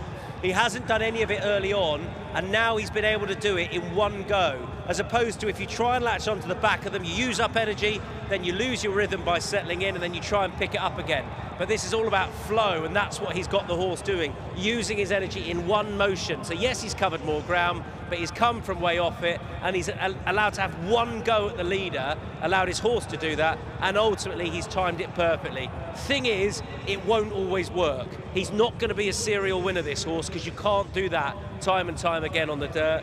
But he was given a prep run over shorter, and ultimately that's a well-executed plan from all connections, and it took serious bravery to come from way off it like that. So hats off to Jose da Silva. Hats off too to Military Law and Christian De Muro. I thought gave the horse an absolute peach. He's just been touched off late on, and the third's run a really encouraging race going forward. But Atletico El Colano wins race number 7.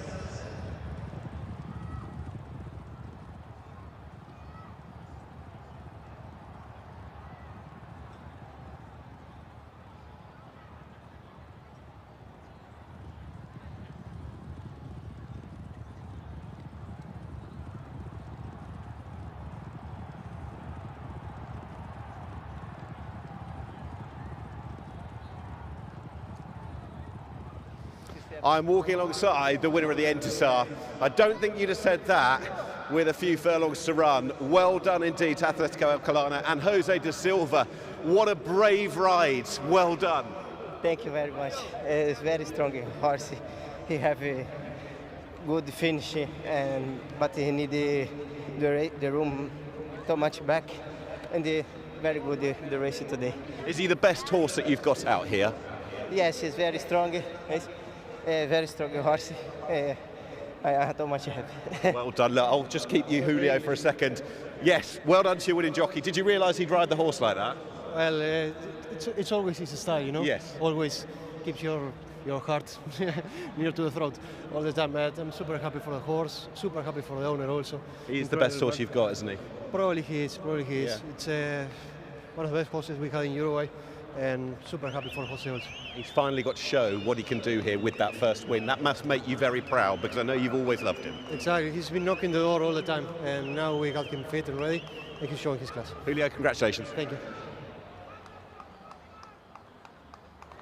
Welcome back into the winner's enclosure. Winner of race number 7, the Entisar Atletico El Culano.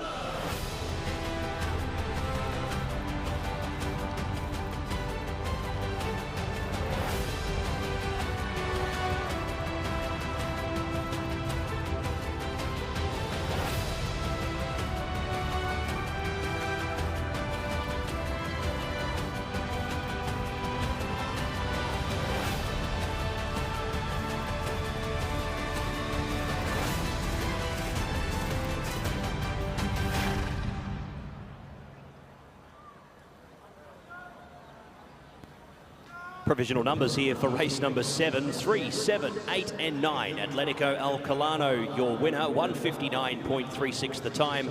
Margins ahead by 2 1/4 lengths. Atletico Alcalá, our unofficial winner here, 3, 7, 8 and 9.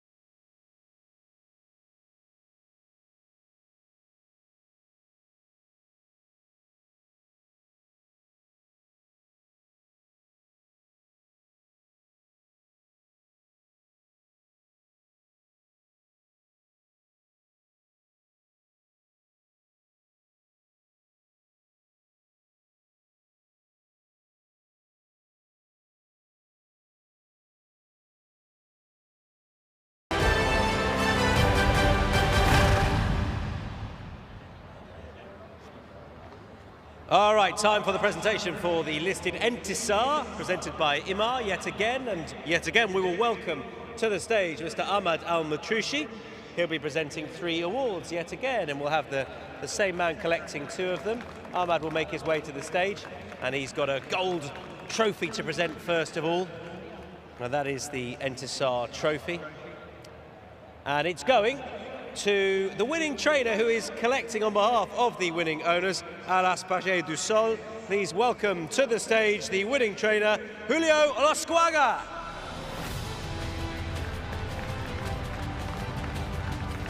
Voilà, Jose.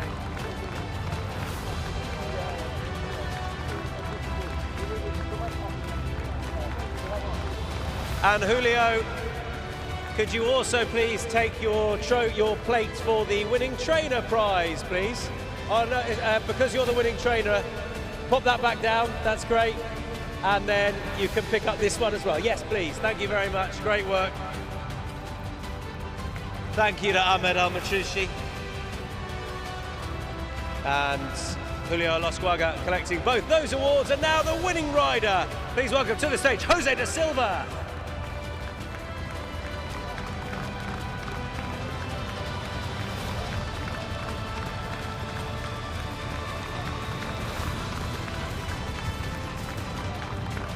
And then everyone can come back together again, please, for one last photo. That's it, Jose, you keep hold of that. And Julio, I think, take the winning owner, because it's more spectacular, or maybe Ahmad can hold that. Ah, there we are. Double parked with trophies, great stuff. Well done to everyone involved with the winning horse, Atletico El Culano. And I'll just ask Julio, if I can, for a very quick chat. By all means, take one more photo. Yeah, you go for it, whichever you want. There we are. And I'll spin round the back of you there. Julio, you come over here with me if you can. It's okay, you can put this down, and I'll ask you about this horse, who, he's fun to watch. Yeah. I don't know what you were thinking. It's a horse that always comes from behind, so at the end of the race, you have your heart near to the throat. Did you, or at what point during the race did you think he could win this? Well, as soon as I saw there was a fast pace that was going to suit him, I knew that we had a chance. Also, I saw Jose very quiet and confident on him, so I was relaxed. Because on the dirt, we all know it's very difficult to come from that far off it, but if you have a horse who has to be ridden that way, I guess the best way to do it is to give them one run at them and let him do his own thing early on. Exactly, that's his characteristics, and today he showed perfect. What do you do with him and Ayus Fiscal going forward? We have to see how they come out from this race, but probably they will continue in this level. And distance-wise, can you keep them apart, or do they both want this distance? They both will be same distance, probably. Okay. And just on having winners out here again, as you've enjoyed over the last couple of the seasons, what is it that makes you keep coming back? Well, it's an incredible place to be. Having to compete here with incredible horsemen against incredible horses, that's what makes us wake up every morning. We're super happy to be here, and hopefully we'll get more results. Julio, well done. Thank you very much.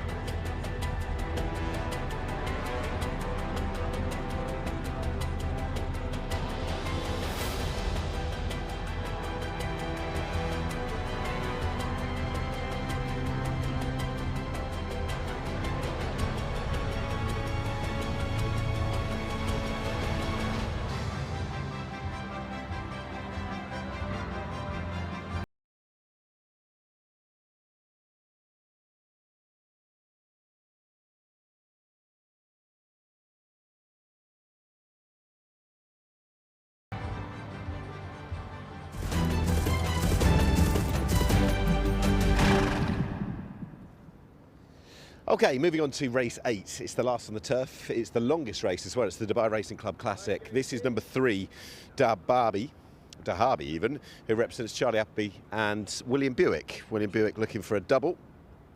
Hasn't been sighted since the Carnival last season, didn't run in Europe last term, and was 4th in this race last year. I wonder whether he might just tighten up a bit for this.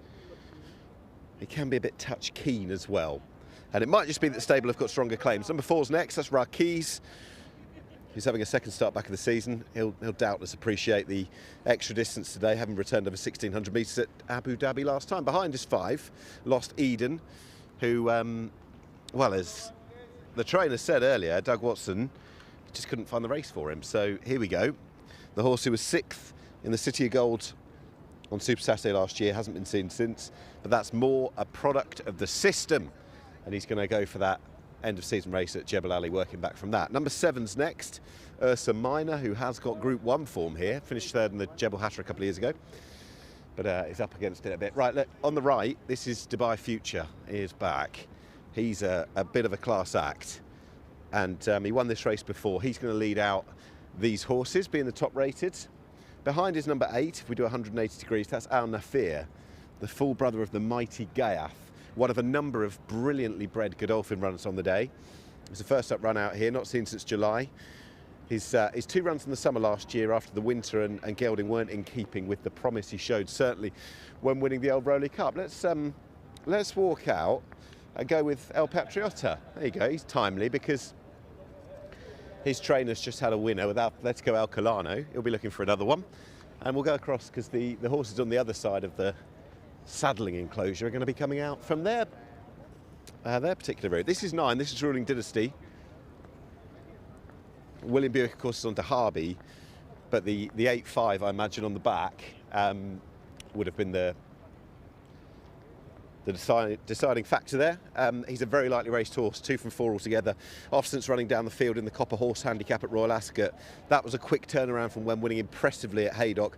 He's a half-brother of Old Persian, who won the best race here over this course and distance, the Shima Classic a few years ago. That's 11 La Reche, 12 and 10 New Comedy, 12 near side, that's Trailer, who travels out here for David Simcock again. Let's have a look at 13. This is Scottish Anthem, who's ex-French and has joined the Crisfords from Andre Fabre. There is one left.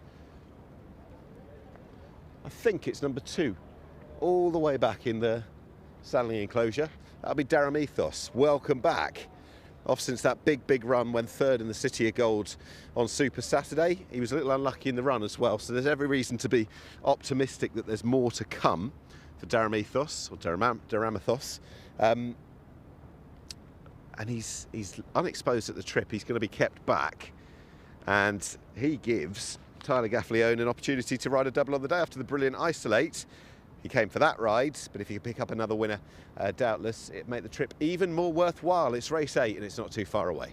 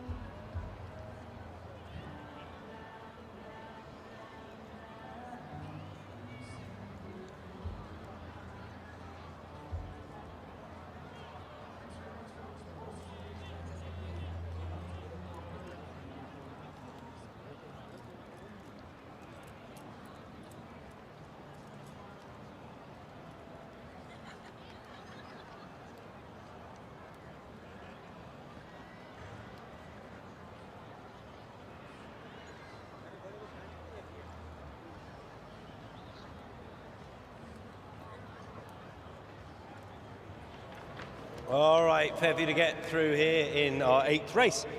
This is the Dubai Racing Club Classic over 2,410. Dubai Future is number 1. Absolutely loves it out here. Christian De Muro takes a ride. He'll have something to think about from stall number 12.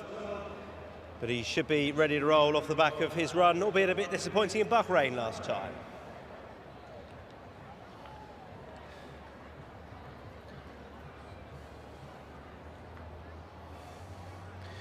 We saw Daramithos just taking his time. He is making his way down the tunnel now, but Dahabi is number 3, looking to be the second winning son of Franklin in these colours tonight. William Buick and Charlie Appleby ride, and he should have got used to life out here with 2 runs, albeit a touch substandard last year. Number 4 is Rakiz for Tiger Shea and Bupat Seema. Rakiz is a son of Dubai. He's drawn 1.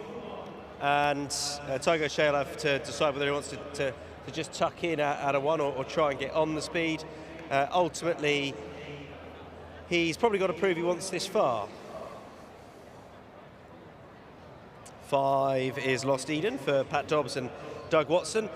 Last seen over this distance back on Super Saturday, was pretty well held. Has mixed it up between the dirt and the turf, but probably more consistent on the dirt. 6 is El Patriota, looking to give Jose da Silva and Julio Losquaga a quick-fire double. This trip could be a stretch, 2,410 metres. He's not proven over it necessarily. Last seen at Abu Dhabi over the mile.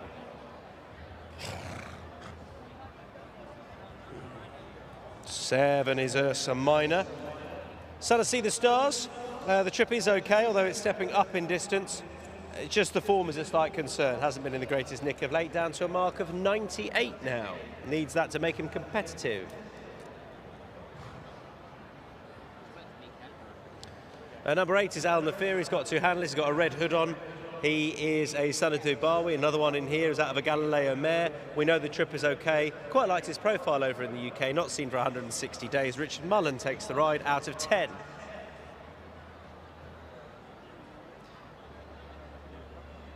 This is Ruling Dynasty. He's a son of Knight of Thunder, who is getting more and more horses who want to trip now. He started off with some pretty speedy horses, did Knight of Thunder, in his early stallion career. Anyway, he wants further now, gets horses to get further now. This horse was last seen over 2,800 metres. That was at Royal Ascot when well beaten, but prior to that he was pretty upwardly mobile. Number 10, New Comedy, just had a little kick out a moment ago. I think that was largely to do with the camera getting too close to him, nothing untoward. New Comedy is a son of See the Stars. He does get this far, he's just down the weights because he's been a little bit out of form. He will need the couple of runs to put him spot on for this. He's getting towards an interesting mark, but this is competitive, probably too competitive for him. 11 is Laresh, who is one of the 3-year-olds in here. Is he the only 3-year-old in here? Yes, he is. That's Laresh for Bernardo Pinheiro, Musab Al-Meri. Stepping up in distance, that's a slight unknown for a son of Ifraj. And 91's fair, though, dropping down to a more competitive mark off the back of some below-par efforts. Trailer lines up for Callum Shepherd and David Simcock. Trailer, who again is up in distance. He's a son of Australia, so that's absolutely fine. Was in winning form at Sandown a couple of starts back. And he got there by a nose, beating Dark Island, but was decent value for it and is well worth a go up in distance, although it is markedly up. 13 is Scottish Anthem. Sam Hitchcock, Simon and Ed Crisford. And this horse is an interesting new recruit out here. They do well, these connections with the horses that they buy. They've done well rubber racing with horses for this yard, horses that they brought out here.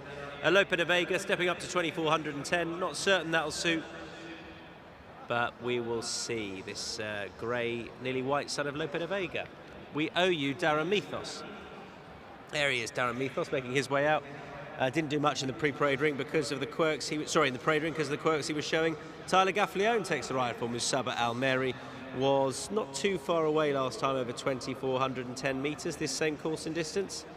And hopefully that will have put him in good stead for this, but he is having his first go of the season. The trip was okay last time.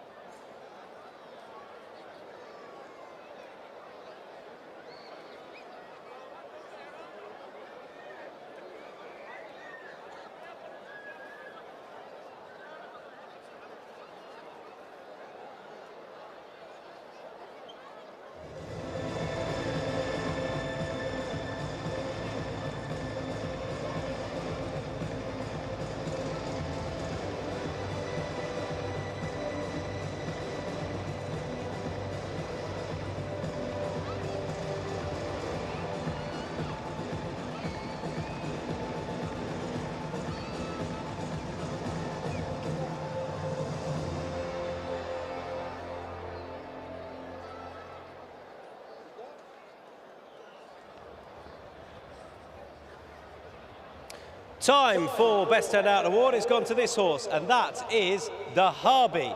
And Dahabi judged Best Turned Out, first start of the season out here, and looks really well off the back of that absence.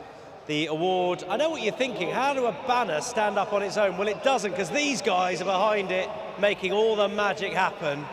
Dispel any myths about banners doing their own thing. Well done to Kamran Afzal.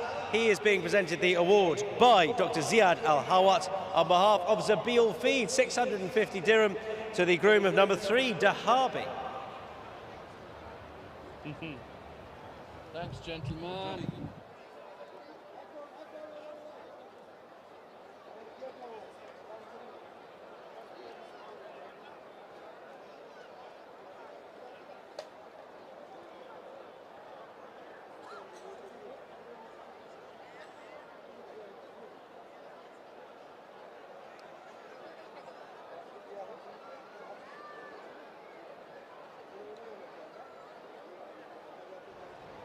So we had a Godolphin winner earlier that was sort of obvious now on the face of it, and I'm worried, Nick Lightfoot, that Ruling Dynasty is just there. Not dissimilar in ways, as in lightly raced. Yeah. There's been a disappointment. Also bred for the job. The one earlier measured time as a half-brother of Rebel's Romance. This one's a half-brother of Bandinelli and, more pertinently, Old Persian. He's not dissimilar in that respect. Yeah. Willie Buick wouldn't be dipping down to this kind of weight, of course, to ride's Ruling Dynasty. There's been a lot of promise so far. I know he disappointed in the Copper Horse handicap at Royal Ascot, but scratch that in a way, given the fact that 11 days earlier, he looked like being potentially very good indeed when routing them on seasonal return at Haydock. James Dorr was really praiseworthy that day, and he's got a lot of potential, and that could just blow this field apart. Yeah, and Makar Barcelona in these colours has done very well in the past, particularly on horses that are carrying a low weight.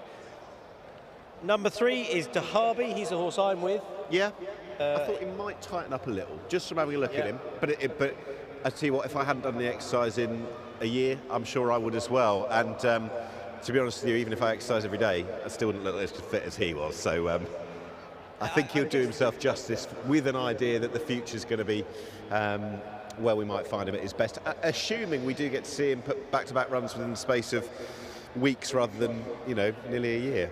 Yeah, I wonder if they just drew stumps with him last year and just maybe there was something amiss, but he ran okay that last start. It's probably just them thinking he's a horse for out here. I was hoping that with that, I'd just give him another chance this year because he's only had 9 starts since 2020. He's a very lightly raced horse. This is Dubai Future. Go on, the floor is yours. You love this horse. I do. I'm not so sure that when we sat a few hours ago and I boldly said that Christmas is out the window if he doesn't win, I'm not so sure that I'm happy to stand by that statement, but I guess you sink or swim, so we've got to. I do love him.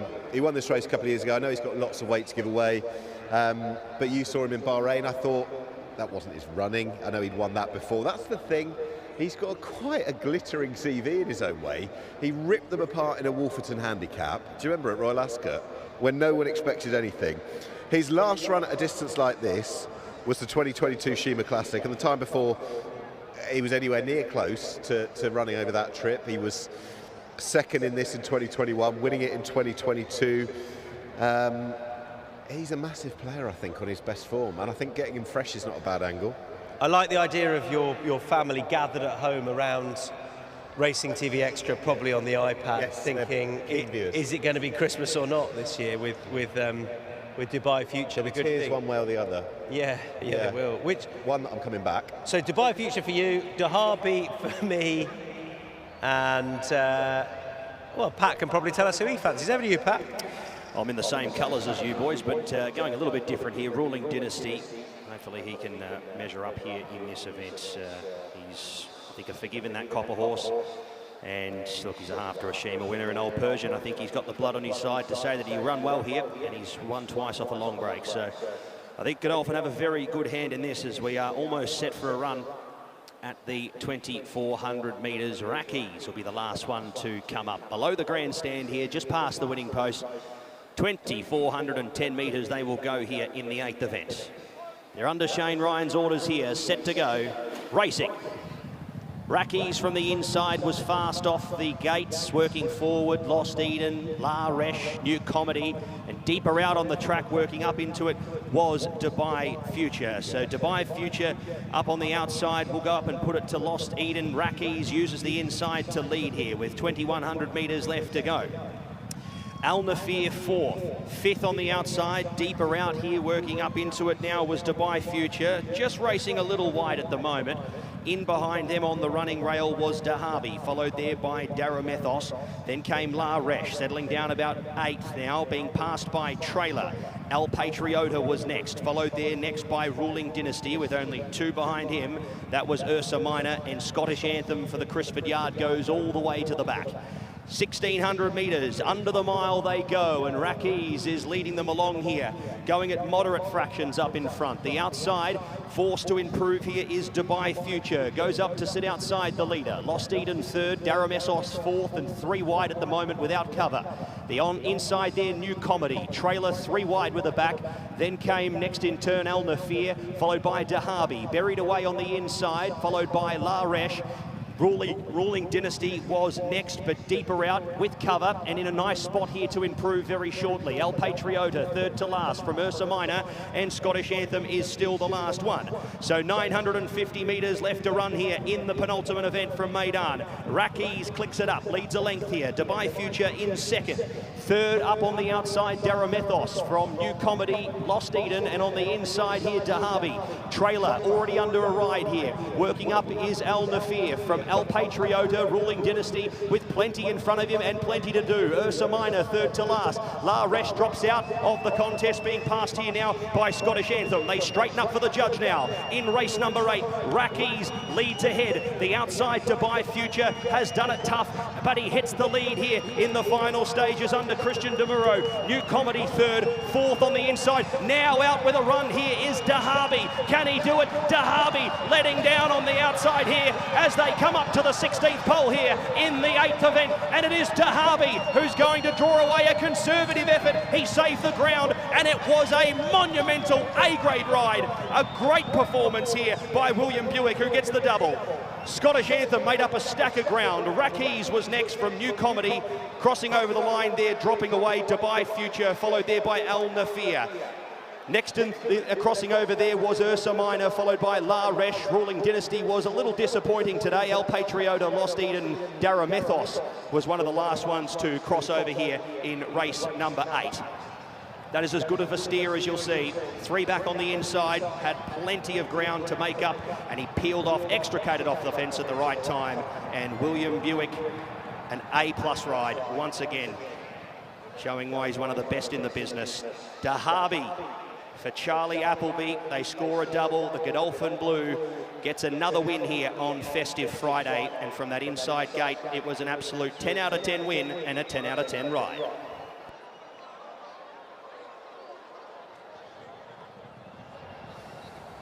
Yeah, he got him into a great position, Dahabi, on the rail. He's not a horse who's settled perfectly in the past, but he got him on the rail with horses in front of him. That suited. He switched out. I think he wanted to come right down the outer initially, but he couldn't because he had the horse on his outside, New Comedy. But then when he's got him rolling, it always looked as though he'd pick up Dubai Future, who Christian Demuro has given him a great ride because he's got him over and he's got him tracking the pace, but he's probably just up against a better treated horse, but I think he is in the form of Dahabi, and he's got a little bit tired late on. He's finished back in 4th, and I don't know if 4th means any presents at all at Christmas, but we'll find out from Nick soon enough. But Dahabi he's just got rolling at the right time, and he's had a better trip than probably most of the other horses. It opened up quite nicely for him. The horse has run pretty well, is New Comedy from where he was positioned. And in fact, Scottish Anthem's interesting. He was dropped right out initially. I think that horse could be interesting going forward. Beyond this, could have some interesting targets ahead. Dahabi the winner.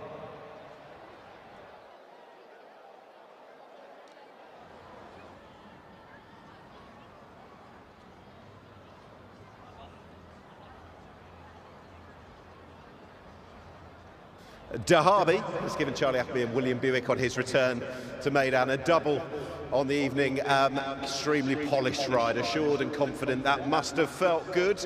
Well done indeed, William. Thank you. No, it was good.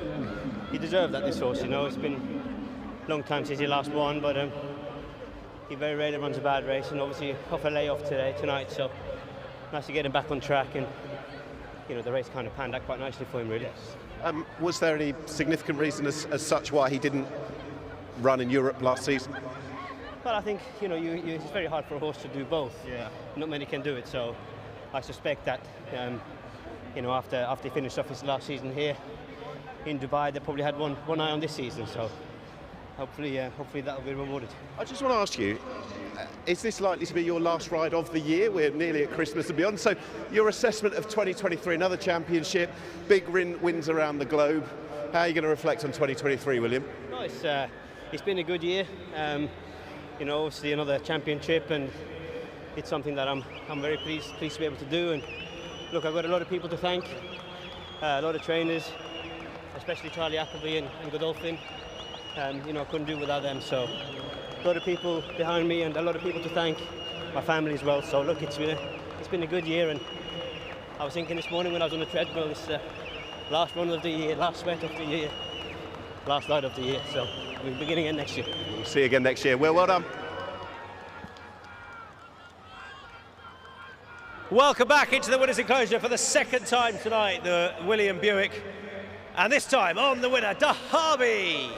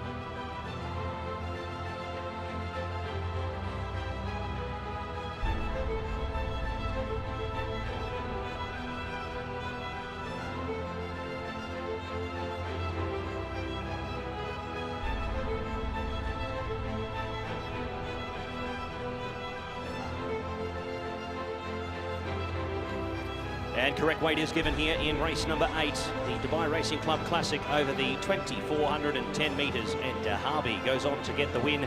William Buick and Charlie Appleby pick up a double on the card tonight. Numbers 3, 13, 10 and 1. Correct weight, race 8.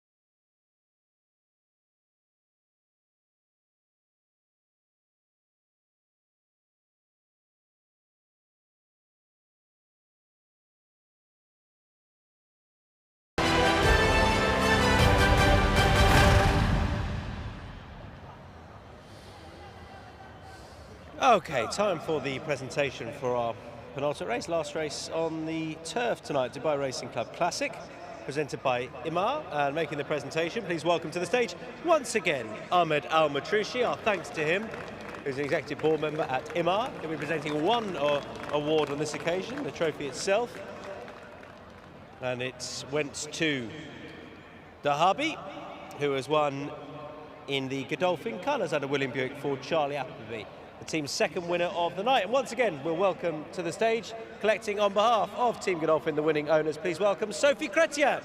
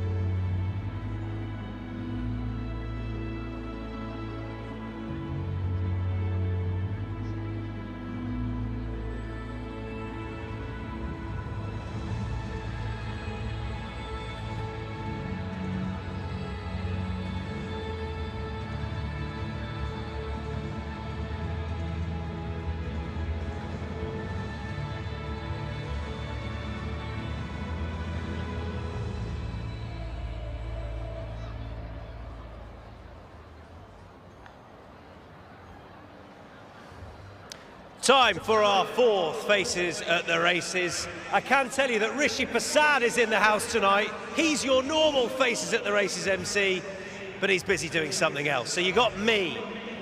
And who are we going to pick for our fourth Face at the Races? You've got to smile for your chance to win. We need to see your teeth. That's the prerequisite. Any teeth not shown means that the winner will be voided. But who's it going to be? You can see someone there, that's a nice smile. What about you, sir? Big thumbs up, maybe overdoing it. It is you, and it should be. It should be you after a smile like that. I know you're shocked, but you've won 500 dirham. Huge congratulations to you, sir. Faces at the Races, Barnet of the night, 500 dirham coming your way.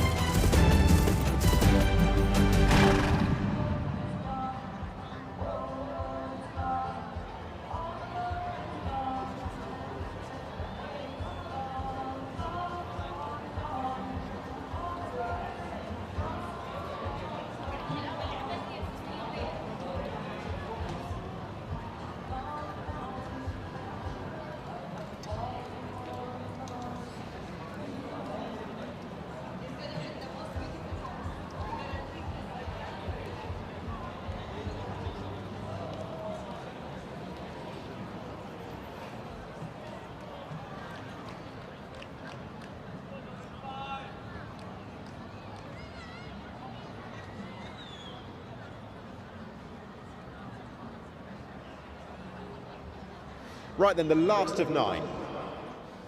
What's been a really enjoyable highlight so far of Meydan's new season. 4 meetings in, this being the 4th, and comfortably the best of them. It's one of the feature Fridays, and don't forget, Fashion Friday comes up at the end of January, so do come back for that.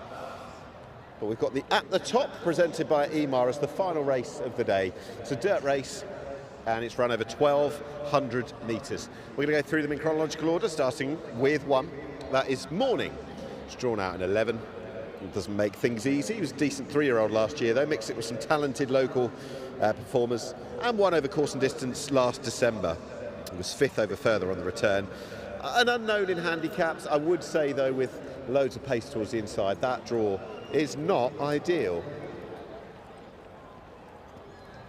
Number 2, this is I'll Stand Taller, formerly in the States, having a first start since the beginning of February.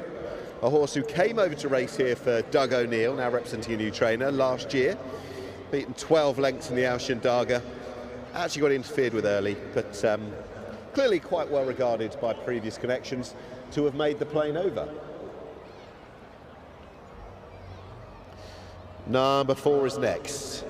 And Doug Watson talking positively about the 7-year-old Al-Tariq, who's not in ways dissimilar to Golden Goal, who ran with distinction for the same trainer earlier. Al-Tariq, he's got loads of back class. He won the Dubai Stakes last year. He won the Aushindaga in 21. He was 6th at Sharjah last time. It's the 3rd campaign of the season, already having finished 4th here at the start of the campaign. I don't think through last season and this season it's unfair to say he's not at the level he once was, but he should be hard fit, and his trainer was confident he'll run well and give himself credit. That is Al-Tariq, number 4. Moving on to the Shadwell-owned Al-Karama, trained by Musaba Al-Maheri. He's another 7-year-old in the race. Looking for a first win in a good couple of years, though. Both wins out here have come up the hill at Jebel Ali. Potential on the very best form, and is well drawn in 3. Shanty Star. These colours have been worn to good effect throughout today. Celtic Prince ran a good race. This is Shanty Star, who's having a first up run, 286 days since last seen. Down and tripped to this distance for the first time since first up last year, and he hit that golden spell a couple of years ago, but questions to answer perhaps on where we last saw him. One question you won't have is where's Shanty Star in the run, along with Mr. Cafu. They're pretty striking grey horses. Shanty Star is number 6. Right, 7 is Takid, one of a whole host of chances in the race from Michael Costa, the informed trainer. Trainer of the season, really. Takid, lightly raced, bags of potential. Won here 2 weeks ago on handicap debut over the distance.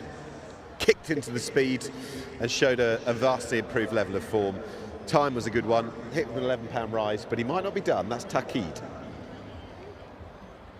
What about a stablemate? That's Thorban, who along with Takid was a winner last time out here. Takid was 2 weeks ago, Thorban was 4 weeks ago. And that was over course and distance on the 24th of November. Blinkers were a good addition. Ben Cohen actually rides against him on this occasion.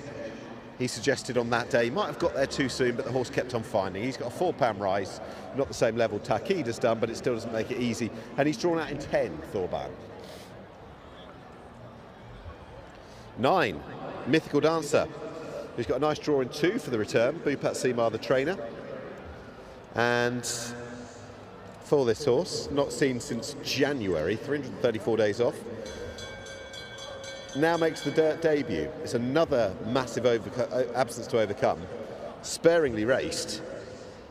You have to go back to the 15th of October 2021 for this horse, sorry, the 8th of December 2021 for this horse's second last penultimate start. He doesn't get seen very often, Mythical Dancer. Got to prove himself on the dirt. 11 is another of the greys, with no 10 secret moments. This is Mr. Cafu, who's got 3/4 of a length to turn around with Thorban from last time. He's better off with that horse. Placed both runs this season, and given he missed a long time between February 2022 and 23, November 2023, he's been going okay, I think, Mr. Cafu. It was a wide draw, went behind Thorban as well, and better berthed in 7 now. 12 is Shanghai City, who only ran the other day, less than a week ago at Jebel Ali. Returns to Meydan for the first time in nearly 2 years and looks for a first win in nearly 3 years. Right, the only one we didn't see is the, well, potentially the best of Michael Costa's Fab 3 in the race. This is Mozahim, 2 from 2 so far. Both wins at Jebel Ali, over 1,000. Suddenly now 94 rated horse. Tackles Meydan, goes round a bend here, up in trip as well. You could argue the way he finishes, another couple of 100 metres, he's no problem. But one problem could just be that draw. He's drawn out in 12. Not ideal with the starting stall, but at the same time, he could just be a very good horse indeed. That is Mozahim, one of 3 from Michael Costa.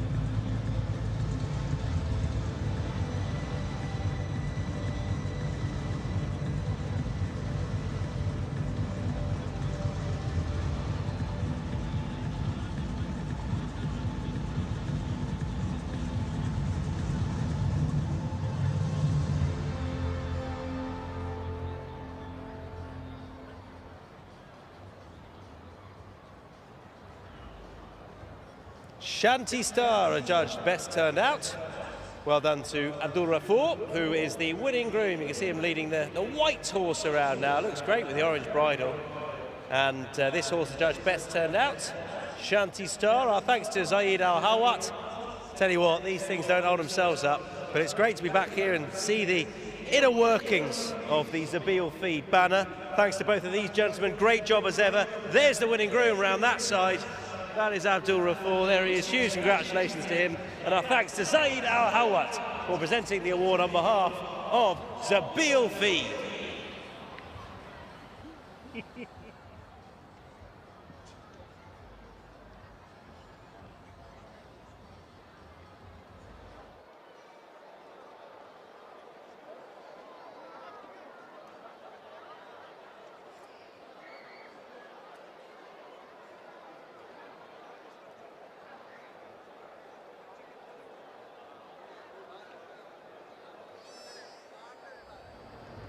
A good competitive race for the final of 9, joined by very much the trader of the season so far, Michael Costa, having his second season out here with the licence. You've got 3 in the race, all last time out winners. Can we just start with the horse that's unbeaten so far, Mozahim, who tackles a new trip, new course? I guess the draw hasn't been too kind though.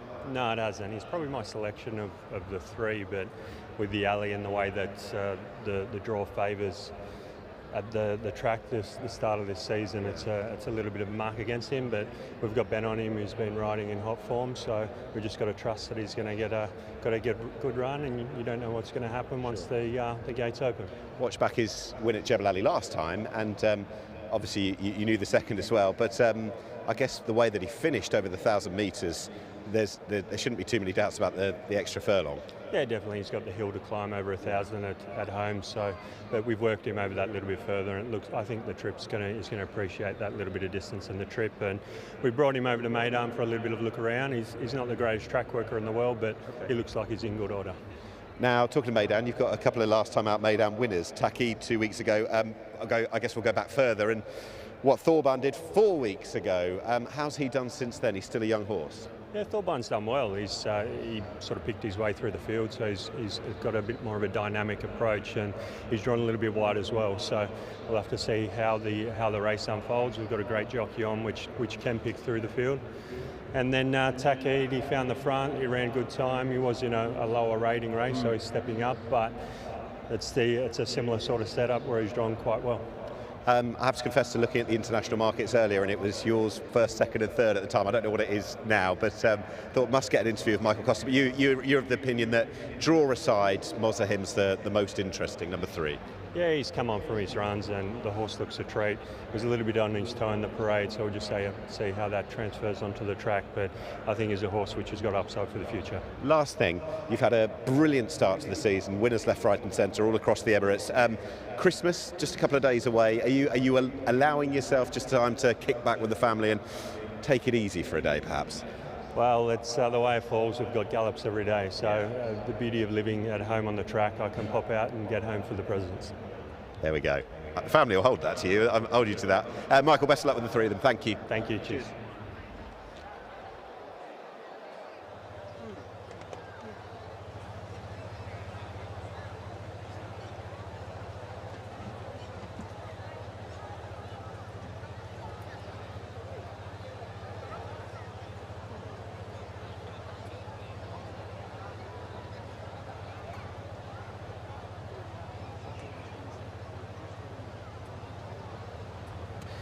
Yes, we've heard from Michael Costa, the right man to get for this race. He's got 3 live chances in there. I guess, given that Ben's on Mozahim, stable jockey on Mozahim, that's always the angle that this is the horse they fancy most. But you can't get away from the draw not being ideal. Yeah, you had your when we previewed this a while ago, you had your draw stats.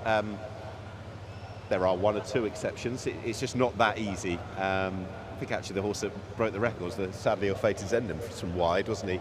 Yeah. In the Shaheen, a few years ago now. But yeah, if he gets a flyer, you never know. And clearly, the fact that the trainer at the time of talking earlier had the second and third favourite in the race, but the fact that he earmarks this as the likeliest winner, even with that draw, or the best of his, even with that draw, is very interesting indeed.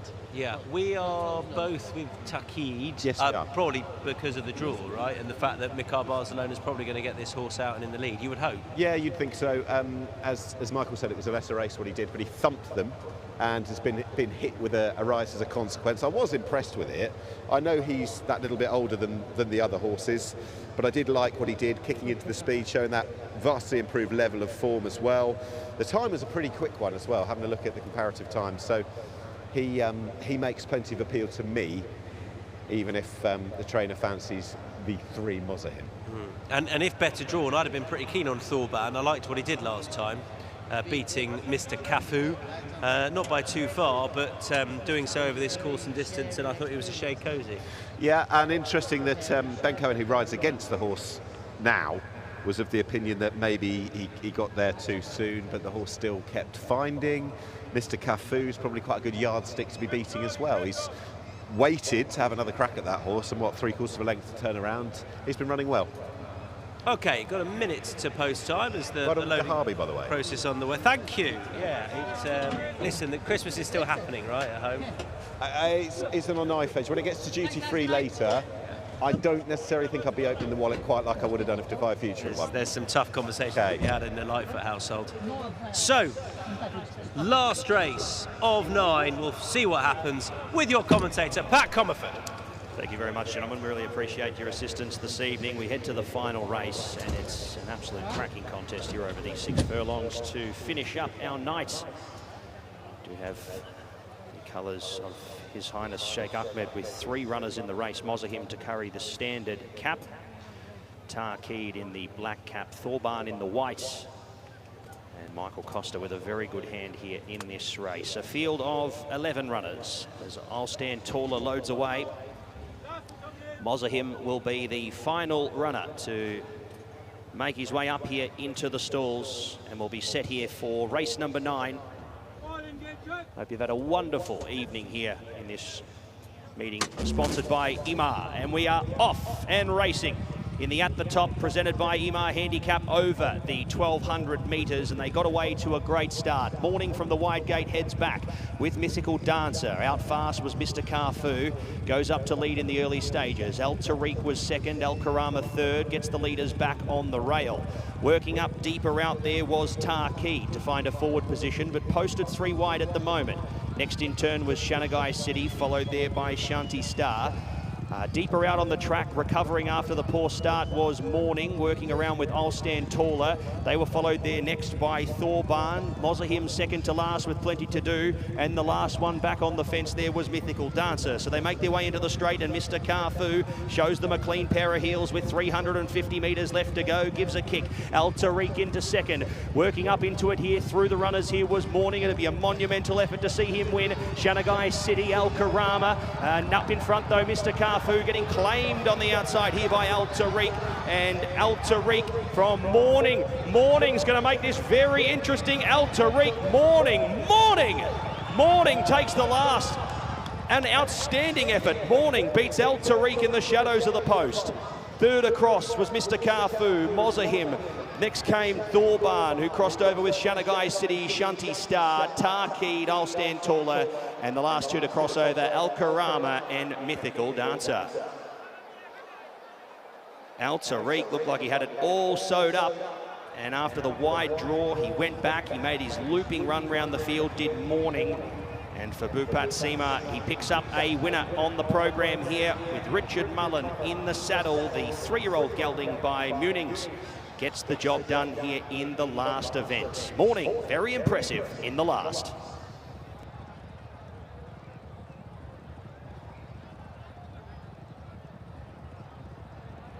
Well, it's another one from wide and off it, and when they go hard enough, you can do that here. And he's another one that has been allowed to sort of creep into it and give him that sort of 1 pounce run going through the gears. Some of those that missed it earlier were rustled up to the lead.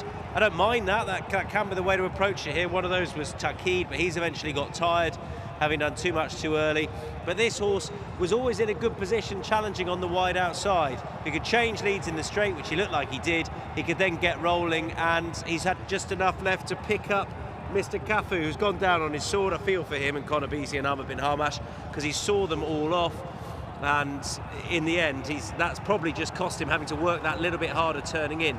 Look, he battles on here, and then it looks as though he's done, and then the eventual second just has his pocket picked late on, because he's seen off Mr. Cafu, and Morning has timed that perfectly. Out of 11, never it looked like in a great early position. But if you can be wide turning in the straight, it's so hard to come through horses on the dirt in the straight, but if you can be wide turning in, still with momentum moving you forward, then you've got half a sniff. Al Tariq's run a really good race. He's back on form, and that's good to see, because he was in a nice position to challenge. Thought that he timed it just right under Pat Dobbs, but the trouble is he had to battle to see off Mr. Cafu, and a slightly fresher Morning coming from further back has scored. Morning wins for Bhupat Seema.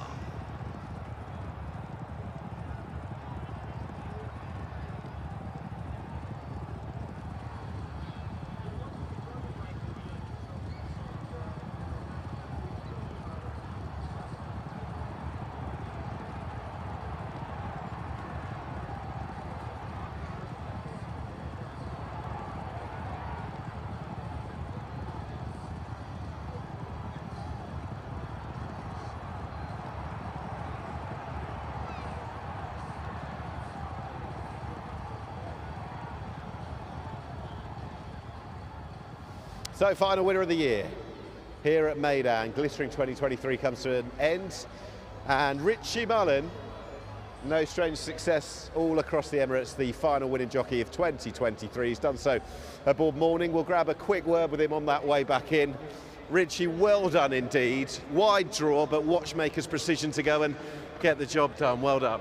Yeah, he's been in good form, but if you watch him there, and he did it the last day, he jumps very awkward. I said to Tig, even when we canted down, it's as if he props, and he did it again. And yeah.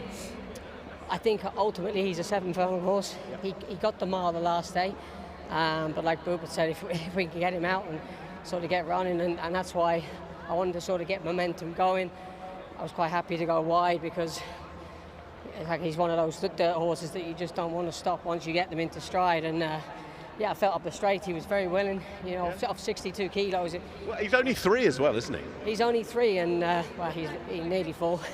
But yeah, you know, he's a lightly raced horse, and you know, look, we've had a long relationship over the years, and with Nasser as well. It's nice to have a winner for him. It's been a long time since I had a winner at Meydan, so it seems like it's a long time anyway. But after what happened in the summer, everything is a bonus from now on. You know. You've had many Christmases doubtless here in the UAE. How much do you enjoy this spell? I love Christmas because especially now I get to. My older 2 live back in England, so I get to see them. So they're back home for Christmas, but it's always nice and for everyone. So it's a nice Christmas present, and happy Christmas to everybody, and wish everybody a happy New Year. Thank you. Well done.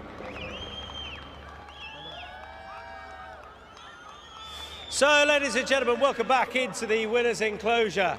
Your final winner of the evening, it's Morning!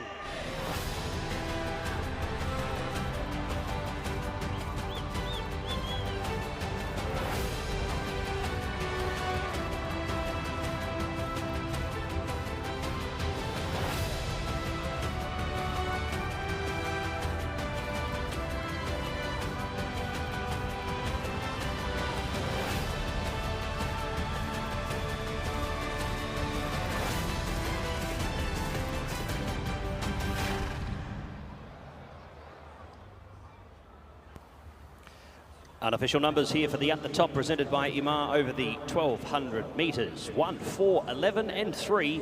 Morning victorious here for Bhupat Sima and Richie Mullen. 1:12.15 the winner's time. Margins a half length by 2 1/4 in the 9th event.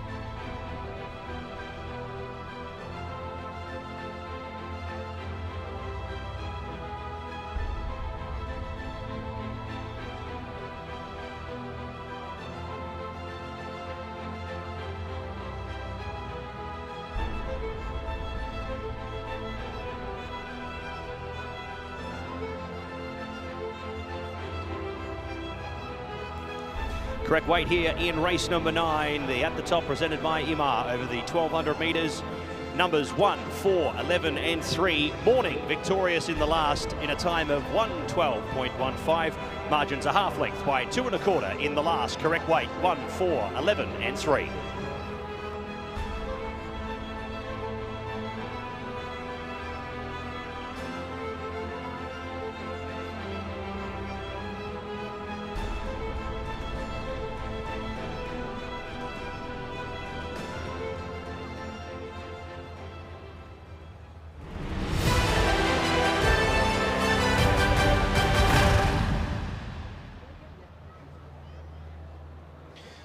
So the At the Top handicap went to Morning. It was presented by Imar, and our thanks again, and sincere thanks as well, to the presenter who's been up for each and every one of these awards. It is much appreciated. It's tiring stuff, so our thanks to Ahmed Al-Matroushi. Thank you, Ahmed, for presenting all these awards tonight, and the final one of them has gone to a man that it's great to have in the winners' enclosure. Please put your hands together for Mr. Nasser Askar.